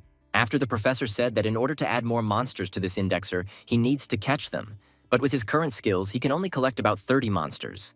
And then, handing the indexer to Jan, the professor said that he wanted him to take it and register the required number of monsters. But then the professor said that while Jan had not yet begun to fulfill his request, he wanted to ask for something else. And the professor summoned a large wolf named Nekdal. Looking at the wolf, Jan thought he knew that black wolves were common rank wolves, but he had never seen one this big, and noted that it was almost as big as Lou. The professor smiled at Nekdal and then suggested that Jan summon his wolf. Jan was completely at a loss as to whether he needed to summon Lou right here and now. The professor and Nekdal assumed more confident poses, and a malicious grin appeared on his face. Continuing to grin, the professor said that if Jan did not summon his wolf, he would not be able to defend himself. Ian was incredibly shocked and didn't understand what was happening. But the professor's eyes began to glow red, and a fireball began to form in his hand. Without thinking about what was happening for long, an angry Jan called Lou. Lou spawned opposite his opponent, slightly taller than him. The two wolves began to growl, glaring at each other with an evil gaze. The professor acted absolutely confidently and even grinned as he looked at Jan. But Jan felt very tense. Jan asked the professor why he was doing this, since he had just asked Jan for help. Without answering Jan's question, the professor noted that Jan's pet had also evolved. And afterward, the professor apologized for scaring Jan because he just wanted to see Jan's pet. The professor also said that they would talk about why Jan had not attended lectures during the transition period, to which Jan replied that it was probably inevitable. But the professor continued to explain that this center breeds pets that players trust him with, since his Nekdal evolved here into a black claw wolf. Rubbing his chin, Ian said he understood and noted again that the professor's wolf had also evolved. Afterwards, Jan said that his Lou was also an evolved pet, and that he was a red-maned wolf. And the professor offered Jan a deal. If Jan helps him, the professor will allow him to use this center whenever he wants. Jan was a little skeptical about the effectiveness of training at the center, but he thought that he could keep pets he wasn't using there, and that as the center's level increased, it might gain other functions. With a satisfied face, Jan agreed to help, which surprised the professor and at the same time made him happy. But then Jan, with a sarcastic expression on his face, asked if he could ask the professor for a favor in return. The professor was taken a little by surprise by this question. After some time, Ian walked out of the magical dimension tower. Exhaling and stretching, Ian noticed that his whole body ached, perhaps because he hadn't slept properly lately. Earlier in the conversation, Jan said that if the professor built a breeding center near his guild base, he would do everything possible to help the professor, to which he received a positive response. Ian was considering whether to register the pets he already had before he started the quest. The indexer opened and Ian activated the Register My Pet skill.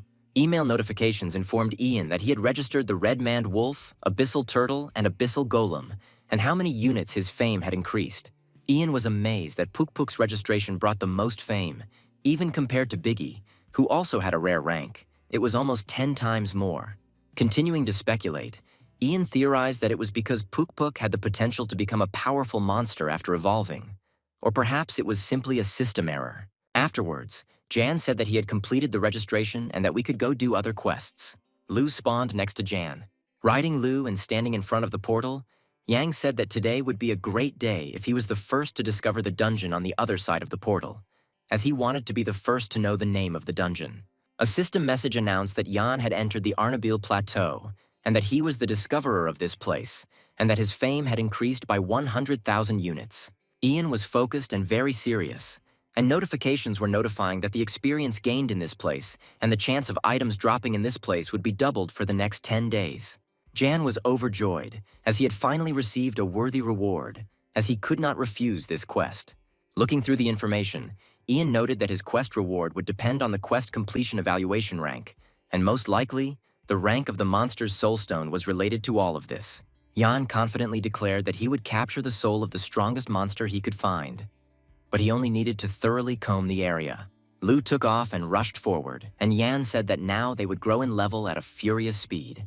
Having reached a steep cliff edge, Jan suggested going down it, since there were high-level monsters below. Standing at the top of the cliff, Jan summoned all his pets, and below, the monsters were already on alert. Jan peered intently into the cliff bottom. Having assumed a confident pose, Jan asked his pets if they were ready for battle. With one corner of his lips raised in a smile, Jan wondered if it was time for Lu and Pukpuk to evolve, as they were both excellent pets. Looking at Jaiki, it seemed to Jan that he too would soon evolve, because his spirit points were almost at maximum. Without thinking twice, Jan ordered his pets to attack the monsters, but noted that he had never fought such monsters before, so first he needed to see what they were capable of. Pushing off the ground, Yang activated the skill Clupheus's Soul Link. Jan and Lu rushed straight towards the monsters, but before reaching the monsters, Jan activated the skill Synchronization with Lu. Synchronizing with each other, Jan began to take on the appearance of Lu. His eyes lit up with a bright light, and Ian was very surprised. A bright column of light engulfed Jan's body. Jan let out an incredible scream and looked like a big werewolf. With an angry look, Jan thought that synchronizing with Lu was the best option for him, both in appearance and in general. As he charged, Ian kept ordering Biggie to move forward. Pushing off the ground, Yang, in the form of Lu with a staff in his hands, prepared to attack the monsters. And after that, Jan activated the Bottomless Abyss skill for Biggie, and Jan ordered Lu to attack the monsters, and he immediately rushed to attack. A fierce battle broke out between the opponents, with neither side willing to give in. Lu attacked the monsters mercilessly, and Yang only fueled them and urged them to tear them apart. Yana's dragon also did not lag behind, and with a ferocious roar began to spew fire towards the monsters. Everything around burst into flames, and it engulfed all the monsters. They simply burned alive, and Yana's dragon watched his work. The monsters' shells were completely ablaze with fire, and the monsters were making unpleasant sounds. Yan, still in the form of Lu, was a little shocked, as he understood that the monsters had very strong defense, because he was not able to remove even half of their health. Enraged, Jan dealt the Klopsis a heavy blow with his magic staff. Ian was thinking that he really couldn't hit them properly and decided to try something else. And to attack the Klopsis, Jan decided to activate the Power Surge skill, which hit the monsters like a strong electric shock. Jan was in an angry bewilderment, as evidenced by his wide-open eyes and furious grin. But then an email notification showed that Jaika's pet spirit points had reached their maximum, and Ian began to realize what was about to happen. Soaring through the air, Jaiki spread his wings wide and glowed with a blinding light. And Jaika began to transform, or rather, he began to evolve. A large bird, somewhat resembling an eagle with massive paws and sharp claws, was now flying in the air. Ian was quite surprised that Jaiki had evolved, but noted that his cry had not changed at all, and Ian was also confused by the flash of light. Ian looked up Jaiki's info and noted that his electricity manipulation doesn't deal damage, so his attack is pretty low, But his health recovery skill is useful. Jan couldn't stop admiring Jaiki and called him to him, but he only looked at his master and continued flying. Jaiki spun around and screamed, while Ian simply watched from the sidelines. But then something caught Jan's attention. Lu walked up to Jan and poked his nose into him. Smiling, Jan began to pet Lu and said that he thanked him too because he had worked hard. Rubbing his chin and smiling slyly, Ian said once again that Jaiki had evolved and received an innate ability. And then Jan's smile changed to a malicious one, and he thought about simply smashing everything here. Meanwhile, in the library of the red-haired sorceress, stones sparkled and shimmered on the table. The sorceress was amazed and did not understand how Jan managed to obtain so many soul stones. Smiling vainly, Jan simply said that it just happened that way. The sorceress thanked Ian for completing her task so quickly, and smiling, noted that it was not surprising that Sir Oakley had sent him to her. Ian smiled with pleasure as he received a lot of experience points, and this quest was definitely worth it. Afterwards, the sorceress asked Jan to follow her to show her the process of resurrection from soul stones, and also asked him to capture all of these soul stones. They walked together to a large arch in the wall between two columns. Entering the beautiful hall, Jan was amazed, and the sorceress said that here they carry out resurrection from soul stones. Taking the bag with soul stones, the sorceress decided to check if Ian was ready to begin, and the sorceress poured out all the soul stones onto the stone table. Here all the stones began to unite and glow brightly, which greatly surprised Jan. Yana and the sorceress, who were standing in front of the table, as well as the entire hall, were illuminated by an incredibly bright flash of light. A single large multicolored stone was floating in the air above the table. Covering one eye from the bright flashes, Ian was perplexed by what was happening. But then the flash of light that enveloped the stone became even brighter. The size of the stone increased before our eyes. It continued to glow, and the sorceress was curious about what kind of creature it would be. And then, on the stone table, some big monster appeared, looking like a turtle. The sorceress rejoiced with joy and shouted that this was a success, a tremendous success. Jan didn't understand what success meant, but an email notification informed him that he had successfully resurrected the ancient monster Klopsis. Afterwards, Yang read that if he successfully resurrects an ancient monster, it will begin to appear in the wild. A rather strange feeling enveloped Jan, because now, thanks to him, a new monster had appeared on the continent of Kolinar. The incredibly pleased sorceress suggested continuing in the same spirit and resurrecting more monsters. The next monster to be resurrected was the saber-toothed tiger, which made Ian quite happy. A little upset, the sorceress noticed and said that the last soul stone remained. The stone began to glow brightly again, and Ian seemed to have an idea of what kind of monster it might be. The stone emitted an incredibly bright light, and behind it the silhouette of a tiger began to become clear. And then a huge tiger finally appeared with an evil grin. The tiger growled angrily, and its appearance left Jan stupefied and perplexed. The sorceress, spreading her arms out to the sides, was in wild delight, because she could not even dream that she would see such a legendary monster with her own eyes, namely Harlequin. Smiling slyly, Jan caught himself thinking that he really wanted something like this for himself. The sorceress thanked Jan again for his efforts, because before she could only see all these ancient monsters in books. A little shyly, Jan said that there was nothing to thank him for, since thanks to her he had gained a special experience. But then Griffer remembered something and pointed her hand towards the ancient monster Harlequin.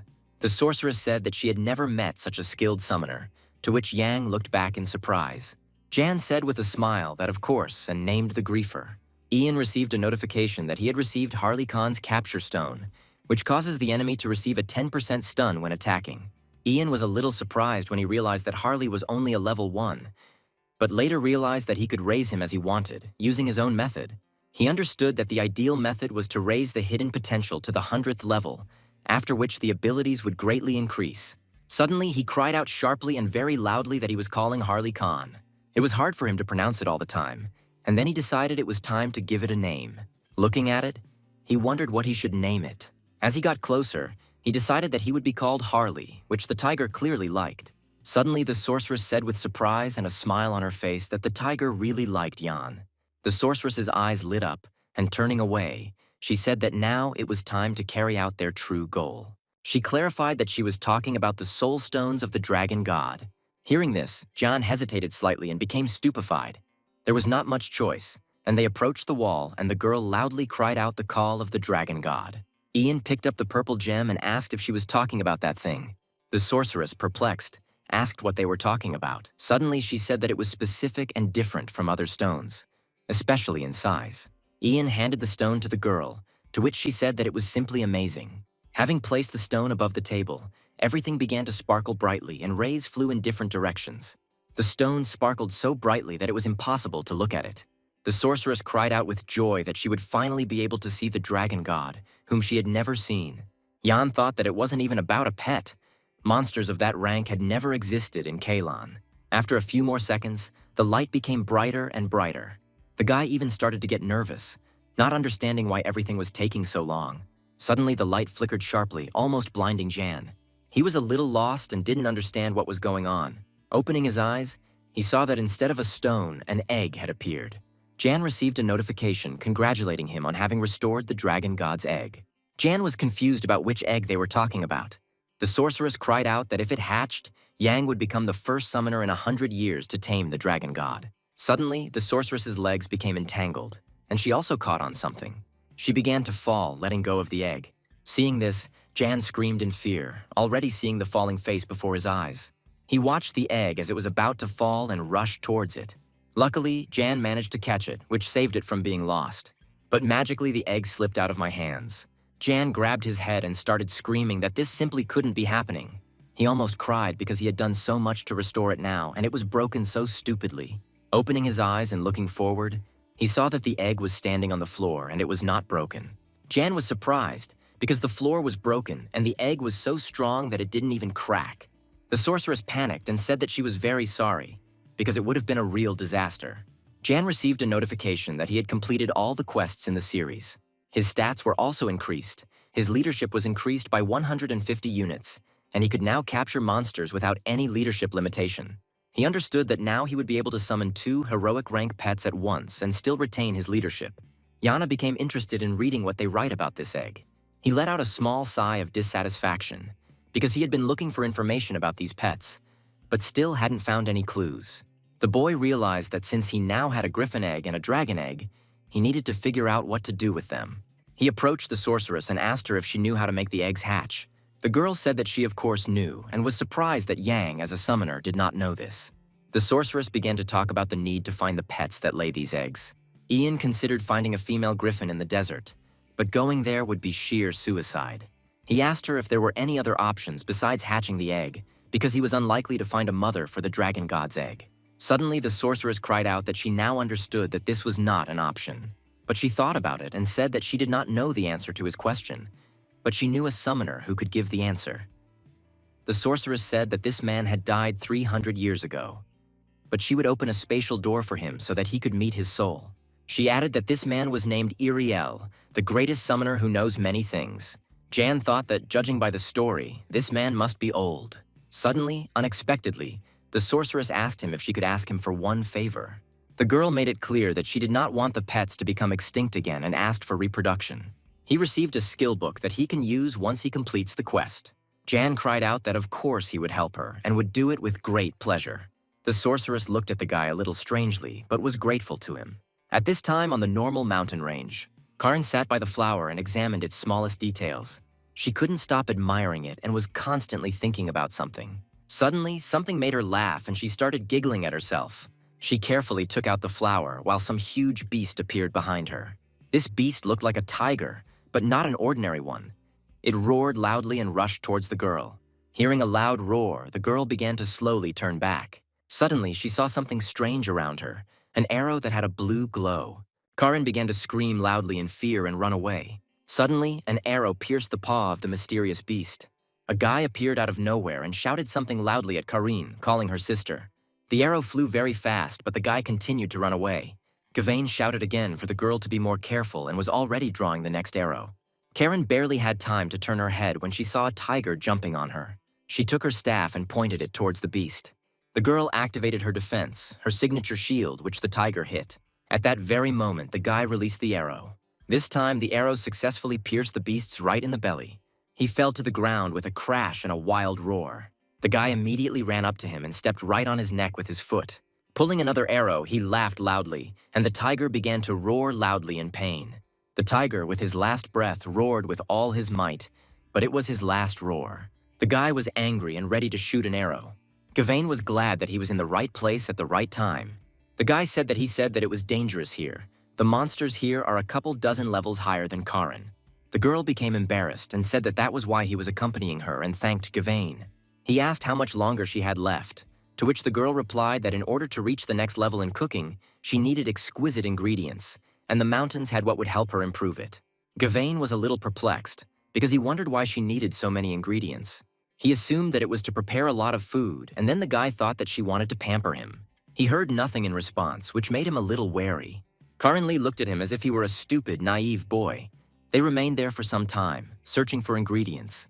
Yan was already at home. He started receiving a lot of notifications that there was a system message about the ancient summoner. While reading the chat, Ian noticed a message stating that the big red tiger was level 150. Ian imagined Harley in his head and was already in great anticipation of raising him as soon as possible. He realized that to do this, he needed to quickly go to this Iriel for the skill book. Without thinking twice, the guy went into the spatial door. He knew he had to be careful because no one knew who he might meet here. Jan thought that it was somehow too calm there. He didn't understand where to look for this girl because he didn't expect that everything would be simple. But hope died last. Jan received a notification that he had unlocked the Forest of Love location. His fame had increased by 2,000 points, and wedding rings had appeared.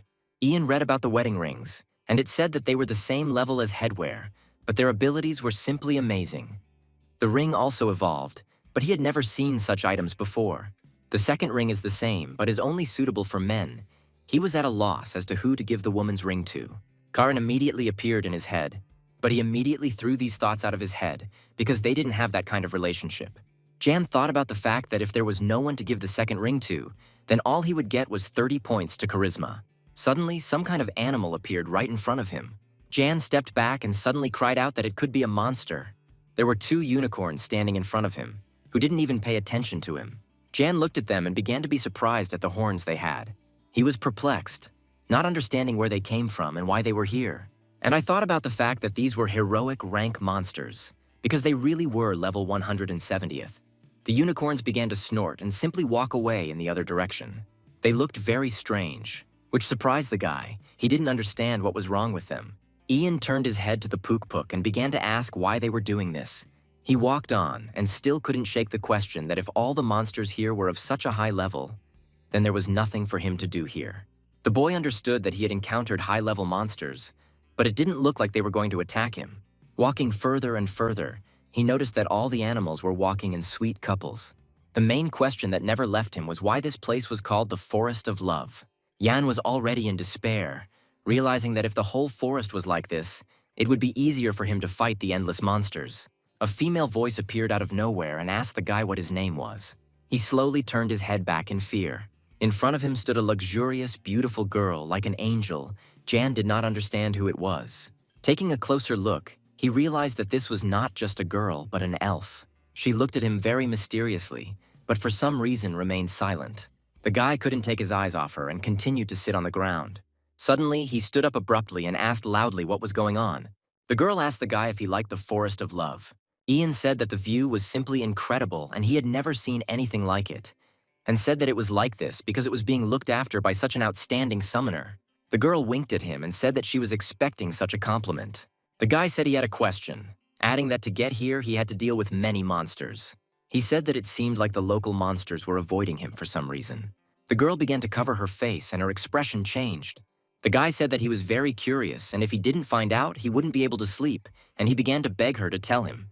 The girl, clenching her teeth, said that perhaps she would have to tell after all. She said it was because he smelled lonely. The girl asked Jan what the griefer wanted from her. Ian said she wanted him to find out how monsters reproduce. Ariel said that she could easily help him with this. Suddenly, she stopped abruptly and said that there was a small nuance. She asked Jan why he wanted to know about this. The guy began to talk at length and very emotionally about his difficult path. The girl said that he had truly gone through an incredible amount of work and realized that he would definitely need her knowledge. She said she asked him to find out if he was going to use them for evil. Hearing this, Jan was perplexed and didn't understand what she meant. She said that if she passed on her skill to him, he would be able to artificially breed monsters. But this goes against the laws of nature. Ian stood there in a stupor, still not understanding what she was talking about, but seeing her reaction, the girl clarified. She said that in nature, all animals can reproduce if they meet a suitable mate, But this takes a lot of time, and her skill shortens the duration of this process. The last words about this reducing the breeding time made John very happy. The sorceress said that it could be used to breed monsters like animals on a farm, so she asked him why he needed this skill. Ian thought that if someone wanted to use this knowledge as they pleased, they could end up breeding monsters like on a farm. Ian promised himself never to abuse this skill, because these monsters are like little brothers to him. Hearing this, the girl decided that she could trust this summoner. Closing her eyes, the girl said that the guy did not yet have enough skills to learn this. She said that to learn this, he must master the art of courtship. Ian could not come to terms with his status as a single person. It upset him greatly. John received a notice from the messenger of love. His task was to connect the hearts of two fairies, the only ones left without a pair in the forest. He decided that there was no point in delaying and set off to search with the Puk-Puk. Jan thought about the fact that the quest didn't have a difficulty rating, and that's probably because the quest is so difficult that it doesn't fit into existing difficulty levels. Puk-Puk tried his best to encourage the boy, which gave him hope that they could cope. After some time, they came to some building, and Jan thought that one of the fairies must live somewhere not far away. As he approached the building, he came across a boy who asked him if he wanted to help him. Ian was outraged that the wizard would want him to make a couple of ideas. The guy introduced himself to the boy, saying that he would help him. The guy was confused because he felt a strong smell of loneliness, which was suspicious to him. The boy asked Jan how long he had been alone. Jan narrowed his eyes and said that he had been alone since birth, for about 7,000 days.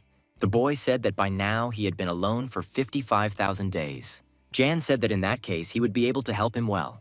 The boy covered his mouth with his hands out of embarrassment and said that he swears that Sir Whitsun will not remain alone. They set off on their journey, Jan asking the boy to lead him. Luckily for them, the other fairies had already agreed to pick mushrooms together. The boy exchanged very shy and mysterious glances with the girl with whom he was supposed to become a couple. Jan looked out from under his hood, thinking that this quest might even be easier than he thought. He watched them from a distance, but nothing happened between them. Hope was fading because the boy did nothing. He just watched furtively. Eventually, they separated, Ian furious, not understanding why he had just let her leave without saying a word. The boy was already in despair, saying that when he tried to speak, his lips refused to open. Jan realized that things were even worse for him than for himself, and that everything was much more complicated than he thought. A ball suddenly appeared on the table and began to glow from the inside. Jan immediately wondered what it was and why it was glowing. The boy began to try to say something strangely, but made long pauses. Suddenly, the boy cried out that this was a message from Madame Carol. Ian was surprised that NPCs could send messages and did not understand how this happened. He shouted for the boy to answer exactly as he told him right now. The boy was furious, not understanding what to say. The words were mixed up in his head and he was very confused. Ian started shouting at him to just tell her that he got home without any problems. The boy said everything exactly as Jan told him. But then he said that he added a little that he was pleased to know that Madame also got home without incident. Jan thought that perhaps he should be glad that he had answered anything at all. Suddenly a message came from Madame, with a slightly angry message that since he was so worried, he might as well walk her home. They were both in despair and did not understand what to do next. The boy, with tears in his eyes, shouted that the lady was too angry with him and asked what he should do. Jan realized that everything was only getting worse, because if he said that he was very sorry, it would look pathetic. A new message arrived on the ball. The boy sent a message to Madame Carol, asking if Madame was online. Jan looked at him in bewilderment, because they were currently communicating and did not understand why he had to ask this. The boy became even more upset, not really understanding why he did it.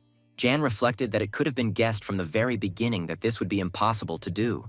Jan turned to the boy, who looked at him in despair and fear.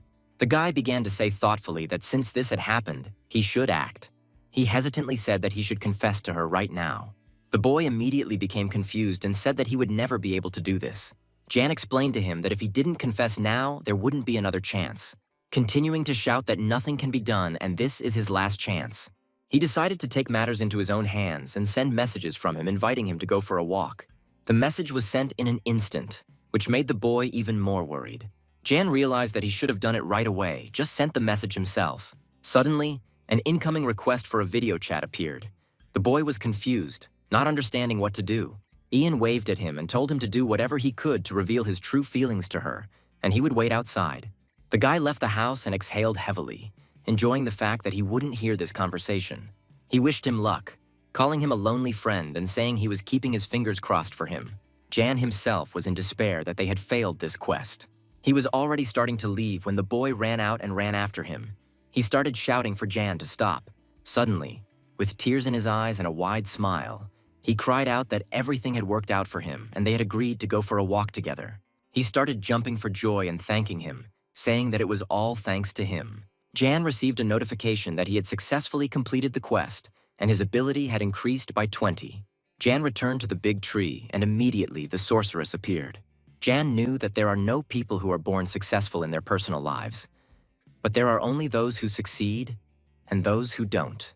The sorceress said that as she promised, she would share her skills with him. A precious stone began to appear in her hands. She said that she really hoped that everything would work out for him in the work of ancient monsters. Ian received a notification that he had acquired the monster breeding skill, which would allow him to now distinguish the gender of any monster. He decided to see what gender his pets were. After a few minutes, he realized that all his pets were male and there were no females. Jan thought that there were many more male monsters than females, and asked the sorceress about this. The girl said that, with a couple of exceptions, all monsters have an equal number of representatives of both sexes. Jan realized that he was probably just unlucky then. Suddenly, the girl held out a glowing ball and asked to take it. She said that with this crystal ball, he could send her a message whenever he wanted. She added that she couldn't tell him this now, but in the near future, she would ask him for a favor. Jan had no choice but to refuse, because if he didn't accept the crystal ball, the quest would be automatically cancelled. It also mentioned the day of the demonic dragon Caliph, which he had already heard about. Jan understood from this message that even after becoming a master, one can still improve one's level. He decided that he would think about it after he accepted the quest. Holding a crystal ball in his hands, he said that if he could be of any use to her, he would do everything in his power to help her. The girl thanked Jan with a smile on her face. The guy went through the spatial door to return back. He was met by a sorceress who asked with a smile if he had finished cooking. The guy happily said that he had acquired the skill to breed monsters. The girl said that she knew that the lady would help him and asked him to go with her, because she had to show him something. Having entered some room, they discovered monsters. Ian noticed that she was missing a couple of monsters. The girl said that she only keeps herbivores here because they will be safer without predators.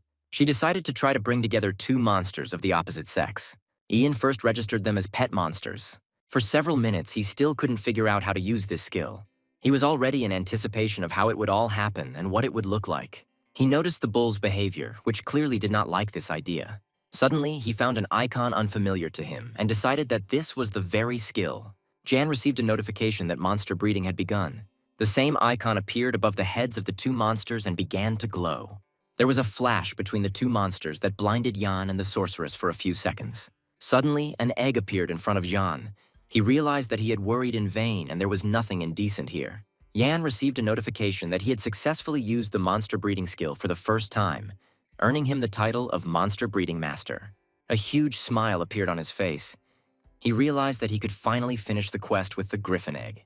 But he was also pleased that he had received the new title of Monster Breeding Master. This title may not make him stronger here and now, but it increases the likelihood of breeding great monsters, which is very useful. He said that he could do the same with all the other monsters because it interested him. But the other monsters turned out to be two males, so he was unable to carry out his plan. Meanwhile, classes had already ended in the university building. The tired students slowly began to gather and leave the classroom. Jan was in a particular hurry to leave, as he needed to finish the quest.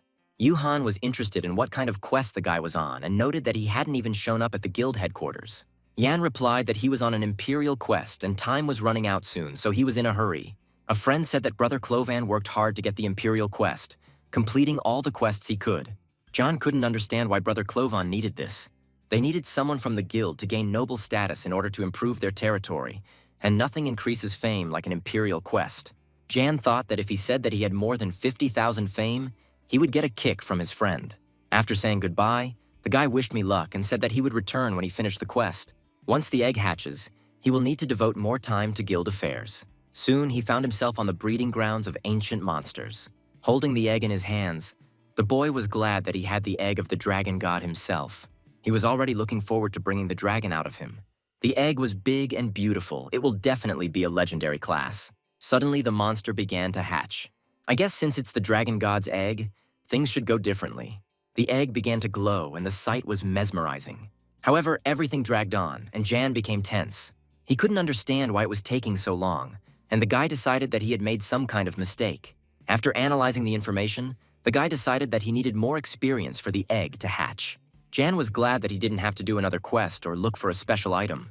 The word unique next to the legendary class made him tense. In any case, the guy had to return to Moran and complete the quest. After some time, he was near the palace. Knights in shining armor stood at their positions. Jan approached the king, waiting for his question. A griffin's egg towered above the table. The man asked Jan if he had figured out how to make a pet griffin hatch from an egg. Ian replied that he had acquired the skill of hatching monsters from eggs. The king was satisfied with the boy's answer and praised him. Jan was worried that if he couldn't get the egg to hatch, it was scary to think what might happen. He told them that he had acquired the skill of hatching monsters from eggs, not griffins. Jan prayed that he would get it right the first time. Coming closer to the egg, he used his skill. The king was eager to see the griffin finally hatch.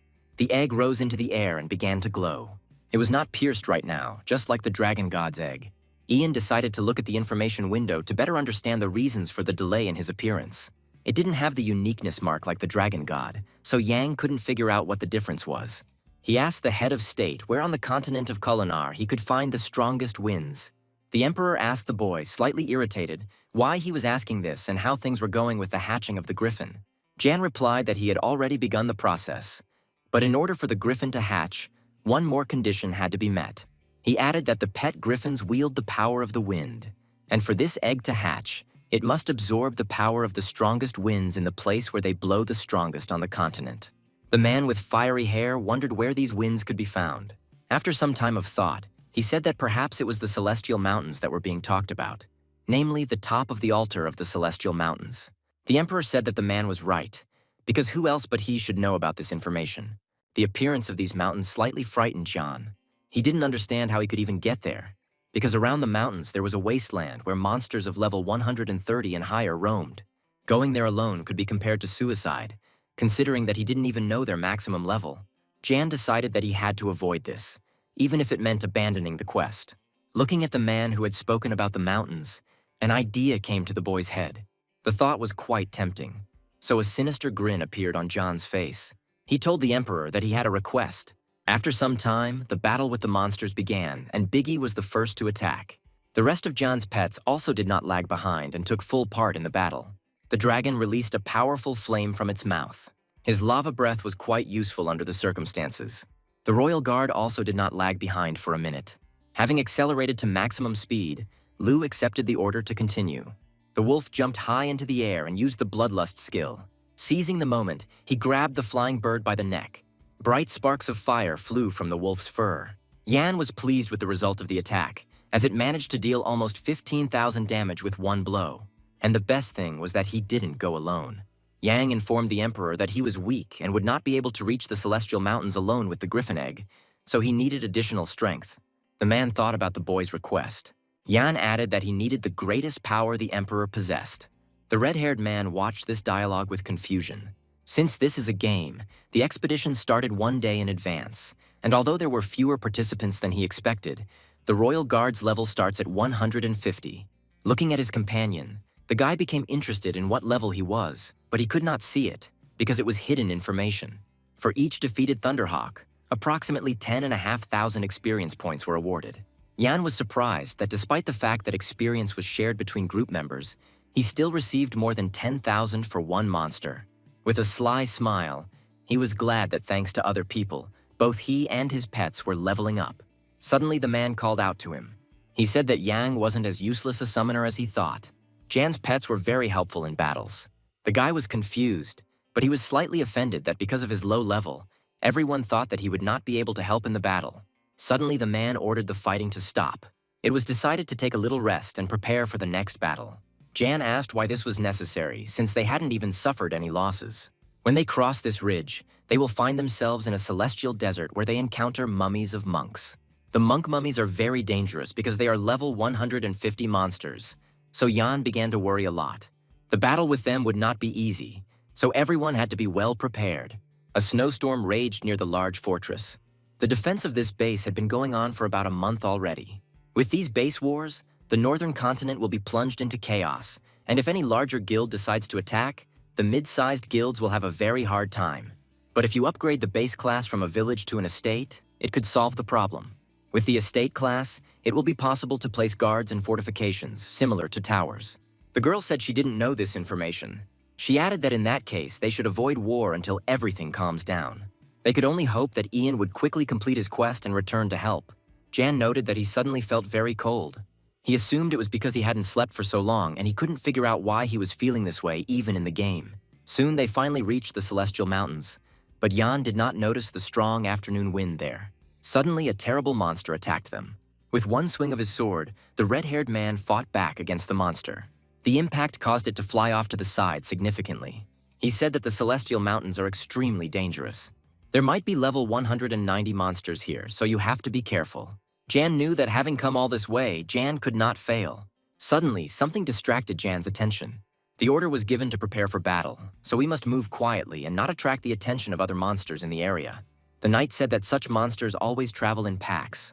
There must be 4 or 5 more nearby. With determination in my eyes, the man asked me to look around carefully. In the end, he was not mistaken, and soon a couple more monsters appeared. There was a devastating explosion of purple light. Suddenly, the man became nervous.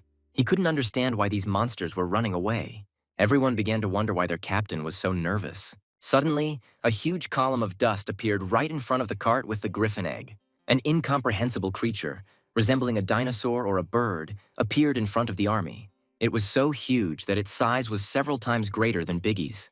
Jan understood that their main task at the moment was to distract this creature from the front. The captain ordered to grab the egg and run quickly to the altar. Jan reacted quickly and ran towards the egg. The guy noted that the man is truly an incredible person who thinks clearly, like a true tactician. Jan had to hurry while the knights distracted the monster, because if he hit it with his tail once, it would be the end of him. To increase his agility, he used synchronization with Lu. When his appearance changed, he could reach incredible speeds. Without wasting a minute, he pushed off from the ground with his powerful paws. Very soon, he was already near the altar. The guy was confused by the fact that there was no wind at all. Suddenly, Ian saw a notification that he was the first to discover the source of the wind, just like he once discovered the source of the lava. But Jan had no time to think, because if he hesitated even a little longer, the knights would be significantly reduced, and the Emperor would be furious. The boy placed the griffin egg in the center of the altar. A bright flash of light illuminated everything around. Jan was delighted that he was starting to get it right. The hatching process has increased to 11%, and when it reaches 100%, the egg will hatch. Hearing the screams, Jan thought. His first thought was that the knights had lost. He hoped to make it before the monster returned, but the hatching bar was growing very slowly. The guy noticed something in his inventory that he definitely didn't have before. He began to examine the new object with interest. Ian couldn't remember whether he had this before or not. Suddenly, he remembered that this was the thing that had dropped during the priest's quest. But now, for some reason, it was glowing. Suddenly, these objects were snatched from Jan's hands. Surrounding the egg in the air, they began to spin very quickly. The guy was confused, because he had not given the command to use it.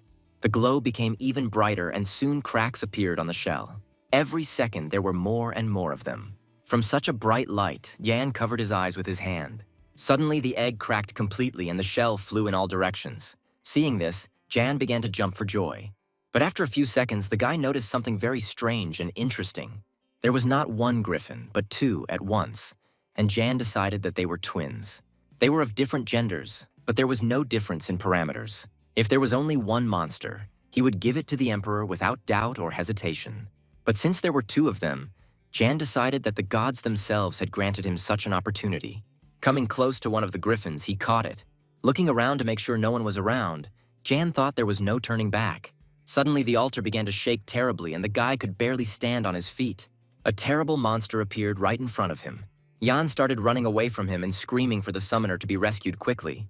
The Emperor didn't come for a long time, and the guy decided that, apparently, he understood something. Suddenly, the doors swung open and the Emperor entered the hall and greeted Yang. The man noted that Jan had done an excellent job. The guy replied that there was no need for gratitude and that he should thank his knights, because they fought very bravely. The Emperor said that thanks to Jan, they can now present the royal griffin as the symbol of the Lucipal Empire on the day of the state's founding. The guy said that if citizens found out that the peace of the imperial family was guarded by a real griffin, then everyone would be delighted. Ian was thrilled that he had leveled up in just 3 days, and he was also given 100,000 health points. Now he understood why top players had more than 100,000 fame. When Yang was about to leave, the emperor stopped him. He told Jan to stay for a minute because the man had not yet received everything from him. The guy became very nervous because he was worried about being caught. The emperor said that he should receive gratitude from him because he had prepared a gift. Slightly confused, Jan replied that he would gladly accept anything from him. The man said that he was presenting this to him because it was he who had served for the glory of the imperial family. A bright glow appeared in the emperor's hand, but it was still unclear what they wanted to give him. Finally seeing the object in his hands, surprise appeared on Jan's face. The guy received the title of Baron because he managed to complete the imperial quest with 5 points. Now he was automatically at odds with the Kaiman Empire, but the boy still didn't understand what that could mean. He should have gotten out of the imperial palace and logged out of his account before dealing with all of this. The emperor, with a strange grin, asked Jan if he liked my gift. In exchange for it, he demanded Jan's loyalty. Suddenly, Jan, unable to control his actions, automatically bowed before the man. He said it was an honor for him, and he would certainly not let us down. The guy realized that it was the game system that was controlling his body instead of him. Despite this, Jan reassured himself that at least they wouldn't take the griffin. The fame of Jan's guild also grew since he received the title of Baron. All the guild members were surprised by this event. They just had everything ready, and then he got a new title, so now they could start improving. Jan's friend couldn't believe it, and wondered what quest Jan had completed that had immediately given him the title of Baron. The girl thought that Baron was the first title one would receive. Yuhan also said that he heard that after completing the imperial quest, one could obtain the title of knight or baronet. The boy asked if a baron and a baronet were the same thing. It turns out that Jan received one title higher than baronet, and this was only better for the guild. It was decided to immediately upgrade the headquarters to an estate as soon as Jan returned. The girl said that she might have to return Jan's position as deputy guildmaster, but the other members were against it, since Jan doesn't have enough knowledge for this and he's always busy farming. Seeing the boy's indignation, the girl only giggled. Slightly embarrassed, she asked if Sir Ian was offended by this. They told her that people like Jan most likely don't know how to take offense, and that's why this was starting to bother her now. It was decided to continue the work and preparations began in full swing. There was snow among the high mountains. Jan and his pets walked confidently forward. There was a baby griffin sitting on the boy's shoulder. He asked him if he was hungry, and when he received an affirmative answer, Jan offered him a meatball. Hearing the name of his favorite treat, Puk Puk perked up. When the boy said that he would get it too, the turtle was over the moon. Jan watched with interest as his pet gobbled up his treat. The guy thought that as soon as he returned to the guild, he would first have to develop the territory. He thought that if he trained the NPC soldiers enough and used them for farming, the efficiency would increase many times over. Since he doesn't have enough leadership to register more monsters, he needs to focus on developing the ones he already has. He didn't know when the dragon god's egg would hatch, but he was confident that he would find a way to increase his leadership by then. Jan wanted to ask his pets if they had eaten, but he noticed a very interesting picture. The griffin and the turtle were sitting on the snow, but Puk Puk hid in a tree. The guy decided that Finn was probably not as greedy for food as Puk Puk. Apparently the turtle really likes her. Jan decided not to waste time and continue on his way since there was not much time left. A man in a raincoat stood near a large building. The monster breeding farm was definitely on the right track. He thought that although it was difficult, it was worth it. While checking some data, the man realized that he would soon have to leave. Suddenly, his thoughts were distracted by something. Karin appeared before him and brought him what he asked for. He was pleased that the girl fulfilled his request and brought food for the monsters. The food smelled simply delicious, and if the professor had been hungry, he would have definitely eaten it. Suddenly, he decided to ask Karin something. The man thought that Jin's son would arrive at headquarters earlier. Turning around, the girl said that he should have told her about it earlier. Jan didn't even get in touch this whole time. He should have told Karin first that he was back. Now the girl could ask him about a joint trip to the northern continent. Suddenly, the tasks began to change, and Karin decided that it was somehow connected with John's return. Seeing the guy in front of her, the girl's eyes lit up. The guy was holding a small box in his hands. There were beautiful decorations in this box. The girl was very surprised when she saw them. Karin couldn't understand what had just happened.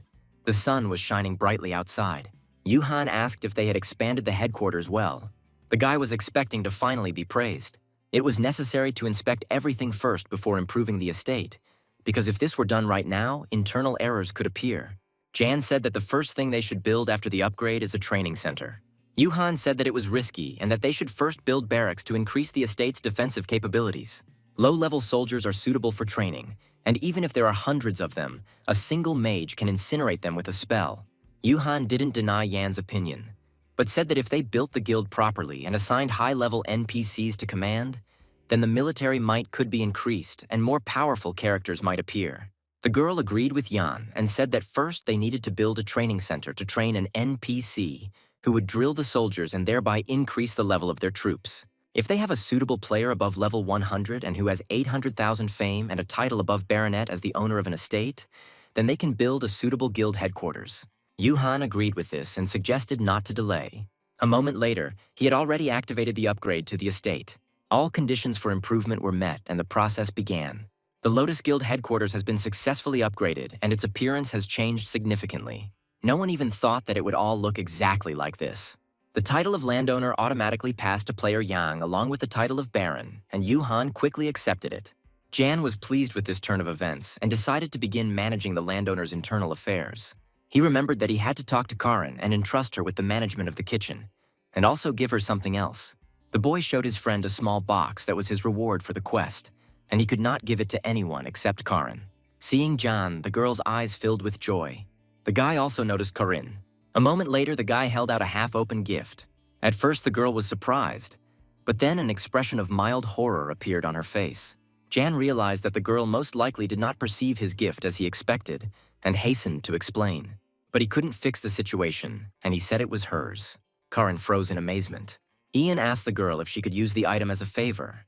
Karen began to think that perhaps this was just a useless trinket as a gift, and she was seeing too much in it. The guy nervously added that she didn't have to accept it if it was too much for her. Confused, Karin replied that everything was fine and that he had imagined something. After looking at the properties of the item, it was discovered that it was called a wedding ring. The girl asked if he had the same ring. When the guy took out his ring, Karin visibly fell into a stupor. The pleased girl said that she would definitely wear it. At this time, Jan was pleased that he had gotten rid of the level 50th ring. After looking at the characteristics, the guy noticed that they had increased significantly. Since he gave the ring to Karin, it turns out that he has a girlfriend. The girl realized that she had been wrong to think that he was not interested in her. It was an extremely uncomfortable scene for the lonely ones. The boys felt like they had forgotten all about them. The guild estate was illuminated by bright sunlight. Yuhan was sitting at a long table and doing some important things. The guy noted that the new building was simply gorgeous, and soon Yuhan asked him to help since there was a lot of unfinished business. When asked about Jan, the deputy lord replied that he had gone to the Forlan Basin with Fiolan to clear the dungeons. The guy said that they should sort everything out quickly and follow Jan. Yuhan didn't really like the idea of going there together. He argued that he was a tank class, and unlike warriors, he dealt almost no damage. The guy reassured him that even if they died, the penalty would be small, and in any case, this dungeon was time-limited. And soon Yuhan agreed. He had no idea what summoners were like in combat, so when asked if Ian could completely clear the dungeon, the boy refrained from answering. Yuhan was confident that Jan's pets would be able to protect Fiolan if anything happened. Now their task was to get their affairs done as quickly as possible. Screams were heard in the dungeon. A huge, scary monster with bright red eyes swung its weapon. Fiolan froze in place in surprise. Suddenly a tiger appeared behind the monster and growled menacingly. With one confident movement of his paw, he struck at the monster. Jan ran up to the girl and told her to step back. Fiolan said that if she waited another minute, she would run out of cooldowns, and then asked to distract the monsters while she used her magic. Jan agreed, assessing the situation around him. Not wanting to waste time, he got down to business. The battle between the huge monster and the tiger continued. The guy noticed that he might be in danger and shouted. Hearing his name, the tiger turned his attention to Jan. The summoner prompted him to dodge just in time, and a couple of seconds later, the monster struck the spot where the tiger had been. The enraged monster let out a deafening roar. Jan watched his further actions closely. The guy, gathering all his strength, directed a stream of magic straight into the monster's belly. This action only enraged the monster, and his scarlet eyes glowed even brighter. The monster tried to strike back, but Ian managed to jump back. Jan already had a ready plan for his next steps, so determination was visible in his eyes. The boy shouted at Harley to keep attacking. At the moment, his main task was to attack on the move. Having crept up unnoticed, the tiger pounced on the monster from behind and tried to stun it. He managed to do it, but this only enraged the monster even more. The successful stunning of the enemy made Jan happy. He wondered what would happen if he continued to attack and how best to do it. Suddenly, the monster began to gradually come to his senses.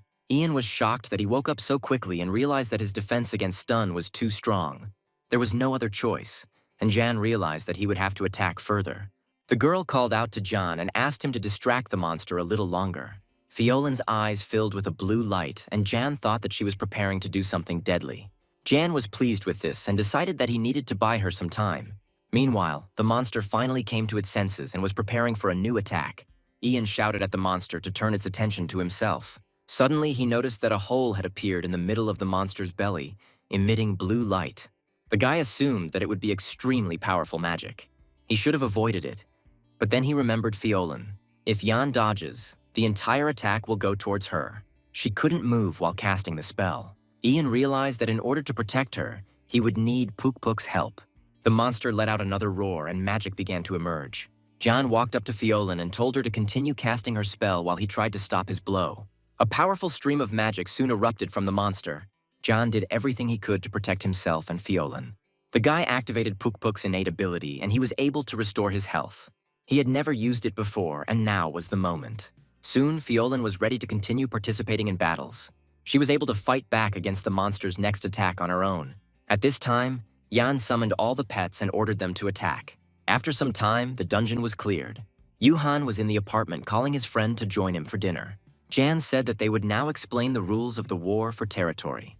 The boys gathered around the TV waiting for information. Soon, the familiar faces of reporters Lucia and Heinz appeared on the screen. At that moment, they were on the battlefield of the Brave, where guild wars take place. The battlefield of the Brave was the virtual space of Kailan, which is not indicated on the map. When a guild war begins, all guild members participating in the battle are moved there. And now it's time to sort out the rules of the war for territory. Yuhan said that they should listen carefully and perhaps even take notes. After listening to the rules, the guy said that this would be more difficult than the usual turf wars. Jan remembered that one player can only participate in 2 battles against one guild. Yuhan added that even if he was strong enough to single-handedly influence the outcome of the battle, he would not be able to win alone. The boys decided to continue their meal. Jan looked through his notes and realized that during a territorial war, not only the skills of the guild members were important, but also the NPCs. He had the title of Baron, which meant he could register a maximum of 20 NPCs for service. Since he knows this, it was necessary to register the NPC for service as soon as possible. Somewhere among the rubble of buildings, Limlong finished clearing. The red-haired girl thanked him for his help. She asked Limlong why he hadn't joined a guild yet, since with his skills he could have joined even the top guilds. When she heard his answer, the girl said that if he still decided to join something, she could recommend their Kaiser guild. Upon hearing the guild's name, Limlong asked if it was among the top 10 guilds. The girl confirmed the information and said that they had previously ranked 8th. Limlong said he doesn't want to join anything for now. Selena replied that she was sorry to hear that. The guy added that if he changes his mind, he will let her know about it first. As she left, the girl was glad to hear this. Limlong thought that perhaps now was the time to join some guild, but for him, this was tantamount to a loss of freedom. To avoid this, you need to develop enough to have enough influence in the guild. Suddenly, the guy realized that he had come to the Hall of Fame. He decided to see who had the best score for clearing the dungeon. He was surprised that this dungeon could be cleared in half an hour. After reading the name of Jan's guild, he became interested in what kind of guild it was. The Dark Rune and Titan guilds are always neck and neck in pursuit of first place, but he's never heard of the Lotus Guild. He was ready to swear that he had heard somewhere about a player named Ian. According to Limlong's calculations, Jan should have been around level 100 or so, and he couldn't understand how he could have gotten to first place. The fact that the loser ranked higher than him really hurt the guy's pride. Suddenly, Limlong grinned mysteriously. He decided that he couldn't sit idle. The guy pulled the black mask back onto his face. The summoner's determined gaze often appeared in his memories. He couldn't wait to meet Jan again. The city was as noisy and lively as always. Jan walked confidently down the street. He was asked what he had decided to come to. Someone said that it was an honor that the gentleman deigned to come in person. Soon, Jan noticed the professor and asked about the monster breeding farm. The man said that it turns out there are quite a few summoners and there is no end to the number of clients. Ian asked the professor if NPC summoners came to him, and the man turned his attention to the girl. A cute girl stood next to the monster. Jan thought that maybe this NPC was giving some kind of quest. The man said that she often drops by the farm, but like an ordinary cute NPC girl. Suddenly, the professor remembered something. He promised to tell Karin when Jan arrived. The man quickly informed her about the guy's arrival. When Karin asked what Jan was doing, the professor said that he was talking to a nice girl. He soon regretted his answer. He decided that perhaps he had simply expressed himself incorrectly. However, he thought that it would somehow resolve itself, and it was not his problem. At this time, John decided to continue the work he had started. First, he should have understood what kind of NPC she was. Having studied the information about the girl, the guy realized that he couldn't find a better option. Jan approached her carefully. After greeting each other, John asked if they had seen each other before. He added that he came here to talk to her. Hearing this, the girl was seriously confused. The guy thought about it. He could register her as a subordinate with the seal of dominion. A moment later, he handed her the amulet and asked if she would accept it. Siri excitedly asked him if he really wanted her to help him. The girl hesitantly asked him if he really thought she could be useful to him. Jan replied that he had no doubt about it, which is why he was making her such an offer. Siri's eyes lit up. She added that she happily agreed to his proposal. A moment later, the girl had already accepted his proposal. It turned out that Siri had a heroic talent class, which greatly surprised Ian. He asked her to serve him faithfully. Soon they said goodbye and were about to go their separate ways. Ian waved goodbye to Siri. Karin watched his actions closely. Suddenly Jan took part, which suddenly brought a chill. An enraged Karin began to ask him who it was. Jan hastened to explain and said that this was just an NPC that he took as his subordinate. Having heard about the NPC subordinate, Karin calmed down a little. Jan confirmed his own words and said that this is exactly what he does. Karin was very interested in why he chose a pretty girl as his first subordinate. Subsequently, John had to explain this incident for more than half an hour. A bright light from the tower illuminated the space. While the guy was trying to calm Karin down, he realized that he was quite tired. Suddenly, he noticed a sorceress who probably had a very high rank. Jan thought that he would hardly be able to take her as a subordinate, but he decided to try. The girl said that she had recently heard news about him. When Jan heard about this, he was at a loss. The girl replied that she had connections in the royal palace, which is why she knew this information. Ian couldn't believe that Griffer had connections within the royal palace itself. While the girl went to make tea, Jan decided to quickly look up information about her. He couldn't figure out what level she could be since it wasn't even displayed. He thought that she might be at the same level as Halim. Jan realized that he could not have someone under his command whose title was higher than his own. When she returned, the girl said that the previous emperor had granted her the title of countess. Since then, she sometimes helps the wizards of the royal court. Ian noted that she was simply incredible. The guy was still upset that nothing worked out for him. Sunlight streamed into the windows of the estate. The new interior looked quite aristocratic. The guild members gathered around a round table. Fiolan said that the protective period will end and a war for territory will begin. Yuhan said that due to the level of their territory, there would be many contenders for them. The guy asked if anyone had any information about the Polaris Guild. As it turned out, there was information after all. Unlike their guild, Polaris has a constantly changing membership. The girl did not understand how this information could help them in the battle. Jan said that it seemed that even if some of the members were really strong, the others weren't so much. Yuhan said that it would be easy to defeat them, but Yang disagreed. Most of the defending guilds surrendered during the Battle of the Brave and instead focused their forces on defense. Ian thought this was the most classic strategy with minimal risk. However, he had an idea. They could act contrary to established strategies. Everyone was shocked by his words. Jan watched the boys, waiting for a reaction. Fiolan didn't understand his idea. Yuhan was surprised that Jan decided to participate alone. Jan decided to calm them down and said that NPCs would fight him. The guy had a certain plan in his head. Soon they moved to the battlefield of the brave. Jan stood confidently among his subordinates. Each of them had its own class and level. The guy moved a little further away. Now he had to manage not only pets, but also NPC subordinates, which required more attention. Suddenly, Jan noticed that the opponents had arrived without even hiding their level. He hadn't seen anyone above level 100. The guy thought that since he was the only player on his team, they were underestimating him. Milan said that she didn't think that the Lotus Guild would surrender so easily on the battlefield. Everyone was eager to begin the fight. Fiolan said that the average level of her opponents is 90. Yuhan believed in Jan's victory. The battle was about to begin. Everyone was preparing to attack with serious faces. Jan decided to just pretend it was a simple farm. Immediately after the start was announced, Jan began to look for options for attack. First, he summoned Lu and Rake. Then it was Jaika and Harley's turn.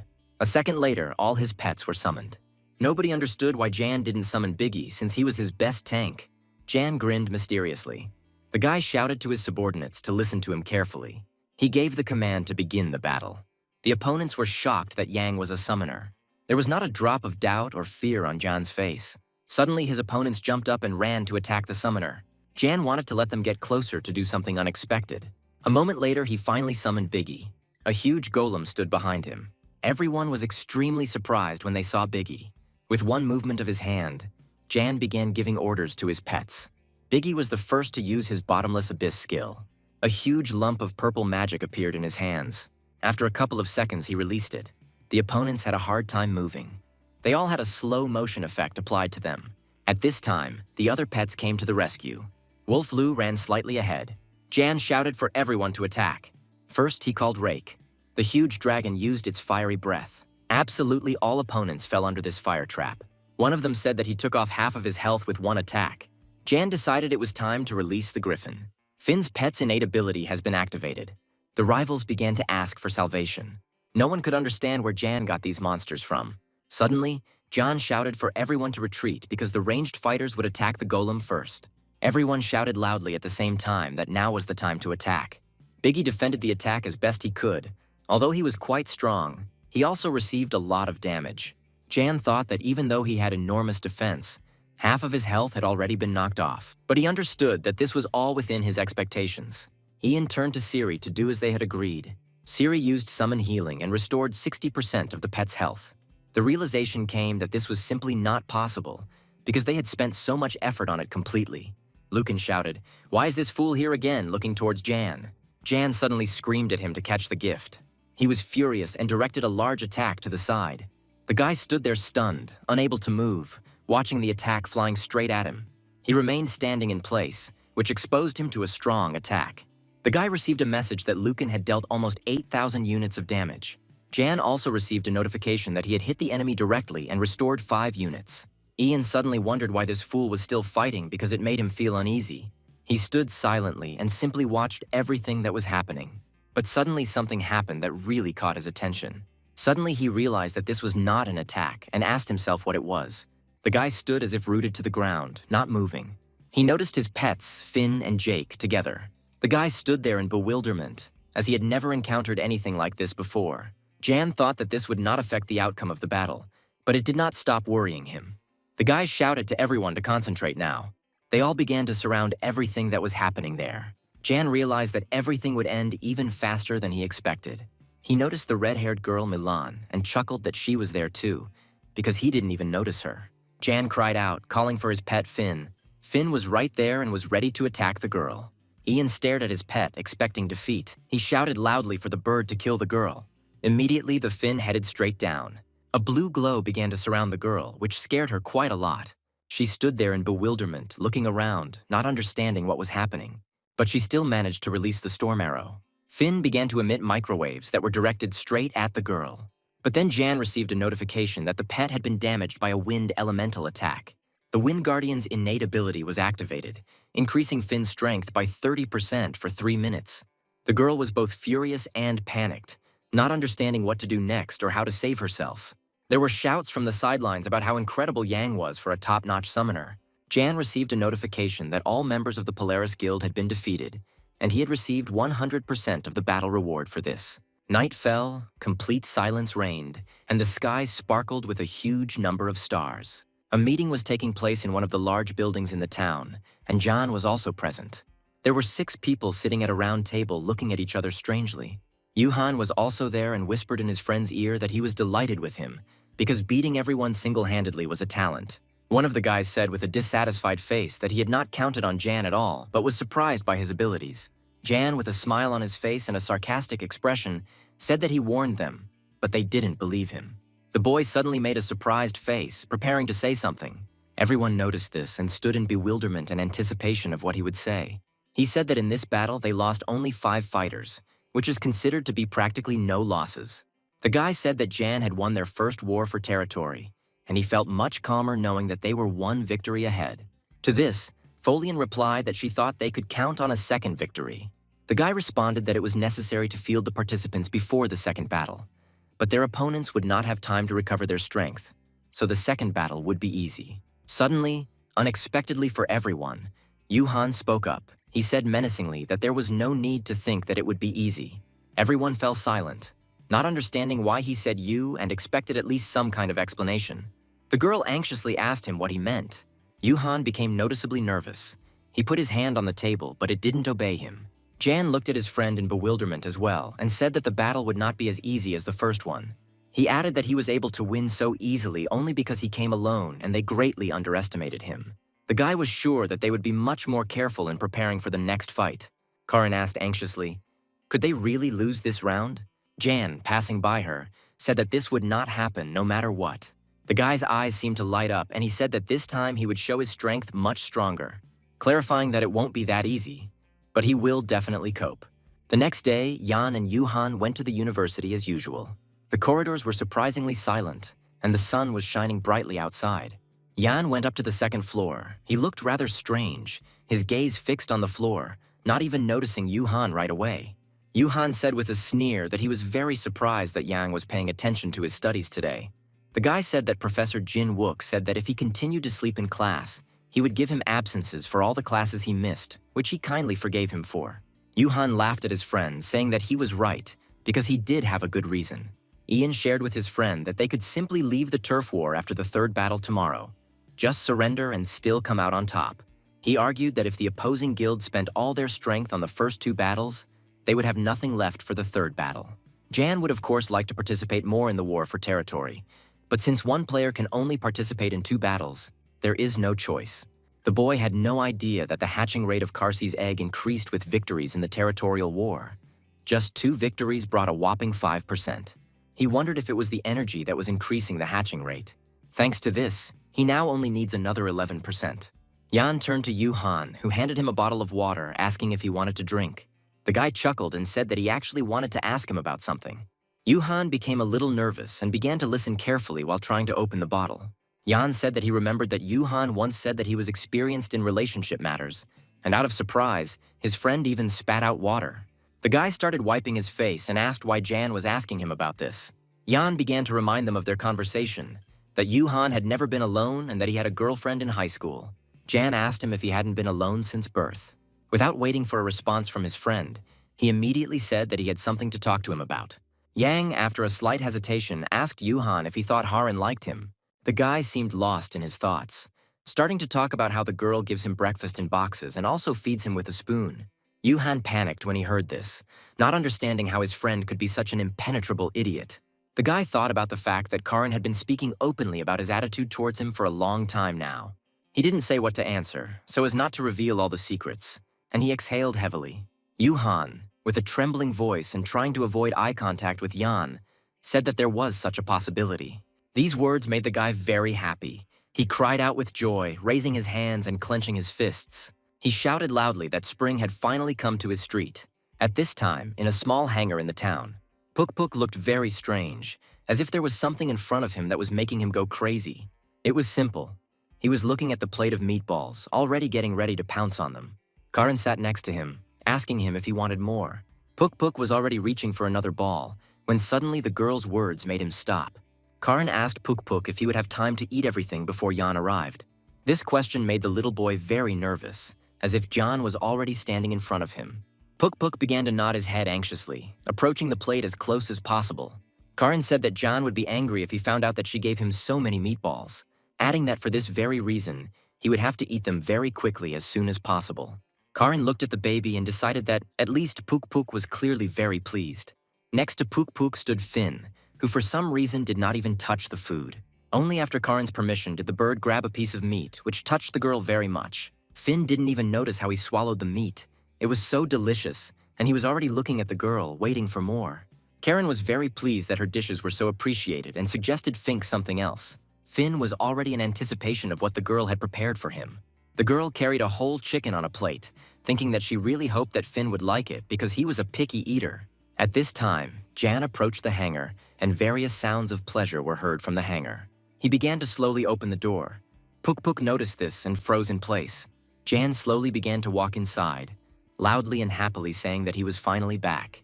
Puk Puk already imagined the guy taking the plate of delicious meatballs from him. He slowly turned his head towards the guy, showing all his displeasure. Karin was slightly surprised to see Jan. She didn't expect him to return so soon. Jan greeted her and immediately began to tell her something about the internal systems. But he was interrupted by a frightened and quickly eating meatballs Puk Puk. He looked at him in bewilderment, asking the girl what was happening to him. Puk Puk ignored the guy, which even upset him a little. Yan slowly walked straight towards him. Puk Puk heard his steps and froze in fear. The boy asked the little boy if he liked the delicious lunch, and Puk Puk only started twitching in response. His mouth full of meatballs prevented him from hiding in his shell. Puk Puk was furious that John had finally noticed that he was eating. Ian grabbed Puk Puk and lifted him up, asking what he was trying to do. The guy asked him if he had really eaten everything and left nothing for his wonderful owner. They spent a long time trying to decide something between each other. After some time, when the pets were full, Jan and Karin came out of the hangar. The guy hesitantly turned to the girl, who was beaming with happiness. Jan asked Karin if she wanted to go somewhere with him. The girl was very surprised and put her hands on her chest, wondering if this could really be a date. She stood there for a while and didn't know what to answer. But then, overcoming herself, Karin gave an answer. Jan started talking about the mountains, about the next most interesting task, a battle with another monster of incredible size and strength, from which John barely managed to escape, but it amused him greatly. The guy enjoyed every task, even if it was too difficult. As always, Jan cleverly outwitted the monster and delivered his signature blow. The monster fell to the ground with a crash, indicating that it was defeated. Karin was very upset at first. She didn't expect this. After all, Jan suggested that she go farming not in the Norman Mountains, but on the Poreless Plateau. Jan said that even though the monsters there were of a very high level, he could easily protect her. These words melted the girl's sadness.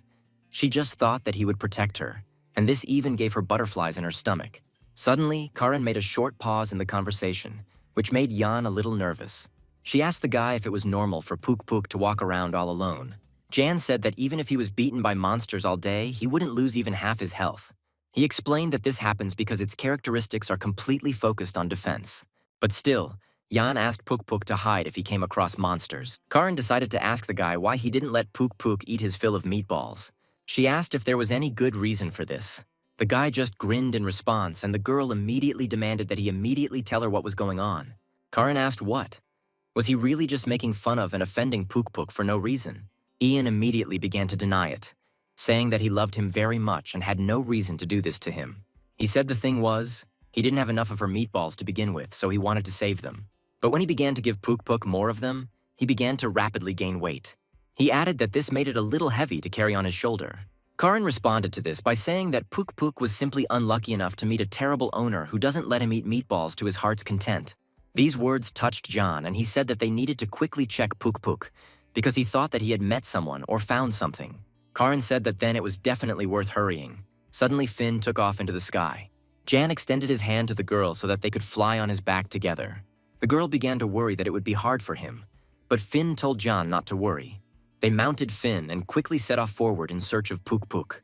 Karin enjoyed spending time with John, even if it wasn't a date. Finn flapped his wings so fast that feathers fell down from him. They flew fast and quite high, and at times the girl felt quite scared. At this time, the Lotus Guild wins the battle in the territory war. Hera said she thinks they have another week before the next territory because the week before the war is the headquarters defense period. Yuhan said that they would have a third-level army, and the defense system would be completely ready by that time. And in a week, they wouldn't be able to defend themselves even against stronger guilds. Johan said that John came up with everything himself, and they simply followed his plan. But in any case, thanks to him, the guild has already reached 2 ranks. He also added that Jan suggested continuing and attacking other guilds to take over their territories, which greatly surprised the girl. She said that key players will not be present during these attacks at this time. Johan said that in any case, they shouldn't farm harder now because he will soon catch up with them in level. Johan checked and realized that he was only 1 level ahead of Jan. This made him a little angry. He thought that Jan had been playing all night long and had not slept, calling him a blockhead. The girl looked at him with a smile and chuckled.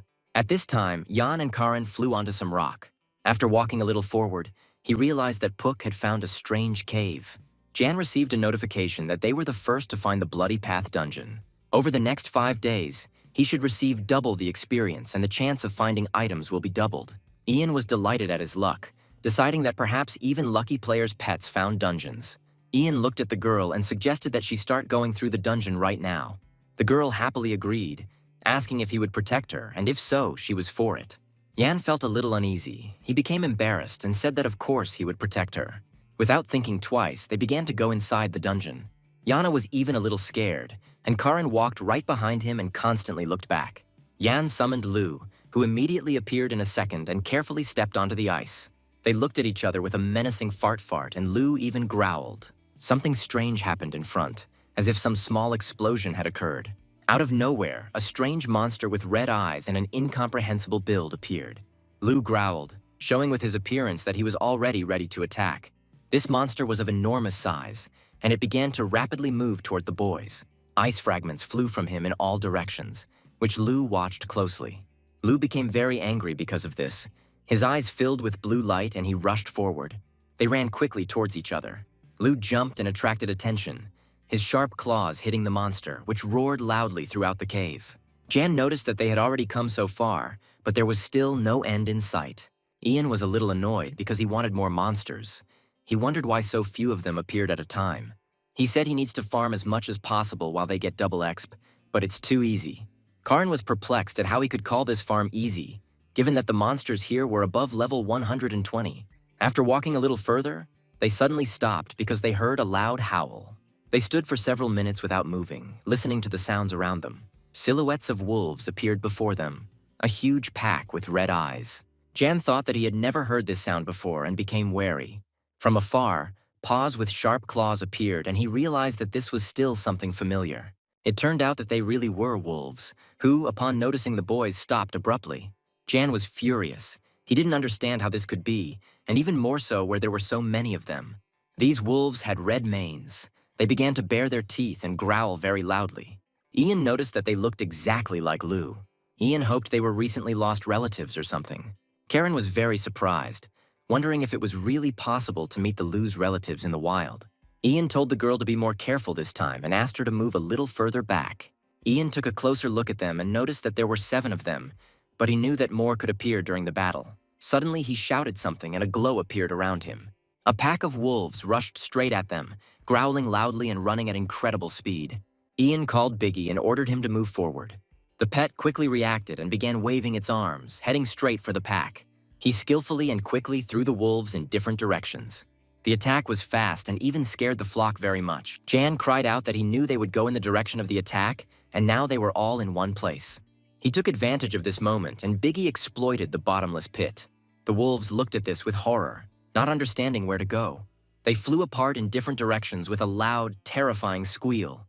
Lou growled loudly because he knew that everything was going according to plan. Immediately, Jan called Finn and Rake. They appeared in an instant and were already ready to attack. Finn quickly headed towards the flock, flying very fast. Rake used flame, and it spread in seconds. As soon as he flew up, the flame seemed to envelop the entire cave. Ian ordered Harley and Lou to go to the others as well. Harley's pet used the Wind Guardian skill, which increased the pet's agility by the amount of all other stats combined. Harley growled loudly, echoing throughout the cave for a long distance. Ian found himself right on Harley's back, who was about to jump on the wolves. The guy only had time to shout for Lou to run to the side. Although the battle seemed terrible from the outside, Jan clearly enjoyed it. The guy put his hand forward and shouted something, and a glowing ball appeared near his hand. Lightning began to fly out from this ball in different directions. He directed the ball straight into a group of wolves, who scattered in different directions. At the last moment, Harley growled loudly and rushed at another wolf.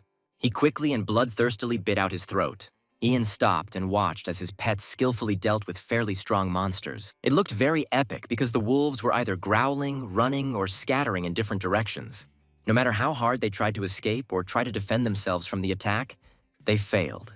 Ian noticed that no matter how much they attacked them, not a single one of them died. They only breathed heavily. The guy let out a dissatisfied sigh, realizing that they really did have a fairly high level. But suddenly a great idea came to him. He screamed sharply so that all the pets would gather together and then nothing would be able to save them. At this time, Karin stood to the side, turned away with her eyes closed. Jan screamed for everyone to rush into the attack at the same time. Something incredible was happening. The guys started receiving notifications that they were destroying the red-maned wolves one after another. Suddenly, a notification appeared on the screen that he had received a blood orb fragment, but there was nothing about it in the information window. Jan turned to Karin and asked her to cure his pets. Ian thought that perhaps he should have taken his subordinates with him, because if Siri had been here, she would have easily restored the pets to full health. Karen asked with displeasure, was her emergency treatment really no longer effective enough? Jan felt uneasy and simply said that she had misunderstood him. He felt very awkward and didn't know what to do with himself. Karin said with displeasure that she simply sensed someone in his thoughts. Jan didn't know what to answer her, looking in different directions. He began to justify himself, saying that he had not thought about anyone else. Suddenly, a smile appeared on Karin's face and she said that she believed him. Ian was glad that everything worked out and breathed a sigh of relief, saying that it was very good that they were just NPCs. Walking through the cave for quite a long time, almost nothing around changed. Suddenly, something caught their attention. They noticed that the path was closed, without understanding why. Karin was surprised and asked if they would really have to go back. Jan said he didn't think so because something must be closed there. These words frightened Karin, and out of fear, she even began to cover her mouth with her hand. Ian asked Finn to try using the spray on the passage. Finn gathered all his strength and used his skill. Many small particles appeared around. Finn began to flap his wings, directing all his power forward. The glow was so bright that Jan even had to turn away. They started coughing because a lot of small particles were flying through the air. As soon as the particles settled down, Karin suddenly looked forward in surprise. Coming closer, Jan said that it looked like some kind of temple. Jan didn't understand what this meant, but he decided that once they unlocked the secrets of this glass ball, the stone wall would open. Jan received a notification that he could use the blood sphere item. He took advantage of this, and a red sphere with a skull appeared in his hand. Jan received a notification that the House of Blood had been fully restored, and the seal on the blood gate had been broken. The sphere hovered in the air, and a red glow slowly began to appear from it. The gates began to open slowly, and the wolf statue was illuminated in a menacing red light. His eyes suddenly turned red, and a low roar was heard in the cave. Karin and Jan watched everything that was happening carefully so as not to miss anything. Karin's eyes lit up, and she asked Jan if they could look at it. Ian immediately ran up to her and pulled her back, saying that there was something inside. The glow became much brighter and more blinding. The boys covered their eyes with their hands and squinted hard because it was quite painful. Jan didn't understand what it was, but some silhouette appeared, which Jan thought was a werewolf. Suddenly, he cried out that this could really be the dungeon boss. In front of them stood a level 128, heroic rank blood Fenrir. He didn't understand why he was so huge. With his piercing gaze, the Fenrir seemed to be devouring, and he also growled very loudly. He stood right in front of Jan and suddenly began to slowly approach. Ian summoned Biggie and sent him into the attack. Biggie immediately headed towards the monster, taking a few steps forward. The werewolf, with his bloodthirsty paws, with huge, long, and sharp claws, reached forward. They were ready to strike the first blow. They were already very close to each other. Biggie managed to do it. He hit him right in the jaw. But then the bloody Fenrir struck back, also hitting him right in the head. Jan received a notification that the pet had received a critical hit, and the pet's health had been reduced by 13,000. Biggie decided to use the bottomless pit to at least buy himself some time. The homeless abyss was activated, but the monster managed to bypass it. A barking dog immediately appeared nearby and rushed to attack. He ran from the side of the bloody Fenrir, already preparing to attack him. Jan received a notification that his pet Lai had dealt a critical hit, which reduced his health by 6,000, but that wasn't enough. Ian was shocked that although this monster did not specialize in defense, its level was simply incredible. Lei tried to attract the monster's attention and growled loudly. The monster immediately turned its attention to him and was about to attack him. He stretched out his long paws in an attempt to touch the wolf. Nothing was particularly clear because the attack from both sides was quite strong. Jan understood that the bark would soon be dead. If his hit had been critical, he would have already died and canceled the call of the bark. This made Jan very angry, and out of anger, he immediately called upon Rake and Finn. Immediately, the Finn flew up along with the Rake, heading straight towards Fenrir. Rake used flames, which greatly angered and enraged the monster. Jan only watched the silhouettes of his pets and the monster. There was a lot of flame and flying particles in the air around. The guy noticed that the monster was pretty battered and didn't have much health for a boss. But suddenly, he noticed something strange. His claws on his paws seemed to have turned red, which looked quite dangerous. Jan received a notification that his pet, Rake, had received a critical hit from a bloody Fenrir. Immediately, he received a notification that the blood Fenrir absorbed the Rake's health and restored almost 45,000 units of health. Jan was perplexed as to how this was possible. He even began to think that this was some kind of cheating. The guy immediately canceled the Rake summoning, and the bloody Fenrir's eyes seemed to become even redder. The guy understood that he didn't have much strength left and he couldn't waste any more attacks. He shouted for everyone to retreat, waving his hand to the side. Turning back, Jan saw that Karin had been strengthening them all this time. He realized that if Heron helped with treatment, Biggie would be able to withstand these attacks. But he also understood that from this point of view, it was time to use speed tactics and to defeat him before he recovered his health. He screamed for Biggie to block him from the front, and Karin continued to heal him. Biggie tried his best, but it only enraged the bloody Fenry even more. Karin also tried her best, constantly restoring her health. Blood flew in all directions as Biggie diligently struck the monster. At that moment, Ian summoned Harley and used Wind Guardian. Guardian of the Wind, this is his innate ability. Thanks to this attack, the blood Fenry was stunned for 1 second, which made Jan a little happy. Harley spun around him, damaging him. The attack was quite strong, and at times it was difficult to unsee something because everything happened so quickly. Biggie became very angry. His eyes even began to dim slightly from his anger, which flared up again. He stood for a moment as if preparing for another attack. Approaching the bloody Fenry, he dealt him a rather stylish blow. Jan realized everything and cried out that he knew about it. At that very second, he rushed forward, using maximum power. The guy shouted that all his spirit magic was gathered together and directed it towards the bloody Fenry. The blow hit the target, knocking him back hard. Jan stood and watched as the bloody Fenry growled and waved its paws in different directions. The blood Fenry was defeated, for which Ian received almost 1 million experience. Jan said in fear that they almost died. He turned away abruptly and said that we needed to wait a little, that he needed to check something. The guy received a notification that he received 30,000 gold from the bloody Fenrir. He also received the blood Fenrir necklace, which had a wolf pendant hanging from it. But the most important thing that we managed to obtain was the red sphere of the Fenrir spirit. Jan looked at the sphere in bewilderment, not understanding what it could be used for. The sphere hung in the air, a slight glow emanating from it. This sphere was consumed by madness, and another wolf began to emerge from it. Jan stood there, bewildered, watching what was happening. This monster looked even more sinister than the bloody Fenrir. The guy stood with his mouth open and was afraid to even move. He just stared at one point. This monster asked who was standing in front of him and did not understand. Karin was very surprised that the wolf could talk. He began to introduce himself, that his name was Harlot, that he was the leader and guardian of the blood tribe. He sternly asked them not to compare him with ordinary wolves. Suddenly, Harlot looked sharply at Ian and said that he was a summoner, which greatly surprised the guy. Jan agreed with the wolf and said that he was a summoner. Harlot reflected that he was clearly up to something. Jan looked at him and understood that in the end, it was he who killed him. Suddenly, the wolf said that first of all, he wanted to thank the guy. These words confused Jan a little because he did not understand what they were talking about. The wolf began to thank the guy for freeing him from madness. He said that he was sorry that among his pets there was no one of his kind. Otherwise, he could have been of great help to him. Jan was very interested in this and asked what kind of help. He said that depending on the nature of a particular beast, he had the ability to make members of its kind stronger. Jan suddenly wondered if Harlot was hinting that he could evolve into Lu. Jan said that maybe Lu belongs to his family because he is a red-maned wolf. Harlot said that if a wolf with a mane belongs to a blood tribe, he may be its direct stream. He said that if he had such a pet, he would be happy to help. But looking back, Harlot said that he did not see his pet anywhere. Jan said that he couldn't summon him right now, but if he waited about 20 minutes, he would be able to summon him again. Harlot said that unfortunately, he could only maintain this form for 9 minutes, after which he would be forced to go to the spirit world. Jan looked at Karin and didn't understand what was going on. He got really angry, yelling that he didn't understand why they made the game like that, since he almost knew how to evolve Lu. Harlot said that thanks to him, his spirit was freed, so he would thank him with something commensurate. Jan received a notification that he received the bloody sign item. He thought that since the name was written in purple, it meant that it was a heroic class item.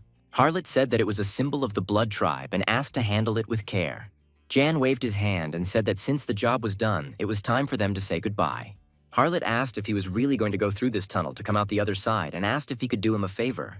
He said there was another spirit that needed to be released, but his category was C. Ian didn't understand that if this category was with him, he once saw a post about how a level 130 player failed such a quest. Looking to the side, the guy decided that he had no time limit and decided that he could give it a try. Harlot was glad that the guy did not refuse him. He said that he hoped that he would be able to free his brother, who had been in captivity for over 100 years. Harlot added that if they walked along this tunnel for about 10 minutes, they would come out onto the coast behind the cliff, and if they went north along the coast, they would reach the town, and there they needed to find Yahello, because she knew where to look for his brother. Jan thought that if his brother had spent more than 100 years in captivity, then that man was unlikely to still be alive. Harlot said that he was sure that this man was still alive, because he was their only friend. He bared his teeth and said that he was still the one who had conquered his destiny. Literally a few seconds and Harlot disappeared before our eyes. Jan and Karin stood rooted to the spot and were silent for several minutes. They followed the path as Harlot had said and came out onto the coast. The view was certainly beautiful. Upon closer inspection, they saw a small town. Jan was surprised, not understanding how there really were settlements in such a corner of the world.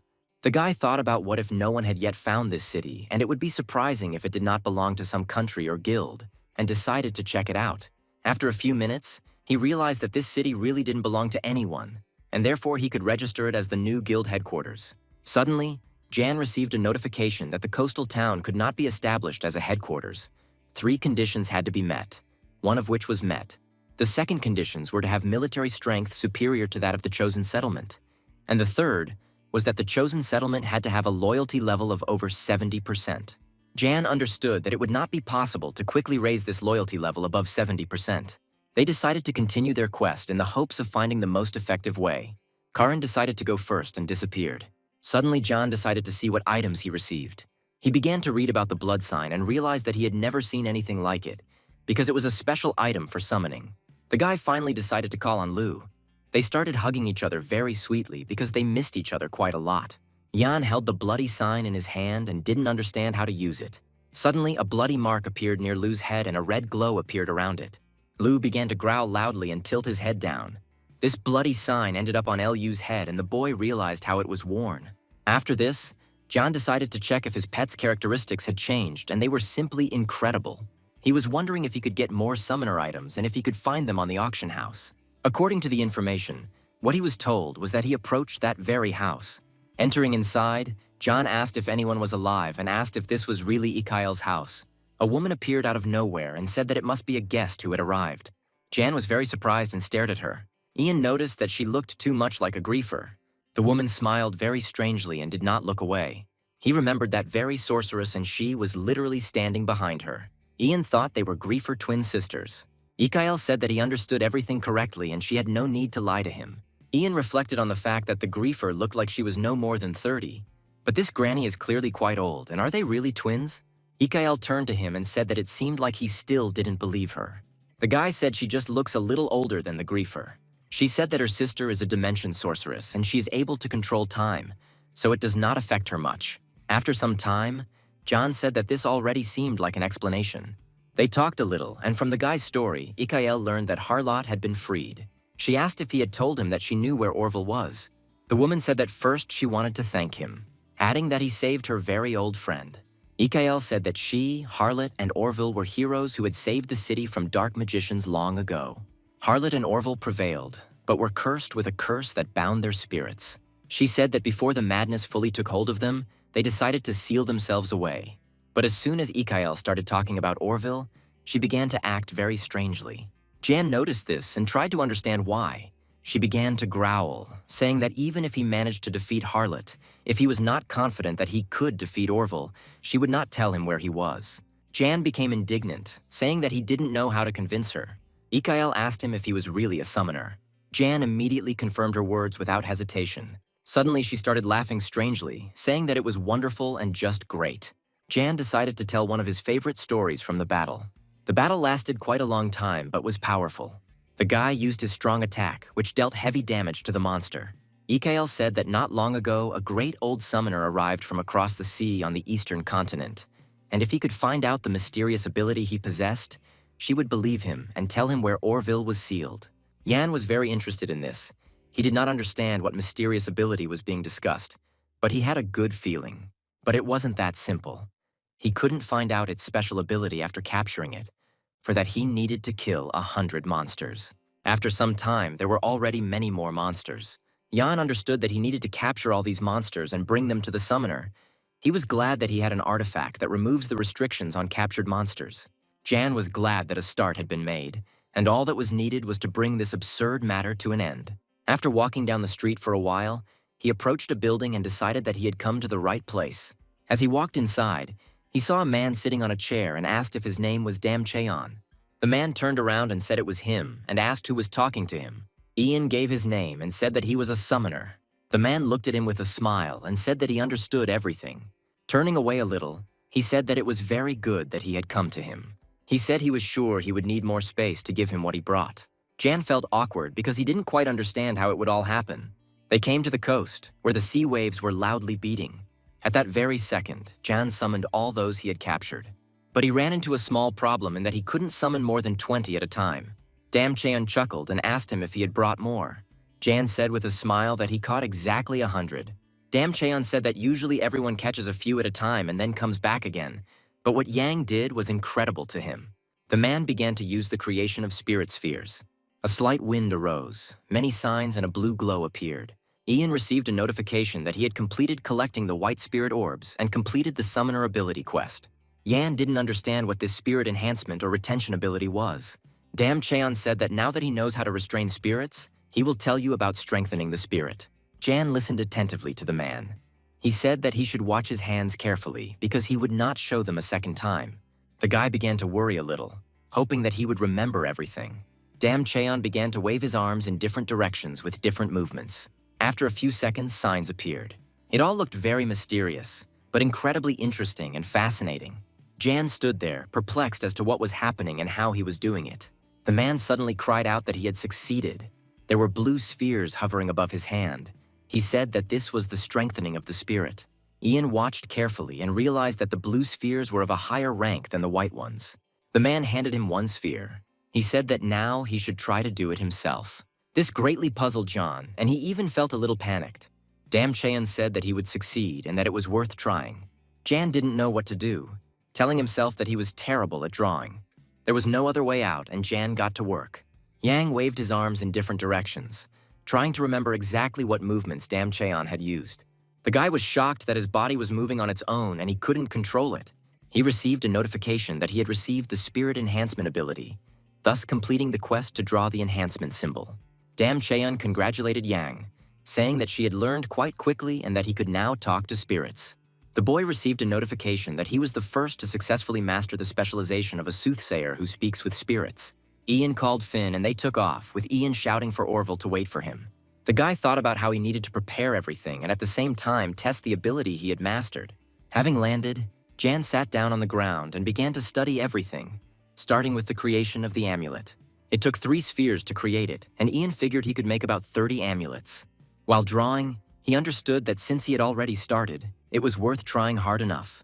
Looking at his drawing, the guy decided that it was simply a masterpiece, but he received a notification that the creation of the amulet had been unsuccessful and the process was cancelled. He was told that he should draw with soul, which greatly puzzled the guy. There were quite a few attempts, and in the end, he was left with only 1 sphere and not a single created amulet.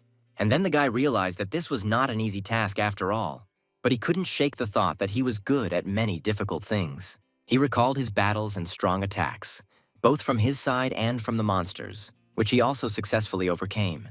Jan found a solution for himself. He called Miss Michelle, who graduated from the Faculty of Design, and asked for help. Returning to the same place, he decided to himself that he would try 100 times to draw the symbol that Miss Michelle had made for him.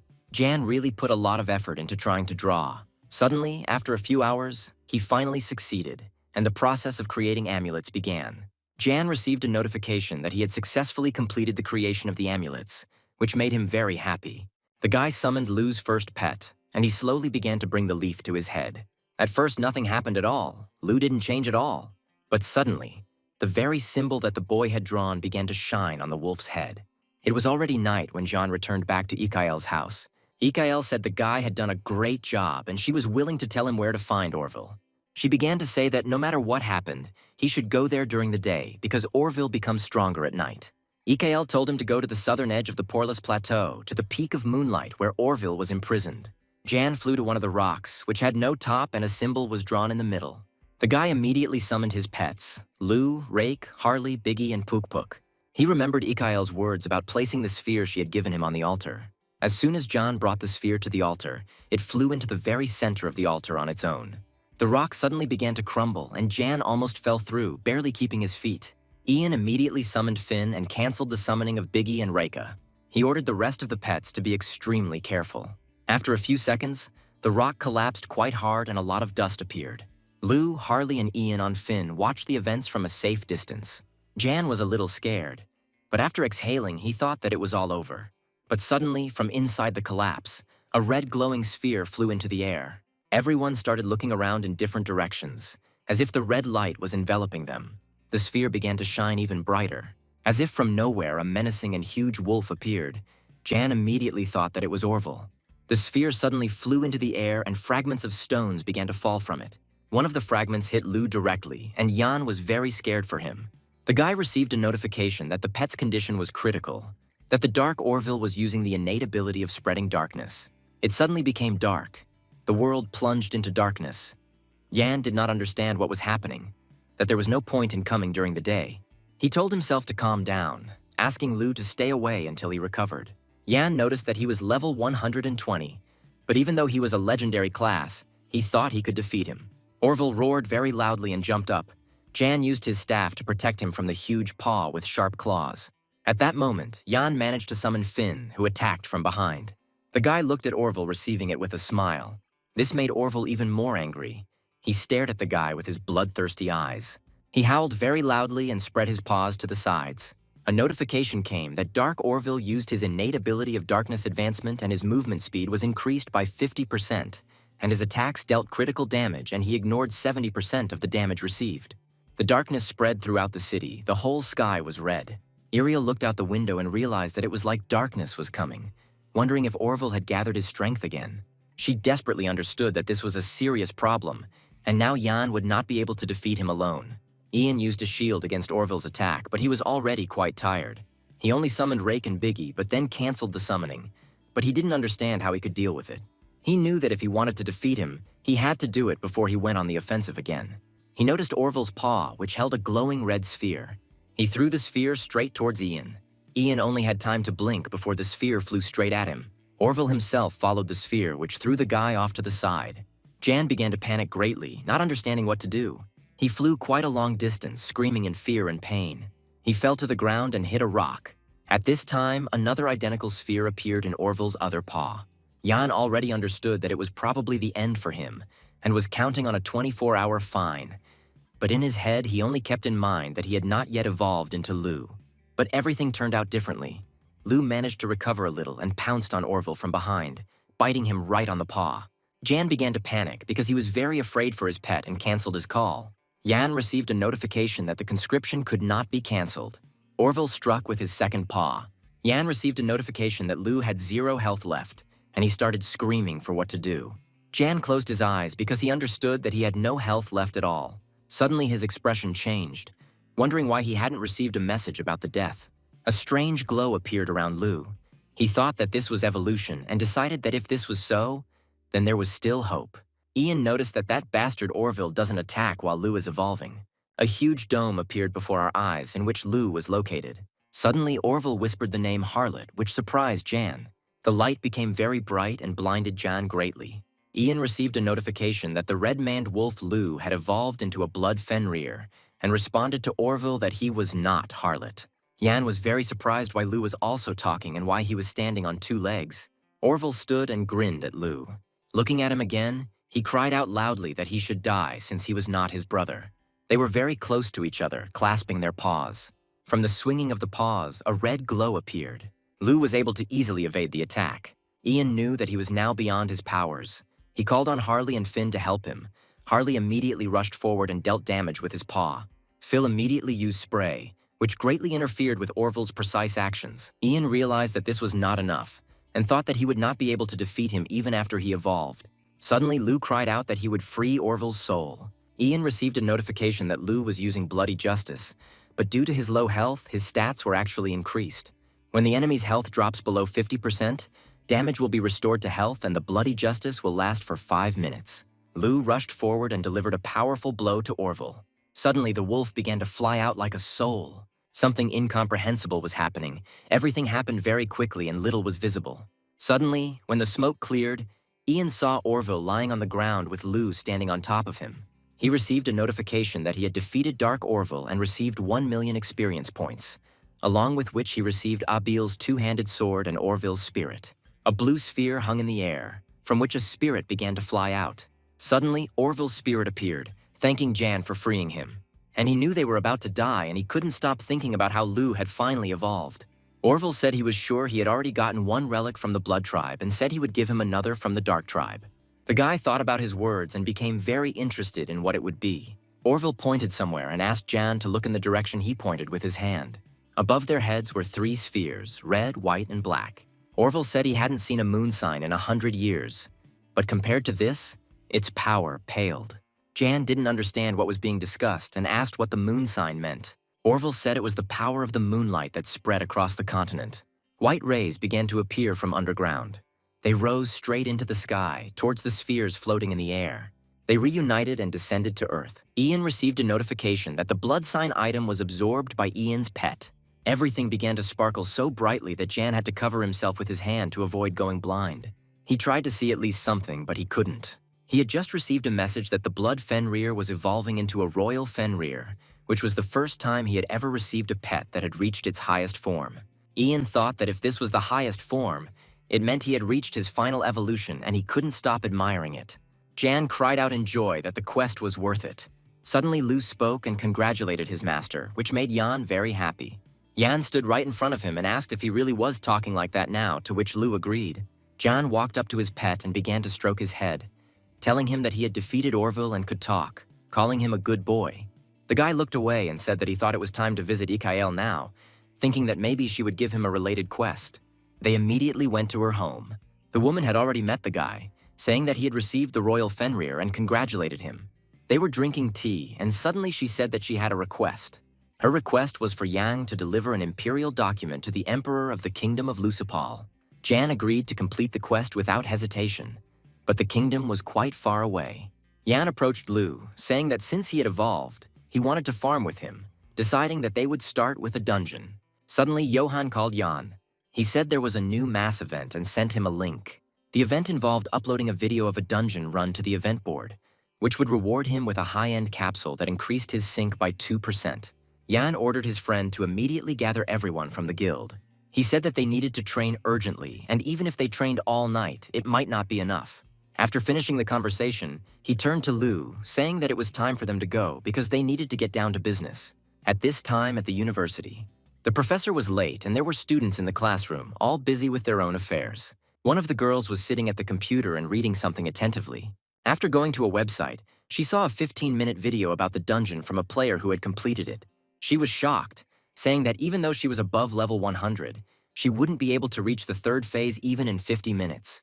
Suddenly, she decided to look and slowly directed the mouse cursor to launch. A notification came that this is the entrance to a dungeon. Everyone gathered around her, realizing that she was playing Kaylin, and everyone started asking what her level was. They saw that very video and told her to turn it on quickly. The sounds were very loud, and Lu's name could be heard. Everyone started saying that it was simply unbelievable. Someone started saying that this summoner looked very familiar and suggested that it was the one who always slept in the back of the class. Taking a closer look, they realized that it was indeed John there. He had completed the dungeon in 15 minutes. At this time, the company is in development. The girl asked the young man if he would watch the video, and he suggested watching it together. They watched Jan's every move carefully. Everyone was amazed at how well he fought. The girl said that he had taken out those mobs in the first phase with a single attack. The guy wondered what he would do in the next phase. In the next phase, Yang summoned his pet Lu. As soon as he appeared in the frame, everyone screamed loudly. The girl started screaming that this was a royal Peri and that this was the final form of wolf evolution. The battle was very fast and powerful. Jan was not alone, but with his guild, he gave them various tasks and orders. Suddenly, the door began to open. A huge, scary monster emerged from it. The girl used the unification and continued to remain in place. The union lasted only 2 seconds, but it was still a good help. This monster was already half in the ice. Jan looked at him and said that would be more than enough. Lu rushed forward. He ran with incredible speed.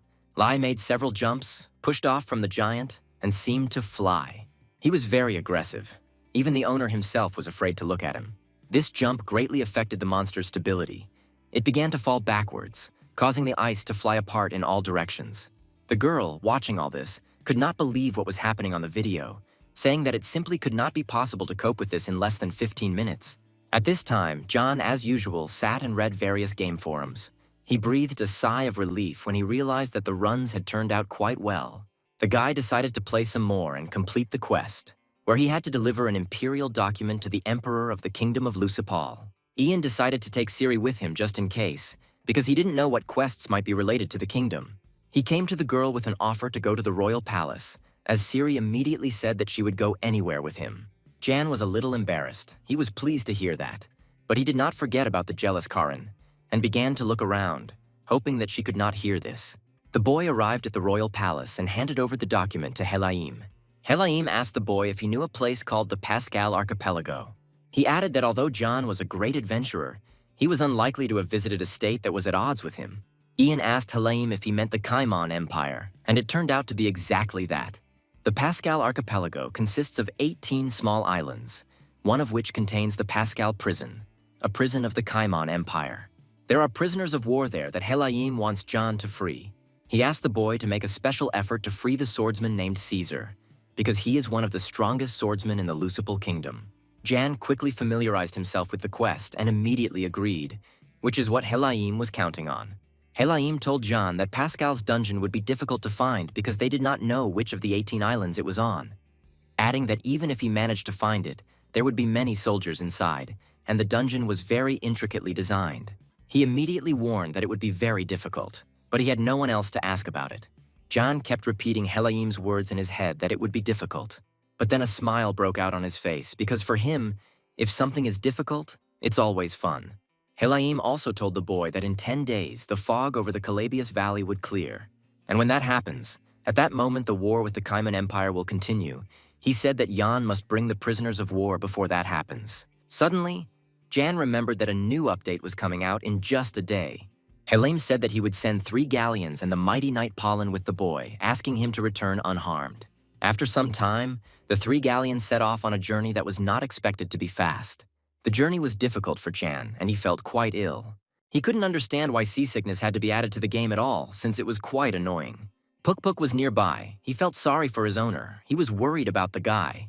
With a little indignation, John told his pet that he wasn't getting sick just because he had summoned him. Puk clearly didn't like this and became indignant, thanks to which Jan learned that sea turtles don't get seasick. Jan didn't argue with him and simply agreed, but the pet, offended, began to leave. Literally a few minutes passed and some boxes began to appear in the water on the horizon, and Yana was already being kept company by Puk, who also felt very ill. They didn't notice how sunset had already arrived due to their poor health. Ian was outraged that he would most likely have to return alone. The knight said that he was not alone at all, but clarified that the cargo boat could accommodate a maximum of 5 people. Jan looked around and began to list those who would go with him. He also named the captain, but he immediately refused, which upset the guy a little since there was no one stronger. Without arguing, they set off from the galleon to the shore, which was a bit difficult to do because the waves had gotten very rough during the night. Having stepped ashore, the boy immediately began to thank his pets, Finn and Rake, thanks to whom they easily found the right place.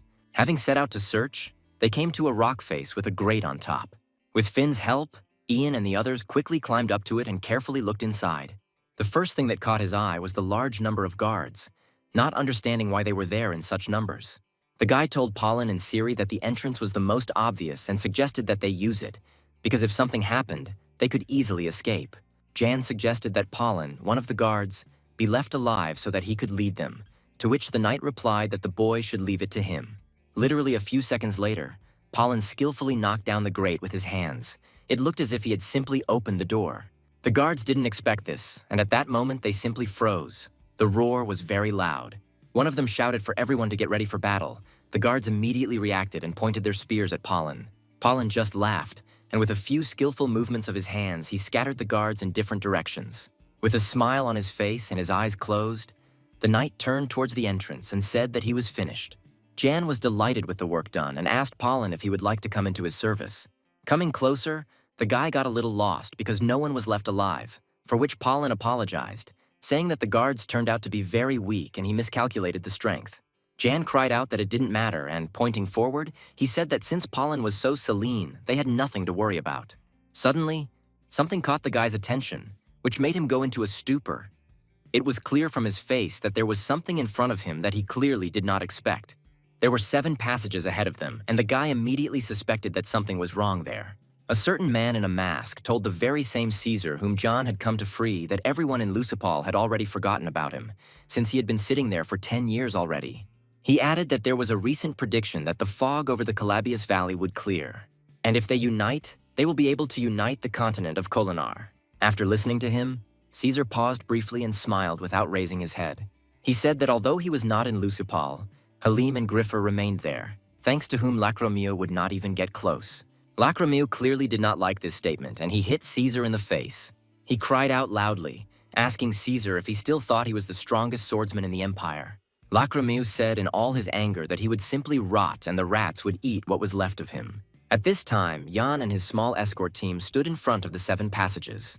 Siri asked excitedly what they should do now, to which Ian replied with a smile that there was no need to worry because he had a plan.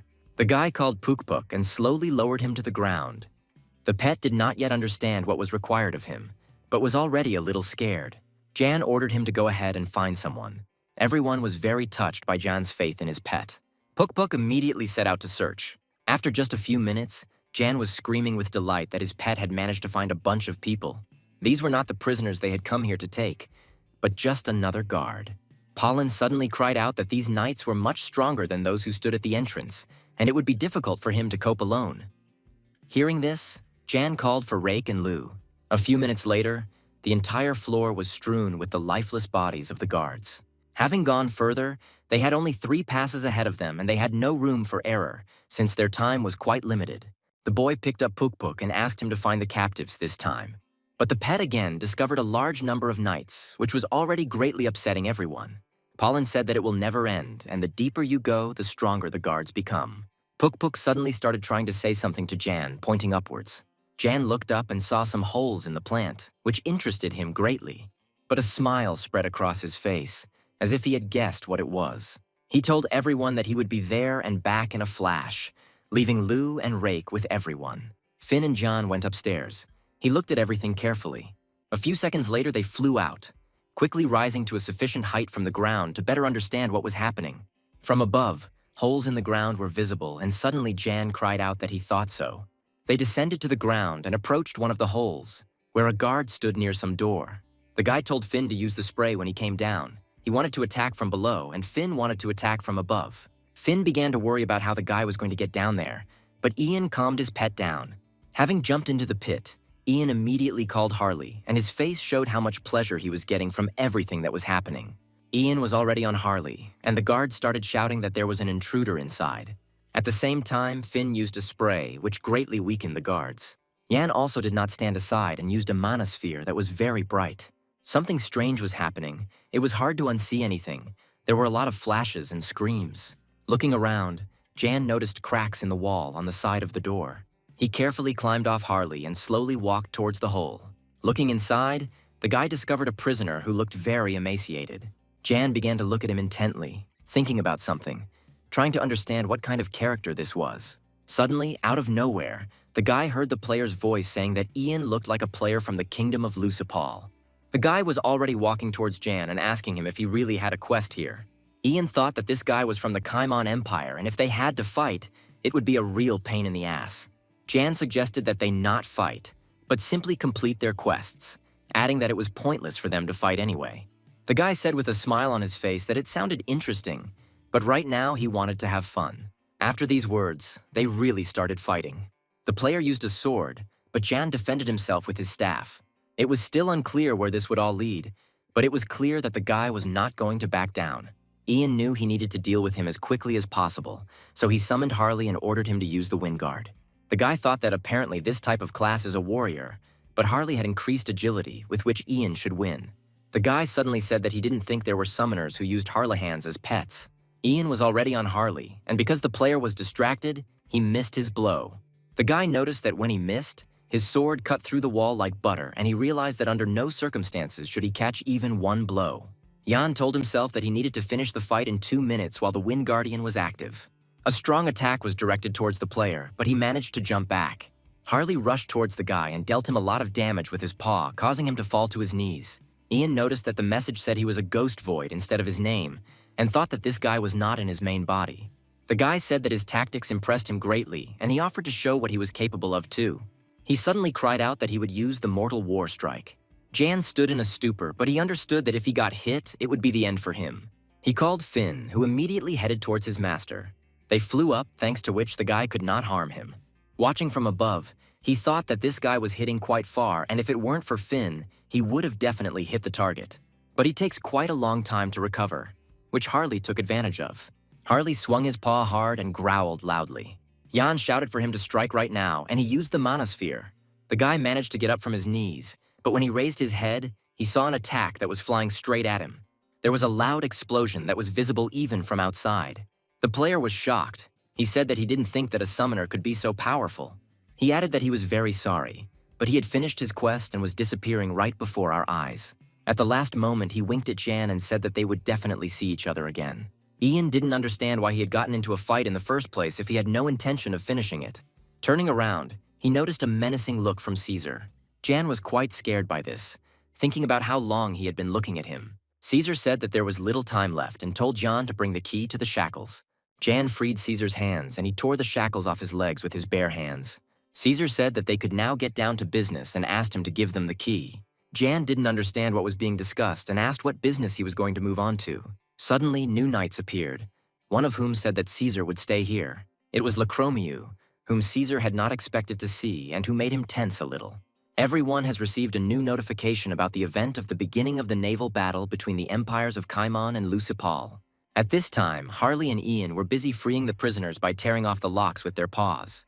Jan told everyone to go south, and there was already a galleon moored there. They were almost finished. Jan was glad that he had signaled the ship in advance that they were ready. Jan received a message about a sudden event. He needed to stop the naval reinforcements of the Caimon Empire. The guy was puzzled as to how they found out, since the whole operation was classified. At the same time, the struggle between Lacromiu and Caesar was going on. Neither of them was going to give up. Their swords clashed against each other with a loud clang, each staring intently. They both jumped back as if they were each planning something. When the knights from the side tried to intervene, Lacromiu immediately told them to retreat. Lacromiu shouted at Caesar that he would defeat him one-on-one today. He screamed loudly and swung his sword, causing a red streak to glow. Caesar defended the blow skillfully, but it only seemed to anger him more. Caesar seemed to be steaming and looked quite menacing. Lacromiu asked him if he was still fighting with a broken sword. Caesar's sword was indeed covered in cracks and large chips. The guy held the sword in front of him and blue light began to fly out from it in different directions. He swung and cried out that this was more than enough. He struck Lacromiu, the light illuminating the entire dungeon, and a short cry of pain was heard. There was a ringing sound as Lacromiu's helmet flew off, bouncing off the floor a long distance. Lacromiu said with a smile that he was impressed that Caesar had cut through his armor with a broken sword. Caesar was already leaving when Lacromiu said at the end that he really was the greatest swordsman of the empire, holding the broken sword in his hand. The guy said that Lacromiu wasn't that bad. Ian noticed that Lacromiu had already finished and asked him to help, because the Empire's fleet with reinforcements was already very close. Caesar asked John with displeasure to bring him a new sword. Ian was shocked, because it was an excellent sword, he said with indignation that the summoner does not always have a bunch of swords with him. Caesar turned away and said that he couldn't help, but then Ian remembered that he had the sword that he had received from Orville. This sword had a legendary class, and when Caesar saw it, he said he liked it. The guy clarified that he could give it to him, but it was made in such a way that it would return to him. And after thinking a little, he said that he probably wouldn't be able to use it until he began to serve him. Jan decided that it didn't look like Caesar wanted to join his service and decided to look for another sword. But suddenly, Jan received a notification that the invincible swordsman Caesar wanted to join his service. Jan accepted him into service and received the message that Caesar had a mythical level of talent. Caesar said that they needed to hurry and not chatter. At this time, the Empire's fleet had already arrived to help, ready for battle. One of the men laughed and asked, "Really, Caesar himself is here." Caesar and the boys stood and just looked at them, not understanding what was going on. The man told Caesar that if he was standing here, they were a little late, narrowing his eyes. Caesar's face broke into a smile as he said that they were very late. He stepped aside a little and swung his sword in a random circle. Caesar thrust his sword into the ground, and a glow spread across the earth from it. He told this man, named Roster, that if he crossed the line, he would be finished. Roster told him not to be so arrogant and asked if he really thought he could handle it alone. Roster yelled at him to look more closely and noticed that the odds were not in his favor. He immediately shouted to the knights to attack and punish every scum of Lucipal. Ian quickly reacted and summoned Biggie, and with his help, the bottomless pit. At that very moment, Caesar seemed to fly up and swung his sword with all his might. He swung it in different directions, eliminating everyone in his path. Everyone started screaming very loudly from the damage they were receiving. Ian was amazed that Caesar had barely managed to obtain the ability from the sword, but had already mastered it. They successfully completed everything, after which John decided to finish, as he was very tired. But Jan needed to successfully complete the quest and rescue the prisoners of war, so he decided to start right now. He immediately went to the ships to protect everyone from the Imperial fleet. The guy called for help from Lu, who immediately began the attack. This video quickly went viral and became very popular. Jan really wanted to rest, but no one stopped attacking. He understood that he couldn't leave everything like that and fought to the last. One of the men approached the boy and said that the fleet of the Lucipal Empire was approaching. Looking ahead, he noticed many ships and decided that he would not die today after all. Immediately, the Kaiman bastards began to retreat, which Jan was very glad about. Having already returned to the city, all players received a general notification that there will be technical work for the update and you need to exit the game. Jan was glad about this because he was already very sleepy, and the quest had just been completed. The guy understood that he needed to get to bed, but he didn't even have the strength to get up. At this time, Karin came to visit, having already been trying to get through to the doorbell for quite some time. Jan slept exhausted, hearing nothing around him. The girl thought that he was not at home, even though he said that he was not going anywhere. She decided that she wouldn't wait and would go in herself since she knew the door code. Karin looked into the room and was surprised that Jan was sleeping. Not long ago, some time before the recent events, Jan looked at his new capsule with almost tears of joy in his eyes. The guy happily even hugged his friend, thanking him for helping him connect. Karin stood to the side and said that she didn't even have the old model of the capsule. Ian offered the girl to take his old capsule, surprised that she still didn't have it. Yuhan was shocked, because if Jan had sold the old capsule, he would have earned at least a couple of million. Karin said that everything was fine, that she had money, but her father just didn't want her to have the capsule. Jan decided that he could then sell it so that it wouldn't go to waste. But Karin suddenly suggested leaving her so that she could come and play. The guy said that then he would give her the door code so that she could come at any time. As soon as Yuhan said that he would tell everything to Father Heron, he immediately flew into the wall. Karin said that she would call and let them know when she was going to come. That's how Karin got the code to the door of John's house. The girl walked to the bed but did not see anyone there. She began to go everywhere, asking where he hid and why. She ran around the capsule and was already losing hope of seeing him. Suddenly, she looked at the capsule and thought that maybe he was lying there. Having opened the capsule, Jan was indeed there. But due to lack of strength, he decided to stay there. Karin leaned towards him and asked why he was lying there since it was uncomfortable. Jan, in his sleep, pulled Karin towards him, squeezing her tightly around the waist. He laid her down next to him and hugged her. The girl was a little shocked. At this moment, the girl thought that he was not sleeping and asked several times. Jan didn't answer, but only snored loudly. Karin realized that she would not be able to wake him up because he was sleeping very soundly. Deciding that she couldn't do anything, she hugged the guy back and smiled. She decided to stay for a while, hoping that Ian would wake up soon. Jan woke up and found a soft toy rabbit in his hands and was surprised. He sat up and didn't understand why this rabbit was with him. Jan looked around the room and saw a white box on the table and wondered what it was. There was a note on the box from Karin telling him not to forget about his studies. Opening the box, the guy saw a packed lunch inside. Even before the end, without waking up, he only realized after a few minutes that Karin had come. Jan wondered whether he should go to university today or not. After some time, he decided that he was already missing too much and went to class. Jan walked along the corridors and tried to find Karin. He decided it would be easier to call her when Yuhan started running towards him. Yuhan shouted that it was very good that he came, grabbed his hand and pulled him along. Rushing into the assembly hall, Yuhan said that Yang was participating in the university's esports tournament. Yan stood there in bewilderment, saying that he hadn't even registered, but Yuhan had already done it for him. He began to scratch his head awkwardly, adding that he simply forgot to say so. Suddenly, the opening of the Korea University esports tournament was loudly announced. Jan participated for the virtual reality department. Their rivals were the Faculty of Narrative Design. Some player was running along the paths, as if looking for something. Jan took a running start and jumped from behind straight onto him. He did this right in front of his opponent, who stood in a stupor after that. Yan hit his opponent with a kick right after that guy. The audience was shocked as they watched everything and tried to figure out if they had seen John anywhere before. One of the boys shouted that this was the guy who had won first place in the new mass event. The virtual reality faculty won, of course, and the best player was John. Everyone greeted him with loud cheers and applause. Yana even felt a little awkward from all the attention directed at him. Everyone wanted to take a photo with him, asked to be accepted as a friend and give him an autograph. The guy even had to run away from the crowd. They were quite persistent. Jan hid behind the corner and tried to understand what had suddenly happened to everyone. He reached into his pocket for his phone, which rang sharply. It was Sojin, who said he was uploading videos to Ucast.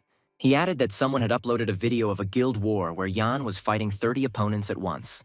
Sojin said he edited the video a bit and re-uploaded it, which made him some money, and he called to share the profits. The guy said he made 3 million won, which was about 10% of the total profit. Sojin also told him that Yang could send him videos and he would upload them, and together they would earn money. After closing his phone, Ian realized that this was a great idea to make money just by playing the game. Because he closed his phone too loudly, one of the fans heard it and was already standing around the corner. And John again had to run away from the crowd, demanding at least a photo. The Central Continent was updated. It was the first one without a penalty for killing players. There was a war between the guilds again, and the opponents were already ready to attack. The guy said that the first rank was too easy. The Titan Guild was already at the second rank. The leader told the others to drink more often because they could easily get the thirst debuff. The Majesty Guild was in the building, discussing how reaching the Central Continent would be more difficult than expected. The Oakland Guild discussed how once the other guilds had paved the way, they would only have to follow it. The Lotus Guild, where Ian was already in the desert. Finn and Ian were floating in the air. Caesar was with him and showed him the way, which was a very good bonus. Jan received a quest where he had to find a cup faster than a player from the Kaiman Empire. Jan was the first to discover the historical site of Sikar. The guy was happy, saying loudly that this was a great start. At this time, another player arrived at the historical site of Sikar. As soon as he realized that the place was already open, cries of incomprehension began to be heard. It was Ganji Hong who was screaming in rage, not understanding who had come before him. He began to grit his teeth in anger, moaning loudly and screaming that he would destroy this player. Ian felt a strange chill on the back of his head and tensed slightly. Ganji Hong didn't know where to go, but he walked forward quite confidently. Hong said he preferred to follow the trail of darkness. A sphere appeared in front of them, from which a purple glow emerged. It was as if the darkness was coming out, which pleased Hun. He put his hand forward and addressed the darkness, asking if it desired him. Suddenly, the glow moved towards his hand, which scared him a little. The sphere appeared right on his hand, with some kind of emblem on it. At the same time, inside Sikar, John and the knight were walking through long corridors. Caesar said that they would soon enter a tomb with a mid-level boss. After a short pause, he said that there was someone in the tomb. Jan did not understand what was said, because they were the first to enter the historical site. He looked straight ahead and didn't understand how this was even possible. Taking a closer look, someone came out from around the corner, which alarmed Jan quite a bit. It was Hong, who screamed that Yang was just an asshole. Jan clearly didn't expect to see him again and was stunned. Hong was also not happy to see Yan and frowned deeply. Jan immediately remembered their battle, which he had received great pleasure from back then. Ganji Hong stood and laughed hysterically without moving from his spot. Caesar stood there in bewilderment and asked Jan if he was a fool. Hong cried out with a smile that he finally had the opportunity to pay back for the humiliation. Suddenly, he knelt down right in front of Jan and raised his hands up. Yang then, during their battle, told Hong that if he did not want to be dead, he needed to kneel down and raise his hands. The guy thought that Hun was stronger than he thought and decided that he knew a lot about this dungeon. Yan addressed him, which slightly tensed Ganji Hong, who was still kneeling. He said he thought it was cool, to which Hong immediately asked why he started saying that. Yan added that Hong had captured all the monks, so it could be concluded that he was quite smart. Ian sat down with him and said that he would like to work together and asked if he had any suggestions. Ganji Hong immediately said that he would not give up Huldrum's crown to him. Jan started laughing, saying that then he would take all the rest of the junk for himself. Hong agreed with the guy, saying that he didn't need anything else except the crown. Jan happily began to leave, saying that it was time for them to go to the dungeon boss. They came to a strange hole in the wall, behind which some symbols were drawn. Yan immediately thought it was the gate, and the one who accompanied Hong said that the boss was right there. Suddenly, Ganji Hong said that he began to feel the darkness more and more. Hong inserted that very sphere into the wall, after which everything began to rumble. As Jan thought, the wall moved apart before his eyes in different directions. They stood and looked beyond the opened wall. Hong laughed, saying that the dark force had done its job. From behind everyone's backs, darkness began to fly straight beyond the wall. Thanks to the darkness, Huldrum, who was level 270th, appeared to everyone. Jan immediately noticed the cup in his hand and did not take his eyes off it.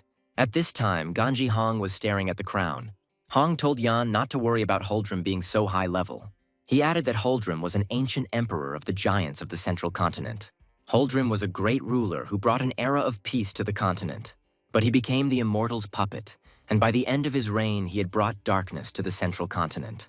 The immortal wanted to get the crown to regain his power, because Holdrum's crown contains all the dark power he has been collecting for many years. Ganji Hong cried out that he had come to take this power away from him. He added that he was the heir of the Dark Immortal and had come to fulfill the contract made 1,000 years ago. Suddenly, Holdrun began to squeal loudly, and darkness began to fly out of him. Hong said with a smile that this was the least the heir of darkness could do. Jan cried out that the boss needed to be defeated quickly and then everyone would get what they came for. Holdrun emerged from behind the wall with small skeletons climbing up his legs. Biggie looked like a small bug compared to Holdrun, but he tried his best. Lu also did not stand aside and rushed straight towards the giant. Lu, skillfully pushing off from different parts of Holdrun's body, was already almost at his head. Holdrun was furious because he couldn't keep up with the wolf and he screamed loudly. Suddenly, a very bright glow appeared from his mouth. Jan understood that he was indeed very tall, and even together with Caesar, they were no match for him. Suddenly, the guy looked around and realized that Caesar was gone, not understanding when he had disappeared. Walking through the hall, he found him lying on a stone with his eyes closed. Caesar told them not to bother him for a weakling like Holdrun. He added that until he had legendary armor or something like that, he wouldn't help. Jan showed him the legendary armor with indignation and asked if he liked it. Caesar just had a smile on his face and thanked the guy. In an instant, Caesar found himself in beautiful and powerful armor, and as he left, he said that he would return soon. He clearly enjoyed what he was about to do, and the smile never left his face. He swung his sword with all his might, creating a streak in the air. A second later, Holdrun's skull was split in two with a loud roar. He simply disappeared before our eyes, and the cup and crown flew off to the side. They looked very powerful. Everyone was already ready to take them. Jan took the cup in his hands and couldn't take his eyes off it, enjoying the moment. While Ganji Hong held the crown in his hands, his eyes almost lit up with joy. Suddenly, a notification appeared that Holdrum's crown had chosen the strongest person in the room as its new owner. The crown appeared on the head of Caesar, who was beaming with joy. Ganji Hong froze in bewilderment at what had just happened. Everyone stood silently. No one knew how to react to this. Caesar said that this crown truly knows what a man is worth. Ganji Hong Yul was furious, saying that if he didn't have Holdrum's crown, he wouldn't be able to complete the quest. He started shouting that this was not what they had agreed on, waving his fists. Jan thought about how he had never imagined that things would turn out this way. The one who accompanied Hong said that they could complete the task differently. He said that the crown was the tool with which the immortal controlled Holdrum, and if you stay near the owner of the crown for 100 days, then Hong will be able to absorb the aura of darkness, placing it in a wooden amulet. Caesar told him not to dare come even a meter closer to him. He began to look menacingly at Hong, showing with his whole appearance that it was not even worth talking to him. Hong was furious, not knowing what to do next. He cried out that Caesar did not dare to say such a thing to the future Lord of Darkness, who would gain the power of the most immortal. Yan approached Caesar with an offer to help Hong at least once. The guy whispered in his ear that Hong had already been unlucky in life, and that it was obvious how abnormal he was. Caesar said with displeasure that he would only think about it if Hong accepted his condition. Ganji Hong asked, almost with tears in his eyes, what condition they were talking about. Caesar said that Hong would have to serve him, and if he became stronger, he would give him freedom. Hong cried out that he had no choice, but he would definitely gain power and rub Caesar into the dirt. He was already ready to send an application for service, although he really didn't want to. Puk Puk watched all this from the side. A scent wafted from somewhere, which the turtle instantly smelled. The aroma seemed so delicious to Puk Puk that he even started drooling. He walked towards the direction from which the smell was coming. Some kind of passage appeared in front of him, but because of the darkness, it was not clear what was there. There was some kind of powerful explosion in the Titan Guild. That same guy from the dungeon was fighting with someone, which is why he caused the noise. The battle was with the mummies. With his sword, he cut them into many pieces. He coped with his task skillfully, taking advantage of his insane speed. With just a few jumps, he destroyed an entire crowd of mummies. Heads, arms, and legs flew off separately. This guy's name is Chakran. He is the head of the Titan Guild. He walked over the heads as if they were just stones without noticing them. Ceylon's deputy chief said he couldn't believe they came first. The girl from their guild said that she was sure that the Dark Rune Guild was here. One of the girls, looking through binoculars, screamed that there was something in front. Ceylon happily said that they had really found that historical place. But the girl said that this was not a dungeon, and Chakran's face changed. The girl cried out with joy that she saw the Tower of War. At this time, at the guild headquarters, there is a dark rune on the central continent. The girl turned to another girl named Solane, asking if she had found anything about the cup. Solane said she found it and looked ahead. The leader of the Dark Rune Guild was Lee Rahan, who asked where he was. Solane replied that it was in the central region, in a historical site called Huldren's Tomb. Rahan gave the order for the girl to take 30 people and move there, as Solane said that there was a problem. She said that there was a player who went there before them, and judging by the banners, his guild was from the Lucipal Empire. Rahan wondered if there was anyone in the Lucipal Empire who could reach the central region so quickly. Solane said that the sooner they left, the sooner they would get the cup, to which the leader replied that there was no point in rushing at all. As she left, she said that they had plenty of time. She clarified that the main task now is not to lose their trail. Rahane said the Lucipalians needed to be dealt a blow as soon as they came out with the trophy. At this time, Jan was quite depressed. Everything he managed to get turned out to be trash, except for the cup. The only thing that made him happy was the completed quest. Jan received a message that there are others who can easily steal the cup. He looked at the others and tried to assess the situation. Ian knew that if they set up a headquarters, the cup would be stolen from them, so he decided that he needed to level up in case the quest failed. Jan shouted to the others that they should move on. Ian tried to cancel Pukpuk's summoning, trying to figure out where he had gone. But he was unable to cancel the call, which made him nervous. The guy began to look around, calling his pet. At this time, Pukpuk was talking to himself that right now he was going for a walk. He could still smell the treat and continued to walk towards it. Looking up, he realized that it was too high for him and froze in place. Pukpuk decided that he had to climb up there, no matter what it took. He actually climbed up. There was only a little bit left, but he was quite tired. As soon as he climbed in, he discovered flowers that emitted a delicious aroma. Pukpuk moved closer to the flower and enjoyed the pleasant aroma, reaching for a berry. Suddenly, Pukpuk began to disappear. He received a notification that Jan was trying to cancel the summoning. Pukpuk just screamed that he needed to eat and started to resist. Jan received a notification that the summoning cancellation had failed due to the power of the 1,000-year-old rainbow flower. Pukpuk collapsed to the ground. He told himself that he had a terrible master, because while he was eating the flower, he tried to cancel the summoning. Thanks to the power of the flower, he is still here. But suddenly he heard a voice. He looked around, and the voice said that he had never seen such a beautiful turtle. He was shocked and did not understand how this was possible. Once, when Pukpuk first appeared at Jan's, he told him something. That on the northern continent there is a turtle named Buck, and they say that it is the most beautiful turtle in the world. Jan couldn't hear about this calmly because he considered the fart to be the best. He always told everyone that there was no one cooler or more beautiful. He said that maybe Backback got his title because Pukpuk got too fat. So he couldn't give him many meatballs. He asked to be patient a little and he would make him the most beautiful turtle in the universe. Pukpuk didn't expect to find him in such a place. Backback was truly a very beautiful turtle. They stood in front of each other and looked at each other intently. Suddenly, Jan came running along with his pet Lou and the rest of the boys. Jan said that Lou had picked up his scent and that's how they found him. Jan noticed a turtle in front of him and was stunned. He screamed, not understanding what kind of turtle it was.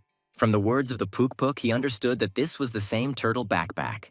The turtle said that the boy reminded her of her name, and as a sign of gratitude, she would give him treasure. Jan didn't understand what was happening and dropped to one knee, holding out his hand. A small yellow sphere appeared on the turtle's tongue. Of course, Yana wasn't entirely pleased, but he took the ball in his hands. The guy received a notification that he had received the spirit of a turtle. This sphere contained a portion of the spirit of the ancient legendary golden turtle, which allows the ancient turtle to ascend and become a dragon turtle. Jan imagined the image in his head, which even gave him goosebumps. Backback said that he had been sleeping for a very long time, so he didn't remember much. He asked Jan to help him restore his memory. Ian really wanted to know how Pukpuk evolves, but he gave him a whole quest. Of course, this made Yana very happy. At this time, only Caesar remained in the same hall. He put the crown next to him and just lay on the floor, thinking about something. Caesar was thinking that everyone had gone off to look for the ridiculous turtle, and he was bored. He decided to go outside and get some fresh air. Stepping outside, he stretched, enjoying the bright sun. Someone was watching Caesar from behind the building, as if that person knew that Caesar had to come out sooner or later. He kept a close eye on Caesar and did not let him out of his sight. Suddenly, a few minutes later, the mysterious man ran straight at Caesar with a knife. But he didn't manage to strike, as Caesar turned his head, hearing rustling sounds behind him. Seeing a knife next to his face, he immediately ran away. The unknown person was shocked by such speed. Caesar adjusted the bandages on his hands, thus showing that he was ready for battle. The guy deftly and very hard hit the unknown man on the arm with his elbow. The pain even brought tears to this man's eyes. Caesar swung his fist resolutely, preparing to deliver the next blow. But the unknown man didn't have time to react and received a direct blow to the face, causing even his mask to fly off. A double knife fell from his hands and flew upwards while spinning. Caesar successfully caught it with his hand, right by the handle. This unknown person lay on the ground, trying to at least see the one who managed to do all this to him. He only saw Caesar in front of him, who was still holding his hand up with the knife. Caesar turned around and raised his head up. There was a whole crowd standing on the rock, and without thinking twice, he asked who these people were.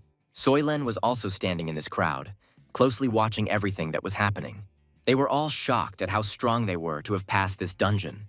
Since Caesar received no answer, he repeated his question. Selene told him very sternly to give them the cup. Caesar smiled and told them to try to take it away. Hearing this, Selene ordered him to be killed and the crowd rushed down. Caesar was already ready to accept the attack. It was unnoticeable how he moved. Literally a second and he was gone. He jumped high enough and struck several opponents. They didn't understand how he managed to do it so skillfully and quickly.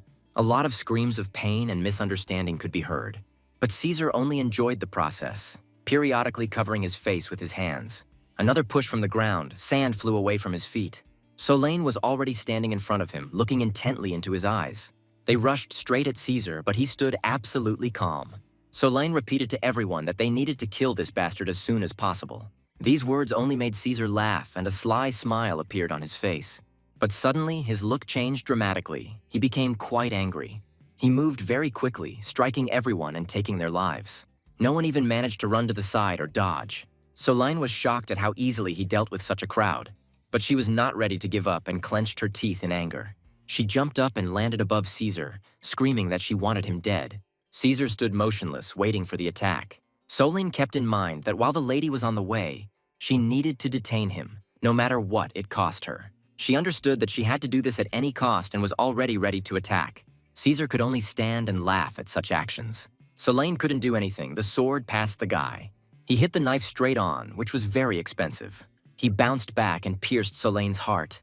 With her last breath, she turned to Caesar. Caesar said with a smile on his face that he forgot to warn that he did not have and never had a cup. He watched as everyone began to disappear one by one. Soylen apologized to the lady for not being able to take possession of the cup. Caesar was a little upset because he broke his weapon again. Having thrown it away, he decided that he would go to the Lord for weapons. Later, this incident among the members of the Dark Rune Guild became known as the Nightmare of the Central Continent. At this time, in the guild, there is a titan near the war tower. They headed towards it, getting closer and closer. Chakran thought that it was very good that they had that quest. He remembered that in the last quest, Lacromeau had told him about the war tower. He remembered that battle and Lacromeau's empty gaze, while Chakran stood and looked at him haughtily. Moreover, he said that since he was killed, he probably would not be able to achieve his goal. But in return, he decided to tell about the war tower. He said that you can hunt monsters, or buy rare items or artifacts. But to enter the tower, you need to have at least 5,000 service points. The item that needed to be found was the Pharaoh's banner. It looked like an ordinary banner with a pharaoh painted on it. An artifact that doubles the training experience of soldiers at headquarters, and once he gets it, the Cayman Empire will win the war. But suddenly something really caught his attention. He saw the Desert Warrior's Will Skill book. He understood that if he got this book, he would be able to raise his stats very well. But to take it, he had to spend all his service points, and then he would not be able to get the Pharaoh's banner. But he understood that he would not have another opportunity to stumble upon this skill book. He stood like that for several minutes and just looked at her. After some time, he finally acquired the book, losing 12,000 points. He had very few of them left, but the book was already in his hands. He understood that one way or another, he would become stronger, and with him, everyone who was a member of the guild. The only thing that remained in his head was that then he would definitely defeat anyone. After leaving the war tower, they went somewhere forward. Chakran walked and thought about something the whole way, but there were many different artifacts in the war tower. One of them stood in a completely inconspicuous place. It looked like some kind of badge, but it was known to be of legendary class. At this time, John, Pukpuk, and the other guys were standing waiting for the others. Suddenly, someone's voice was heard off to the side. It was Johan, who asked with a smile how long they had been waiting. Jan said with a smile that they had finally arrived. Johan asked if they had missed anything. Jan said with a smile that he took the cup, but he was much more interested in something. He said that he needed to find the magic pearl of a turtle named Back. The girl said that she had heard about this for a long time and that there are characters that only appear if you have the right class. Johan said that perhaps it then became clear why the hidden characters' names fit the situation. Suddenly, Hong said that his darkness was pulsating and he wanted to meet the enemy as soon as possible. Johan looked at him with displeasure and asked who this stranger was, looking at Hun. Jan looked at him and said that he served Caesar. At that moment, he realized that Caesar was no longer with them. Hong shouted that they were all arrogant fools and that when he became the Lord of War, they would regret having treated him like that. As they went forward, monsters appeared in their path. Jan summoned the rake, and with it the fire breath. Rake was already ready to attack, and Scorpion stood opposite the guys. The rake breathed out a huge amount of flame. The scorpion's tentacles were so powerful that they pierced stones. The flames didn't seem to frighten them much. They stood in place, not moving. Suddenly, something appeared at the top of the cliff. It was Johan, who was already ready to attack the scorpion from above. He made a rather decisive jump down. At the same time, the girl also joined the fight. Based on her skills, she decided to use the blessing. Thanks to this, the attack power was increased by 30%, which helped to deal with the scorpions. Hun called upon the Death Knights with the words that the farewell of darkness would give the enemies agony. Yan decided it was time to summon Lu to once again display his incredible abilities. Lu appeared, looked closely at the scorpion, and was about to attack. Lu was irresistible, jumping in different directions with incredible speed. Jan checked and realized that most of the farming was already behind him. He looked at Puk Puk, who was clearly puzzled by something else entirely. Suddenly he started shouting, saying that something was coming. Jan looked at him in bewilderment but became a little nervous, and the knight also caught the eye along with the others, already being the focus of special attention. Rake didn't understand what was happening, but he felt something strange in each of his eyes. There was some kind of big explosion. It was unclear what it was. A huge paw began to appear through the rock. Suddenly, a bright light flashed, but they still stood there in bewilderment. It was some kind of huge monster. Yan received a notification that this was the Terror of the Sands, a hidden level 200 monster that possessed a magic pearl. Just looking into his eyes and seeing the pearl already made me feel scared. Jan was stupefied, not understanding what to do. This monster was indeed huge, but it was only half outside. He swung his huge paw sharply, already preparing to strike. Yan only managed to shout for Lu to dodge, which saved him. The wind was very strong. It felt like Yana would be blown away. Jan understood that he had to be dealt with as quickly as possible. He shouted for Johan to come up with something. Johan used a defense, saying that blocking all this debris was too hard and Jan needed to do something. Ian stood there in bewilderment, realizing that he was too high level to win without Caesar. Hun suddenly screamed that this monster was crawling out of the hole. When this monster came out completely, it was clear that it looked like a lizard. Opening its mouth, a glowing sphere appeared from there. Jan thought that he was about to blow fire, and if he hit, he would die instantly. He shouted to everyone to run away, seriously scared. Jan received a notification that Fiolan, due to the effects of the fire breath, along with Ganji Hun, began to turn to stone. Another fireball appeared in the monster's mouth. He used fire breath again and turned his head in different directions. It looked really scary. Here comes a notification that Jan has also been affected by the fire breath. Jan didn't understand what to do because the monster was literally blowing him away. Suddenly, Jan received a message that the effect of the pet turtle spirit Puk Puk was activated. The fart began to swell before our eyes. Just a few seconds later, a huge amount of water flowed out of his mouth. Jan realized that Puk Puk was now a water turtle, a skill he had received from Bak Bak, and he was completely protected from the fire breath. Hong was shocked because just a moment ago everything was on fire, and now water was dripping from somewhere. Hun thought that the Puk Puk's water breath was causing the rain. Jan admired his pet very much, saying that he was better. Jan heard a voice from the side that said that the Puk Puk was quite good. It was Caesar who specified that. Does he really mean about the turtle? He said that he put the armor and sword in his inventory so that sand wouldn't get on them because he didn't expect it to rain. Jan said that it was very good that he came and asked her to deal with Godzilla. Caesar said that it was the Terror of the Sands that had absorbed the power of the magic pearl, although not completely. He said he wouldn't do anything, but if Jan gave him something in return, he might change his mind. This made Jan very angry, because he was constantly sucking things out of him. Jan looked at Peskov's fear and decided that he would deal with it himself. After all, in any case, he had already found a way to defeat him. A plan appeared in his head and Jan called the Finn and ran, realizing that this is the moment when they will do well.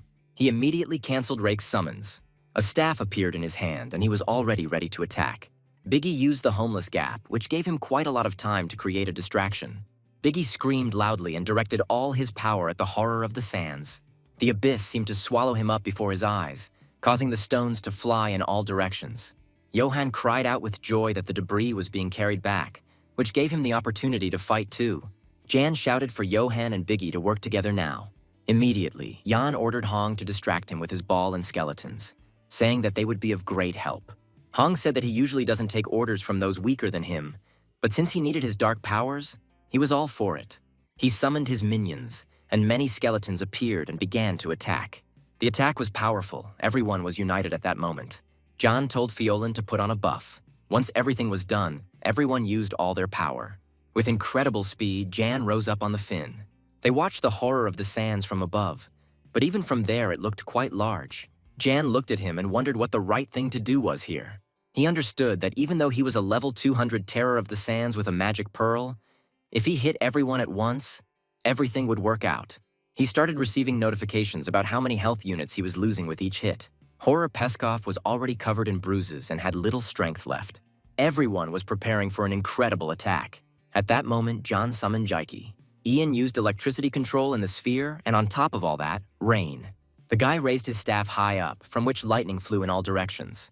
He could control small particles of water, which he sent straight into the horror of the sands. Ian watched and realized that the electrically charged manospheres were penetrating straight into all of the monster's wounds. Even though he was watching everything from a distance, a tremor appeared in his body.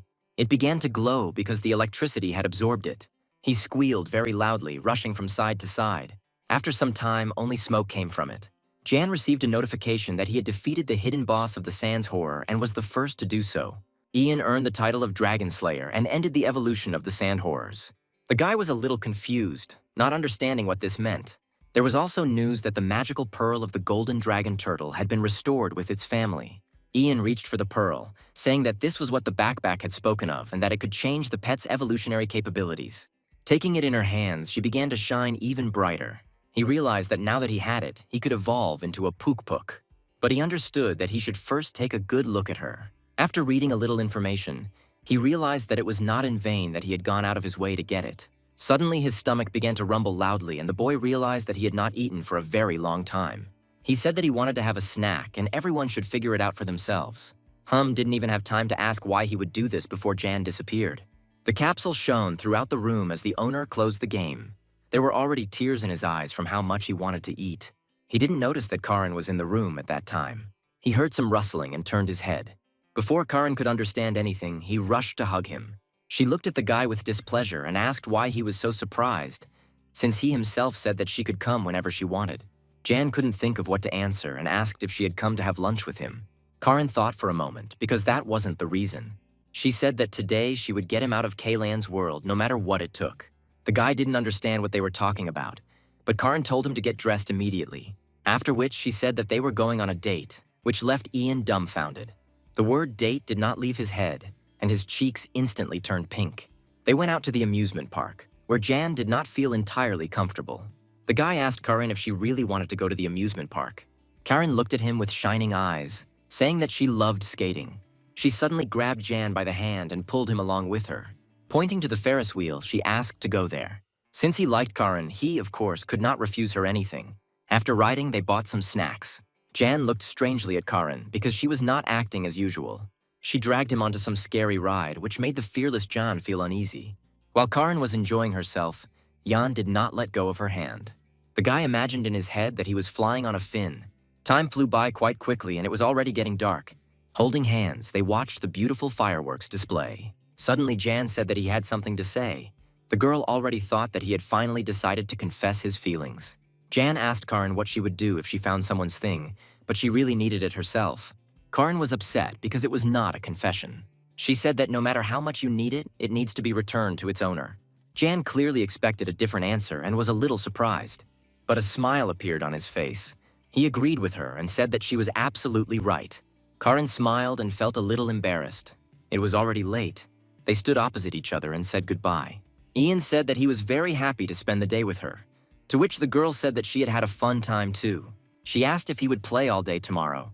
Jan became a little embarrassed and said that he still had some unfinished business. The girl intriguingly asked the guy what he would say about today. Jan laughed and said that he had already said that everything was really cool, but Karin said that was not what she meant. She tucked her hair behind her ear and asked him what he would say about her. Ian was a little embarrassed and said that she looked very cute. The girl was pleased to hear this. She thanked him and said that it was time to go. Ian stood and watched the girl leave. The smile never left his face. He really liked everything. But time said it was time to go home. He walked with his cheeks burning with embarrassment. His eyes sparkled with happiness, and the smile never left his face. As soon as he came home, he immediately went to bed. Already in the morning, Jan immediately climbed into the capsule to play properly.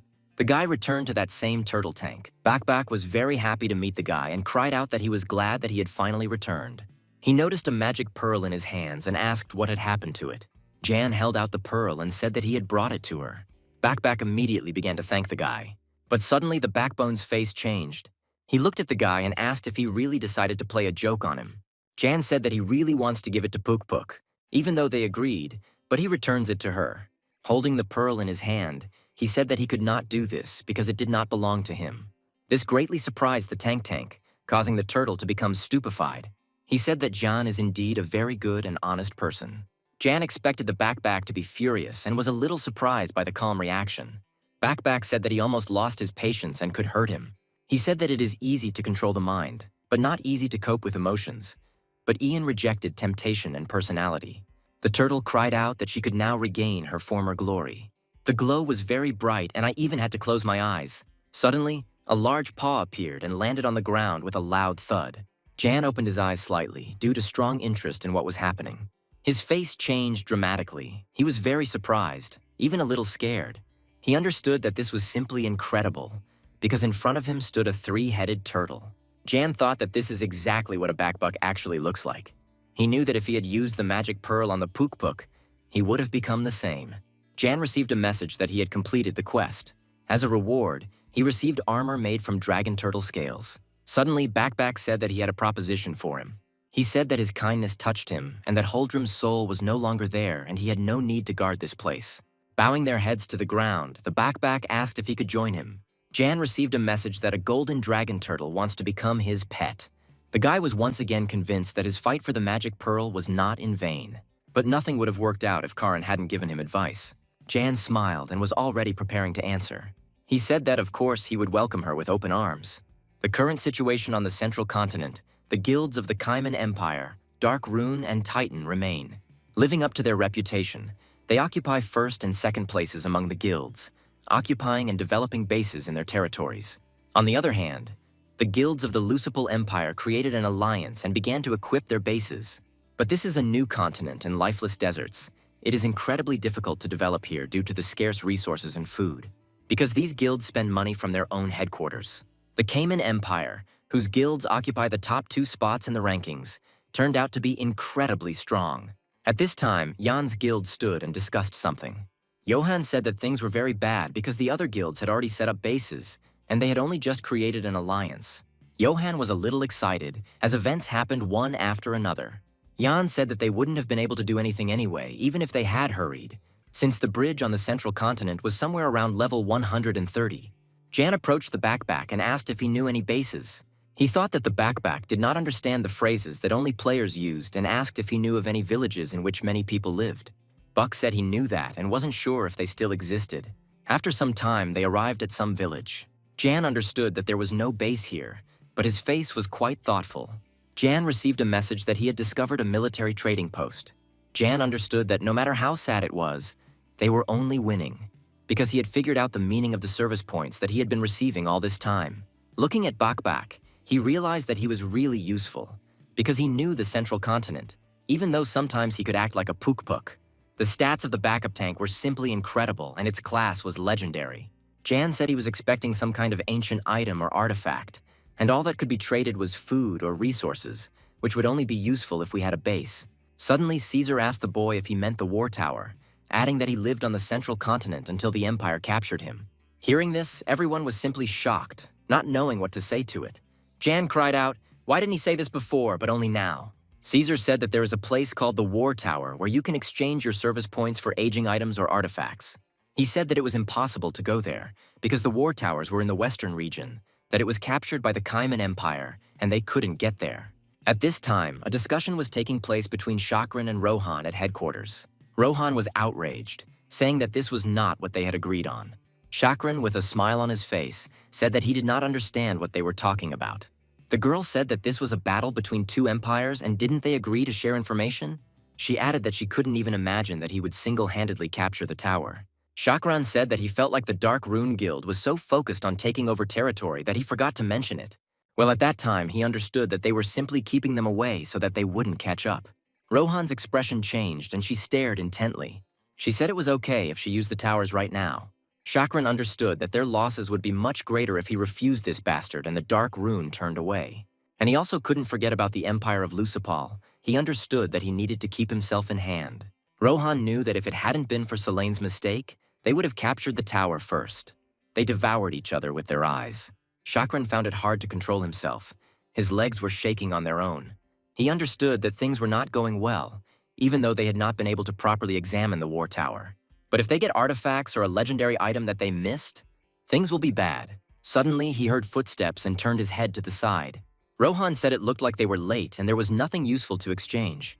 As she left, she said that they would see each other next time. Chakran breathed a sigh of relief because they hadn't found anything.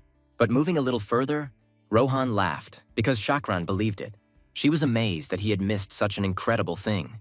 It was the badge of Magellan, who had a legendary class.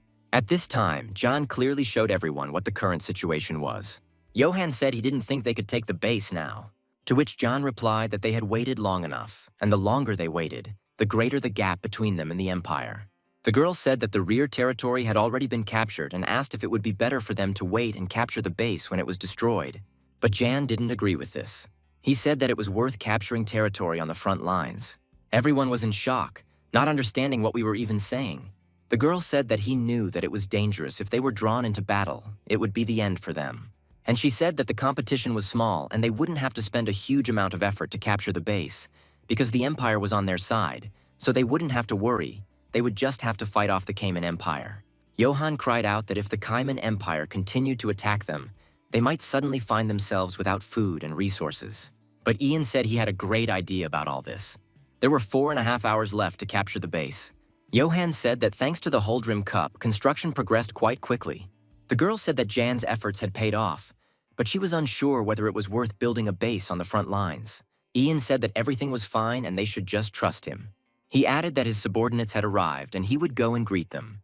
They cried out with joy, saying that they were finally here. The knight said with a smile on his face that they hadn't seen each other for a long time. Jan listed each one by name and thanked them for coming. Ian asked Siri if she had a little leadership. He said he had a new pet but lacked leadership and asked if she could keep Biggie. Jan thought that since the backbuck was powerful, the Biggie wouldn't be of much use. He knew that if he did this, he could use it as a second one if Siri was around. The girl looked at the guy with a smile. Apparently, she was only happy to help Jan. Ian called Biggie and asked if he would mind staying with Siri for a while. He looked at him and said that he would come back for him when he became stronger. Finally, he told him to listen to the girl and not create problems for her. At this time, the base was almost ready. Rohan and Solane watched all this. The girls decided that they were just idiots after all, building a base on the front lines. Rohan said she was pretty bored, so they were the perfect victims for this. Solane said that if they attacked the base now, the guilds from Lucipal might come to their aid. And then she suggested using Magellan's badge from the war tower. Rohan said that Solane doesn't understand this because she was defeated by some strange person. So she and all the guild members are now low level. She added that this was also not bad, and they needed to test Magellan's badge to check the strength of these desert warriors. This badge is an item that a player can only obtain when they are recognized by the desert warriors of the central continent. The one who receives the answer is protected by the desert warriors, and all NPCs on the central continent will become their allies and the allies of the faction they belong to. This person also gains the ability to command desert warriors. Rohan ordered the desert warriors to wipe the base off the face of the earth. They looked quite frightening, making sudden movements and saying something. One of them swung his sword, causing a purple glow to appear. Solane was shocked, not understanding where he came from. She noticed just from his appearance how powerful he was. Suddenly, a bell rang at the Lotus Guild base. Jan cried out that these were desert warriors and everyone needed to prepare for battle. The warriors ran quite quickly, and it seemed as if rage was flying out of their eyes. Jan and the boys calmly watched the crowd moving towards them. Jan asked Caesar if the desert wars were not neutral. Caesar told John about Magellan's badge, which allows him to command warriors. When John asked Caesar if he would help them, he said he was leaving. Caesar said that he owed a lot to the Desert Warriors.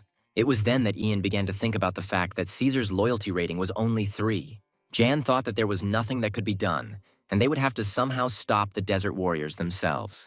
He immediately summoned Lou, Harley, and Buckback. All of them together were already ready for battle. Siri was delighted as soon as she saw the Buckback. The warriors were already standing not far from the base when a backback came out of the gate. Everyone was shocked to see the golden dragon turtle. They understood that if the golden dragon turtle that guarded Huldrum's treasures was wandering the world, then they had defeated Huldrum himself. One of the warriors turned to the others and told them not to relax because the enemy was quite strong. Jan had been wanting to try something new for a long time and decided that now was the perfect time. The guy, slightly excited, sent Lou into attack. The warrior had already raised his sword, preparing to deal damage. But the warrior didn't succeed. The skill of the backback, the protection of the dragon turtle, was activated, and the sword did not pierce or even injure Lou. The warrior screamed in rage, not understanding what had happened to his ball. The damage that was done to Lou was absorbed by the backbone. Following Lou, Yang sent Harley to attack using Wind Guardian. Jan received a message that Lou had started using Fenrir's Wrath. Lou entered a rage mode, and all stats increased by 50%, and the critical strike chance increased by 20%. Lou growled in rage, opening his mouth wide. The warriors were shocked that they were just pets.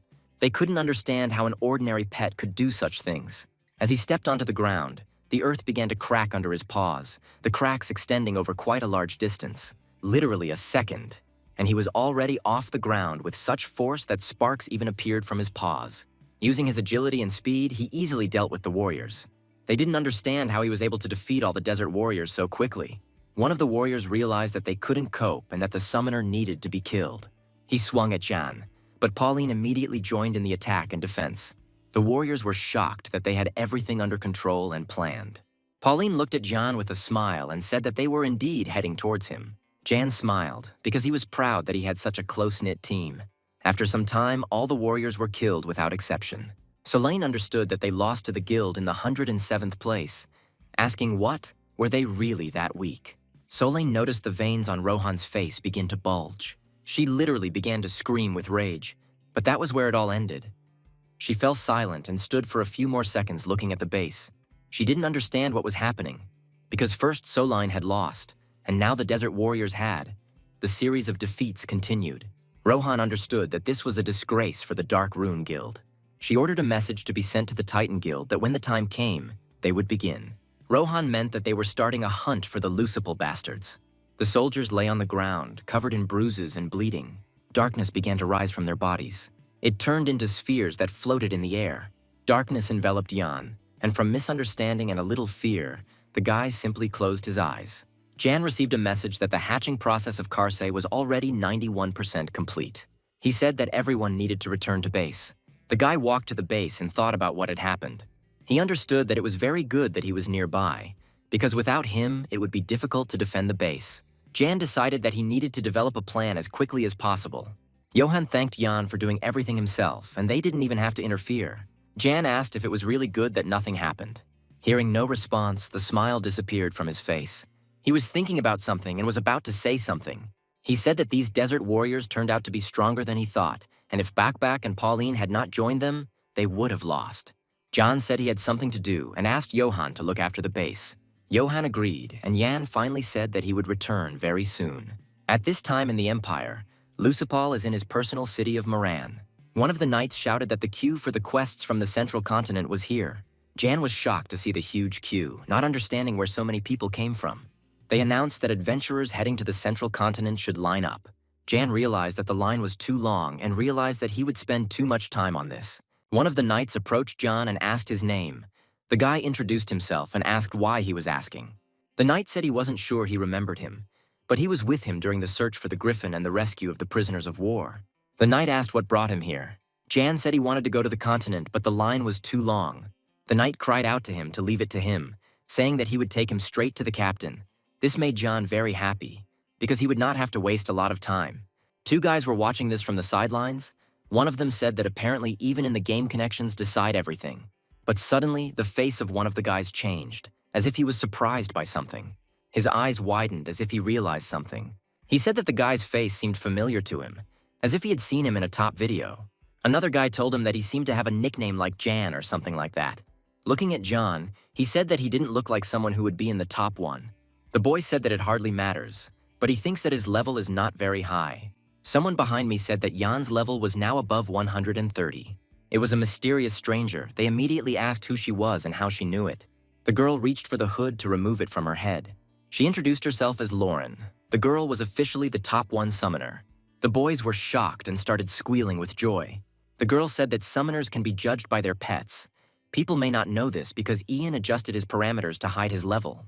But according to unofficial data, Yang is the most powerful summoner. At this time, the knight kept his promise and brought Jan straight to the captain. The captain shouted that Jan was the hero who had done the most to hatch the griffin and free the prisoners.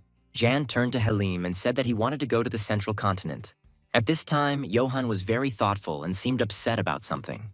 He said that he didn't understand Jan, no matter how hard he tried. The girl told him not to worry and just smile. She added that everything would be fine, because he had never let them down before. At that time, the war between the empires continued. In these battles, the Cayman Empire continued to win, while the Lucipal Empire suffered defeat after defeat. So Jan had to go back to guard the base again, but he achieved what he wanted.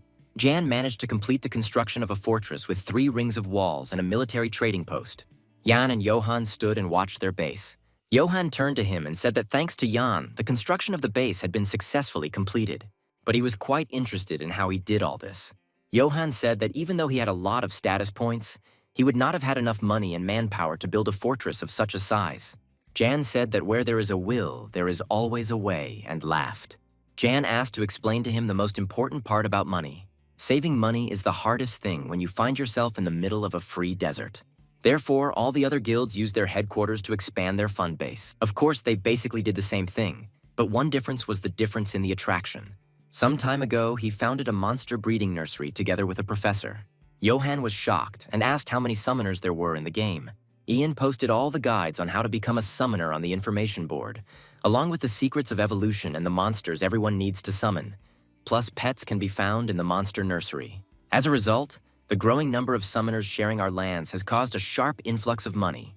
They also opened a second monster breeding facility in the town he had recently spotted. It was all pretty simple.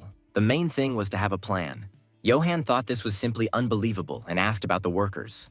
Then Lauren appeared out of nowhere and smiled. She shouted that she could explain everything to Johan. She looked a little strange, and seeing her distrustful look, Johan winked at her. It was only after a few seconds that Johan realized that this was the famous summoner Lauren. He asked what such a beautiful creature was doing in such a hole. The girl said that, to get straight to the point, the labor force was provided by her golden summoners. Johan and Jan stood and listened to her attentively. Johan didn't understand what golden summoners they were talking about. The golden summoners are a group of approximately 20 summoners. They are incredibly talented and also highly skilled, making them a dream team for any summoner. But in fact, there was something that played no less an important role. These are secret fans of the unofficial top one of Jan's summoners. There were a whole bunch of such fans who were ready for anything. The girl said that the organization has become actively helping since John posted on the information board. Johan couldn't believe it, because Lauren was the favorite of all the players, and that's why she founded his fan club. The guy asked if she was doing all this for free, but she immediately said that they were compensated accordingly. Jan said that he gave them some amulets, and they all had a fart on them. The girl started running from side to side, shouting that these were amulets with Jan's most famous pet. Johan said he secured labor when he met Lauren in Muran and made the village of Olivia, which was short of soldiers, part of his holdings, and was building another monster breeding farm to provide additional funding. Lauren started acting rather strangely. The guys looked at the girl in bewilderment. Johan no longer found her attractive at all. Suddenly, Jan heard some rustling, and a lunchbox fell not far from them. Ian slowly turned his head towards the noise. Karin stood on that side as if rooted to the ground.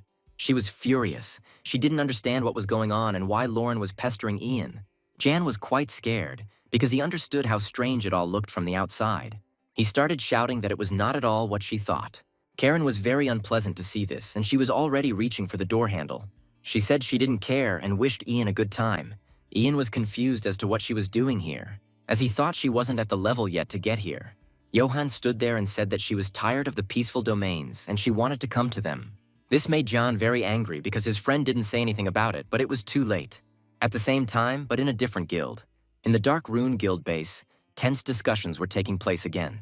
Chakran said that it looks like it will snow on the central continent tomorrow. With a wry smile on his face, he said that he didn't think Rahan was interested in the Lucipal Empire. La Rahan didn't answer, but it was clear that she didn't like it. She knew that she couldn't talk about their losing streak, because as soon as they found out about it, they would immediately try to overtake them and take first place. Chakran said he liked the idea, and if they hit them with a united front, they wouldn't need a strategy. But Rohan said that their guild would attack from the front of the Titan Guild and go around, and then take on the Oakland and Greatness guilds. Chakran looked at the girl in bewilderment, not understanding what they were talking about. He said that if the Dark Rune Guild attacked without them, there would be significant losses. Rohan screamed that it would just be a massacre and they would stick to strategy. The next day arrived and the commentators greeted all the viewers.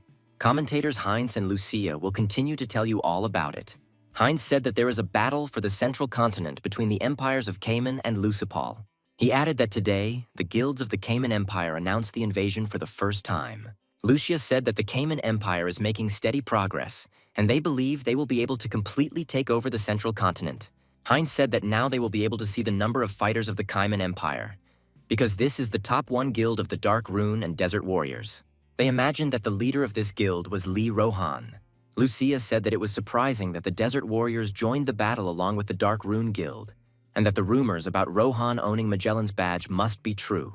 Heinz said that on the other side is the Lucipal Empire. They were wondering which guild owns the base on the front lines. They also said that the Lotus Guild is in 95th place. A certain man was watching all of this online from the side. It was clear that he was quite interested in everything that was happening. Samuel, the guild leader, said that of course they would send reinforcements. He turned to Martin, the head of the Greatness Guild, who agreed with him. He said that it was useless for the guild in 95th place to send reinforcements, since it would achieve nothing. But another man from another guild reacted to this in a very strange way. He looked away and simply remained silent. At this time, Johan, together with Jan, stood and observed the situation. Johan asked Jan if he really thought they could stop them. Jan said that there would be no reinforcements from other guilds, and there was no need to worry. Suddenly, the guy smiled and said that they had everything, without going into details. The military opponents were already halfway there. Rohan handed Solane the sword and told her to be sure to take it. She said that this sword was enchanted to summon. Rohan added that she should attack the back gate with this sword. The girl told her to listen to her command carefully.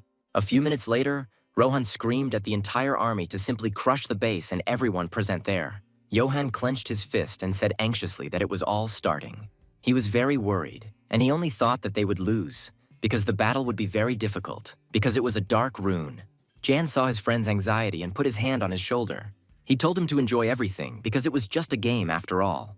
This really helped Johan calm down, and a smile appeared on the guy's face. His eyes lit up and he cried out that it was time to begin. He raised his hand up and shouted to the fighters to prepare for battle. He frowned and shouted for them to launch the towers. At this point, all the towers were already ready, and the work was proceeding quite smoothly. The cannons were loaded with powerful cannonballs. Rohan stood to the side and watched everything that was happening. She saw arrows hitting her fighters, but they barely moved from their place. Jan's guild coped with the task quite skillfully and with dignity, so Jan ordered them to fire the first cannon. This shot was very powerful. The sounds carried over great distances. At that moment, the opponents all raised their heads up and watched where she would land. Due to the powerful shockwave, even those who were at a great distance from the base were also affected. This scared them very much. They were not prepared for this. The warriors stood in a stupor, not understanding how to proceed further. Before they could comprehend what had just happened, they heard more shells flying. One by one, they gave birth to a very large number of people. Rohan understood that their defensive tower was not just a tower. They had pumped it up to the maximum level. She knew that this way they would lose half their strength before they got past the gate. Suddenly, something appeared above Rohan's head that caught her attention. She activated her defense to take the attack. The projectile flew straight towards Rohan. It looked even more terrifying. There was a loud explosion, but the projectile hit her defenses. The girl stood there in bewilderment. It didn't affect her, but it made her very wary. Rohan grabbed the leash with all her might, and she rushed straight to the base. With a strong jump, she found herself above the gate. Rohan, at that very moment, decided that she would use the magical technique. She used ghost magic, which looked very powerful.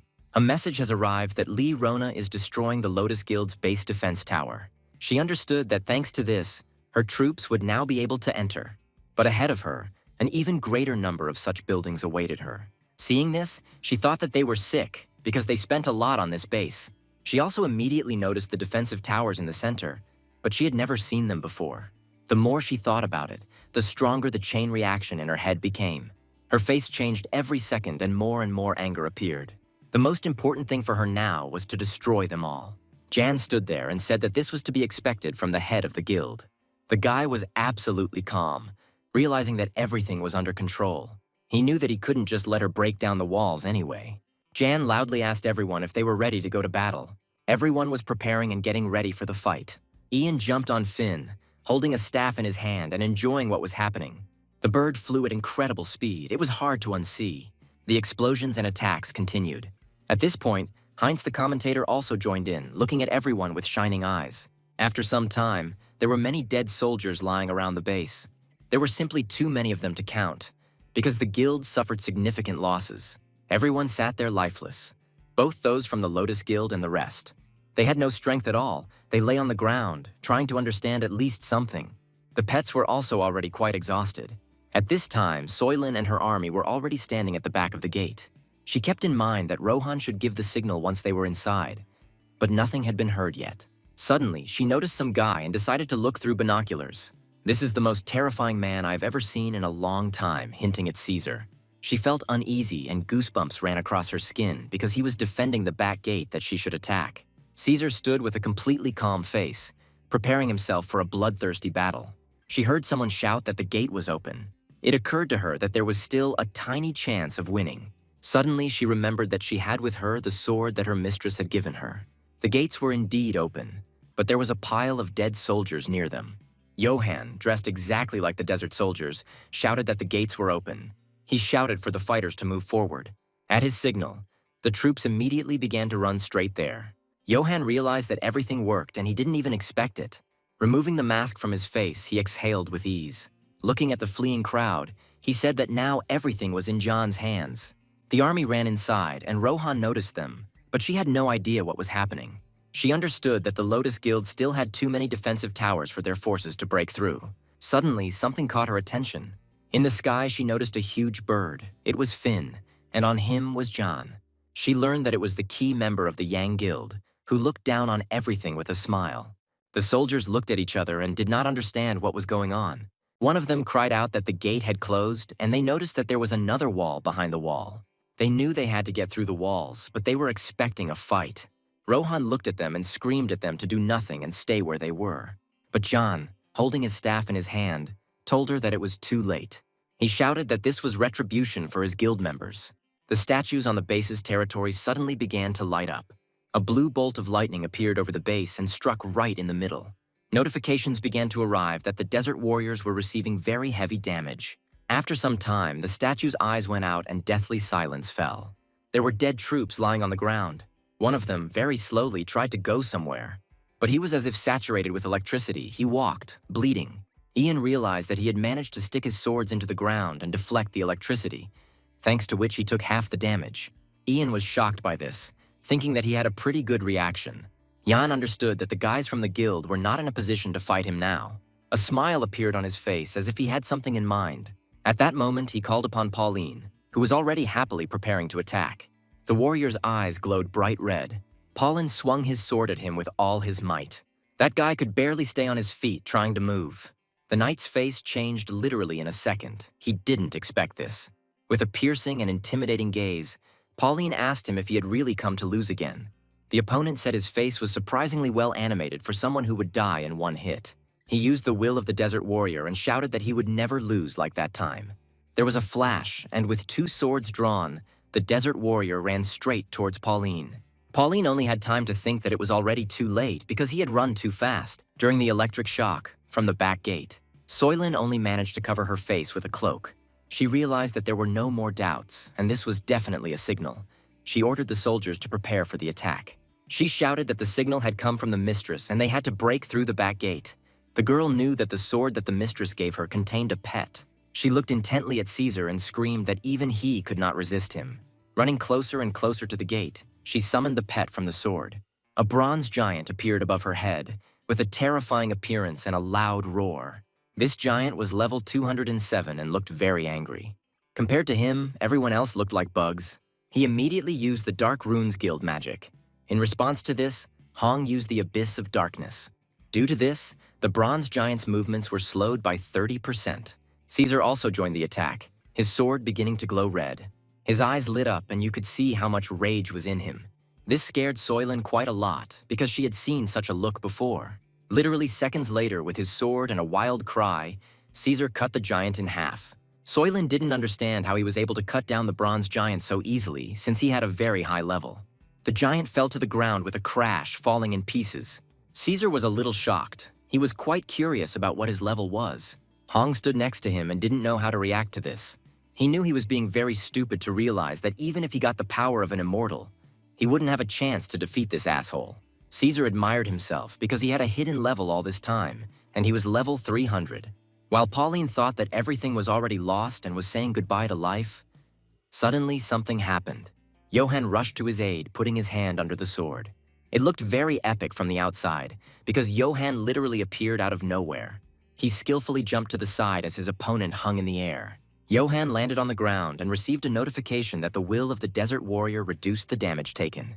He realized that he had done too little damage. At this moment, the rescued Pauline joined in the work. He launched his spear straight at the enemy. It was already too late as the spear was a few centimeters from his eye. It successfully pierced the enemy and he died instantly. At that moment, Pauline was proud of himself more than ever and was grateful to Johann for saving him. Rohan remained in the same place, and the veins on her forehead were almost bursting. She was so overwhelmed with emotions that she couldn't put a couple of words together. There was no limit to the rage at that moment. Ian realized that she was using a magical technique and became stupefied. Something strange started to happen. She used ghostly magic. Unfortunately, Finn died from one hit from this thing. Jan immediately summoned a backpack, which saved him from falling. Having descended to the ground, Jan began to thank his pet very profusely. Jan immediately realized that he couldn't cope so easily and called on Lu. Following him, he called upon Puk Puk, realizing that together they were capable of much. They stood right in front of the tower where Rohan was. Seeing this, she was a little surprised, trying to imagine what would happen. The girls screamed at them that everything was useless and that they should not count on anything. Jan didn't understand what to do because things were really going badly. He understood that she had enough strength to kill the Finn with one blow. Based on this, one could forget about mana spheres and air shots.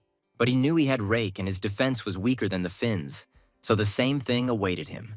Yang used Wind Blessing and Barbarian Blessing at the same time to strengthen his attack. In this way, he protected the Dragon Turtle and used Fenrir's Wrath. Once Jan was sure that Lu was maxed out, he decided to give it a try. At that moment, Rohan realized that things had become even more difficult for her. She decided that she would use the Sorcerer's Blessing. The girl's entire body began to glow with a purple glow. Besides herself, the sword and armor began to sparkle. It was as if a frantic force had appeared in her hand.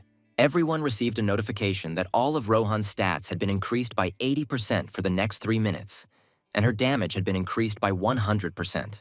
Even the commentators were shocked by Lee Rohan's skills. Jan grinned and simply agreed completely. The guy looked at her with burning eyes and decided that he would probably have to take the layers of the word back. The commentators were horrified and did not understand what would happen next. Lucia said that Rohan had turned into something very scary. Heinz confirmed this and said he was sure some viewers didn't understand either and began to explain why this happened. Rohan has a hidden class called the Sorcerer, which allows her to wield both magic and swords. It was still unknown whether she belonged to the mage or warrior category, but he said that the top one swordsman Shakran might lose his first place. Rohan's appearance has changed because the sorcerers use dark magic, which may have transformed it. But Heinz clarified that this was just his guess. Celia said that she was quite scared, but it was not because of dark magic. Clutching her hands close to her chest, her voice began to shake violently. She screamed that it was simply incredible power. Puk Puk was more scared than ever. He covered his head with his paws. Lu was already sitting near the wall, completely exhausted. Backback had minor abrasions and wounds. Jan also sat there, exhausted and bleeding. Rohan stood right in front of him and was silent for a few seconds. She said that up until now, he had really caused her trouble. Suddenly, she creaked that now it was time for him to die. From behind Rohan, Ian saw a staff and heard someone's rather familiar voice. It was Karin who used the shield for John. The girl had already swung, but before she could land a blow, she noticed that something was protecting the guy. He didn't understand where this support came from. Ian activated the skill of the Forest of Love's wedding rings, and, with the help of the elf's blessing, he summoned his partner, Heron. Jan began to smile and said that she was in a hurry because they had just started. Karin stood to the side and watched everything that was happening. Ian only thought about how good it was that he apologized to her when she was offended by him. Rohan found it suspicious that there wasn't a single support player in the entire guild. She thought they were hiding them for just such an occasion. Lucia asked why the attack couldn't overcome the priest's skill, since they had a big difference in level. To this, Heinz said that sorcerers use dark magic, but the priest's magic seems to be a hidden countermeasure for sorcerers. Compared to Rohan, Heron looked like an angel of God. Rohan started screaming that Ian was a complete idiot. Rohan asked why Ian thought he could counter her with a priest. She swung her sword and struck the shield with all her might. She said that even despite the incomparable difference in strength, the shield began to crumble before her eyes. Rohan shouted that when she broke his defense, she would bury him along with the girl. At this moment, Haran used magical enhancement. This set Rohan back a little. By this point, the sorcerer's duration had expired and its effect was ending. Jan looked at the girl with a smile and asked what to do now. They anticipated that things would turn out this way and maintained high-level support. Jan shouted that now they had the advantage and every chance of winning. Jan already had 2 supports behind him, in the form of Karin and a guildmate. This made Rohan even more angry, and she told him to shut up. Double defense was immediately directed at Jan, because it was clear that every action made her more and more angry. Jan cried out that now was the time to change places. Suddenly, the Puk-Puk, who was sitting to the side and couldn't even move, began to disappear. A second later, a Puk-Puk appeared in the place of the guy, who even squealed from fear. Seeing Rohan swing her sword made him even more afraid. Out of fear, he decided it was best to hide in his shell. Rohan struck the armor with her sword with all her might. The blow was pointless. She collapsed to the ground, saying that Jan could, of course, always escape. She was shocked that the Puk-Puk only received 3 points of damage from such a blow. Ian screamed for Puk-Puk to use the water curtain immediately. The turtle began to swell before our eyes, just like last time. Water began to squirt out of his mouth in a powerful stream. All the water was directed straight into Rohan, making it difficult for her to stand on her feet. She couldn't see anything at all and couldn't even open her eyes for a second. Support from Jan used enchantment and the legacy of sacred elemental magic. Jan raised his spear up, which immediately began to glow very brightly. The guy decided it was high time to call on Jake. Nothing could be seen because of the bright glow to the side. Jake was already flying straight down. He used powerful electrical control. A wave of electricity flew straight towards Rohan. She stood there and didn't understand what to do now. Suddenly, an arrow charged with electricity pierced her hand, which immediately paralyzed her. The commentators screamed that they had hit her and were shocked that Jan had managed to turn the game around in an instant. Rohan stood in place and was already preparing to say something. She said he only hit it once, and did he really think he won? Jan couldn't help but agree with her. He really did hit the mark once. But suddenly, the guy said with a smile that only one hit separated victory from defeat. For a few seconds, everyone was silent, not understanding what Jan meant. Caesar understood what was being said because Rohan was the only one left. Rohan noticed Caesar off to the side, and she realized that since he had appeared, Soylent was defeated. At this time, Karin used healing for everyone, both pets and guild members. First, she healed Pauline and Johan. Rohan understood that she was paralyzed and everyone was already defeated, and it would be very difficult for her to fight alone. She couldn't believe that she had lost and started laughing hysterically. Her laugh was quite terrifying. It sent shivers down my spine. It looked quite strange. She looked up and just laughed. She started shouting that today she was admitting her defeat. Jan didn't understand what was happening to her, but she continued to scream that she swears to pay them back for such humiliation. A certain leaf appeared in her hands, which she grabbed tightly with both hands. She tore it apart, which meant a return. Rohan literally began to disappear before our eyes. Following her, all the troops also began to disappear. They were all illuminated with a bright blue light. Around the base, they all seemed to dissolve into thin air. Jan was shocked, because this was a paper, a roll of the guild's general return, which cost 600,000 won. He agreed with this decision and collapsed to the ground. With a smile on his face, he said that it was finally all over and exhaled. The commentators stood in shock, not understanding how this could have happened. The entire Lotus Guild was gathered in one place. Heinz cried out that they had managed to defend themselves against the top one of the Dark Rune Guild. They were simply overwhelmed with emotion and shouted that it was like a miracle. They couldn't calm down because it really was an incredible battle. Heinz shouted that all of this happened thanks to the top one summoner. He said that it was Jan, who was a member of the Lotus Guild, and it was all thanks to his unusual strategy. Jan felt a little embarrassed and realized that this was indeed his strategy. The guy understood that initially he had hoped to simply survive, but victory is victory. Jan clenched his fists and said that under no circumstances should he relax. He understood that the Dark Rune Guild held the top spot for a reason. A Puck came out to meet Jan, and it was clear from his expression how much he admired himself. Jan thanked him, saying that it was only thanks to him that he survived. It was brilliant. Instead of Jan, they swapped places. Although Puck was very scared at that moment, he was glad that he was able to save his owner. But he decided to show his true face. He came even closer to Jan and swung with all his might. He hit him in the face, showing with offense how scared he was. From such a blow, Jan received only 3 units of damage, but he pretended that he was in great pain. Jan wondered when he would grow up and evolve and become stronger. Jan, hearing a voice from behind him, covered his face with his hand, and the backpack approached him with a question. What does he know about Puck? Jan thought for a moment and said that it was a big-headed turtle and that he liked meatballs. Backpack asked to be allowed to tell everything from the very beginning. Puck belongs to the creation of the abyss of deep-sea creatures that lived in ancient times. The dragon turtle, upon ascension, becomes the dragon turtle deity and a true divine entity. Since Puck belongs to the city of deep-sea buildings, he will be able to easily control the water element. Ian asked if there was any way to become stronger without the magic pearl. Backpack said that he needed to collect 3 turtle spirits and bring them to the water altar.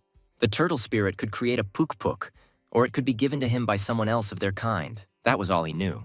Ian knew it would be difficult to make him stronger, but he had to strengthen more than just Puck. After so many battles, he once again felt that the summoner class was too weak to fight against players. Having opened the inventory, he decided to see how things were going there.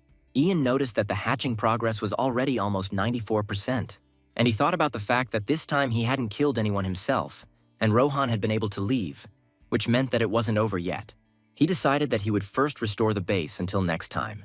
At this time, Rohan appeared at her base.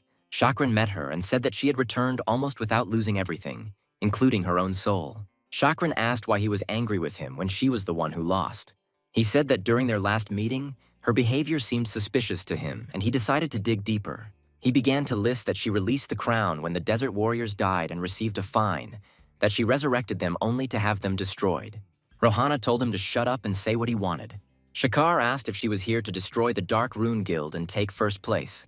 He said that if they were to fight for the top spot now, rumors would start to spread. He asked if she wasn't interested in how they managed to win without being a top guild. Rohan paused briefly and asked him to tell her story. Chakran said they had monopolized the military trading post. He said that he would lend her his troops to strike back and she should capture this post for them. At first, all he received in response was ridicule, which he did not understand at all. But Rohan, pulling the arrow out of her hand, agreed. She understood that Chakran was being cunning, but he knew too many details. She also understood that there was a traitor among Lucipal. At this time, it was discussed that the Lotus was indeed protected by dark runes. One of the men said that he thought it was too early to talk about it and asked why not start helping the Lotus Guild with reinforcements. The man said it was too late for that, and that was the worst part. The man asked if it would be helpful for them to block all enemy forces on the front lines, to which I received the response that they were quite high up in the rankings, and since they stood on the sidelines while the guild in 90th place fought on the front lines, everyone was now throwing mud at them. He said they were getting even stronger in a week, going from 100th to 90th place. They understood that very soon they would devour them too. Not understanding what to do, they became quite nervous. Panic and deathly silence filled the room. Finally, a voice rang out that everything was very simple, that they had to strike first. It took Jan a whole week to repair the base, but at least they got service points and glory for the victory. Jan even suggested that they could aim for the top guilds. And he added that he thinks that now all that remains is to raise the level. And he pointed out to the Puku that he should find the hidden dungeon. Backpack laughed and said that Puck did not have such an ability. Jan felt awkward and said that he found it last time. Suddenly, Caesar appeared and asked if he wanted to level up. Caesar said that he had regained his memories and remembered something. Caesar began to talk about the altar of Salamis. Hearing this, the backpack seemed to remember something too. Caesar said that the tribe of the Middle Ages consists only of summoners.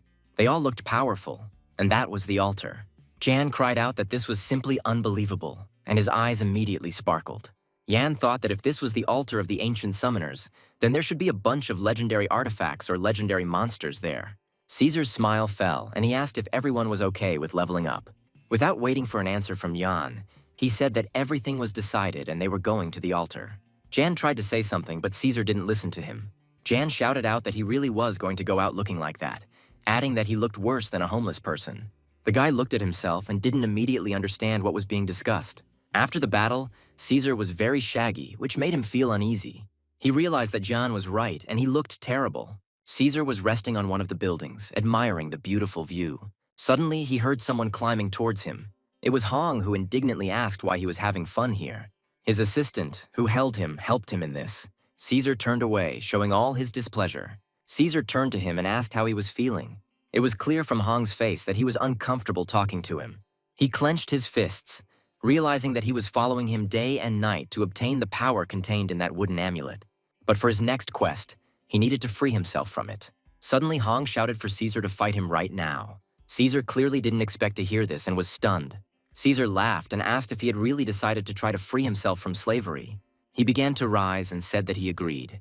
He looked at him and told him to show everything he could do. Yan asked if he really lost to Hong, and that's why he looks like that.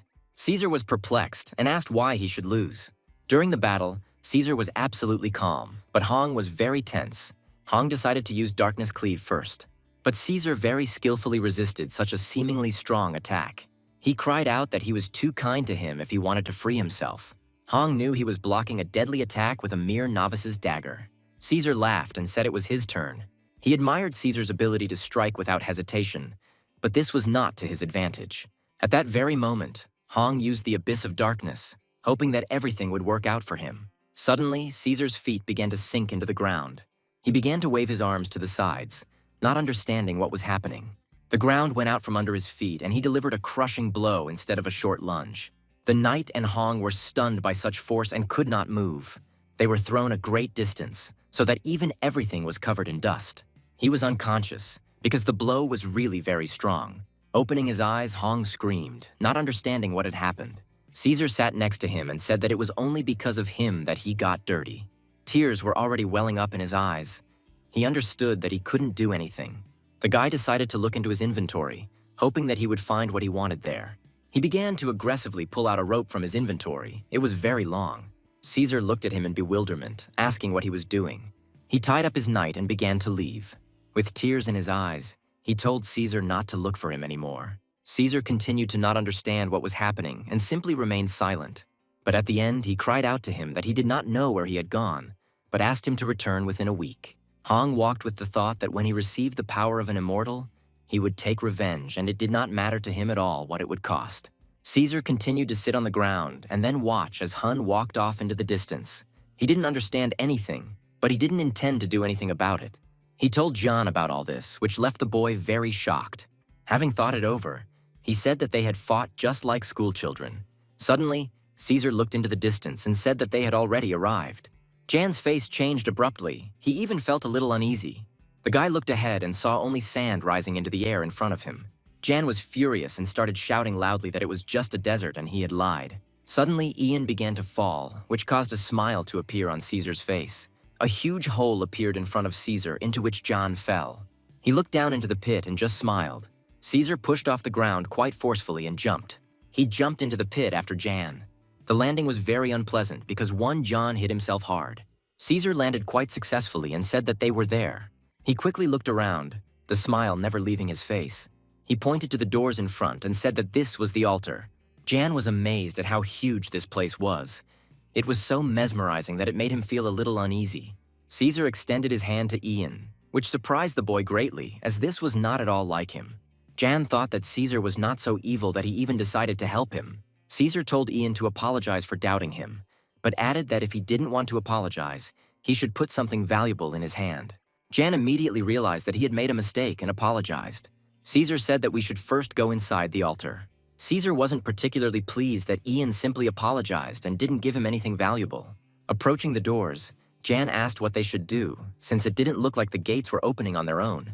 Caesar placed his hands on the doors and said that his forces were useless here. But suddenly, he turned to Jan and said that he would open them, to which Jan simply silently agreed. Caesar applied a lot of force, but nothing changed. Suddenly, some kind of glow began to appear from the doors. A smile appeared on Caesar's face. He admired himself for having managed to do this. The hall was filled with bright light. The doors were open, but still nothing could be seen.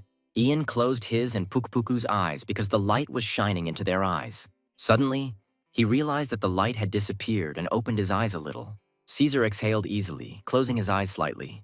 Jan began to look around inside the room that had just opened. He immediately noticed the book on the stand. They went inside and Ian received a notification that he was the first to discover the altar, the place of the ancient summoners. Yan's stats, leadership and affinity, as well as combat stats, have increased by 10. In the distance, Jan noticed a creepy man who was staring at them.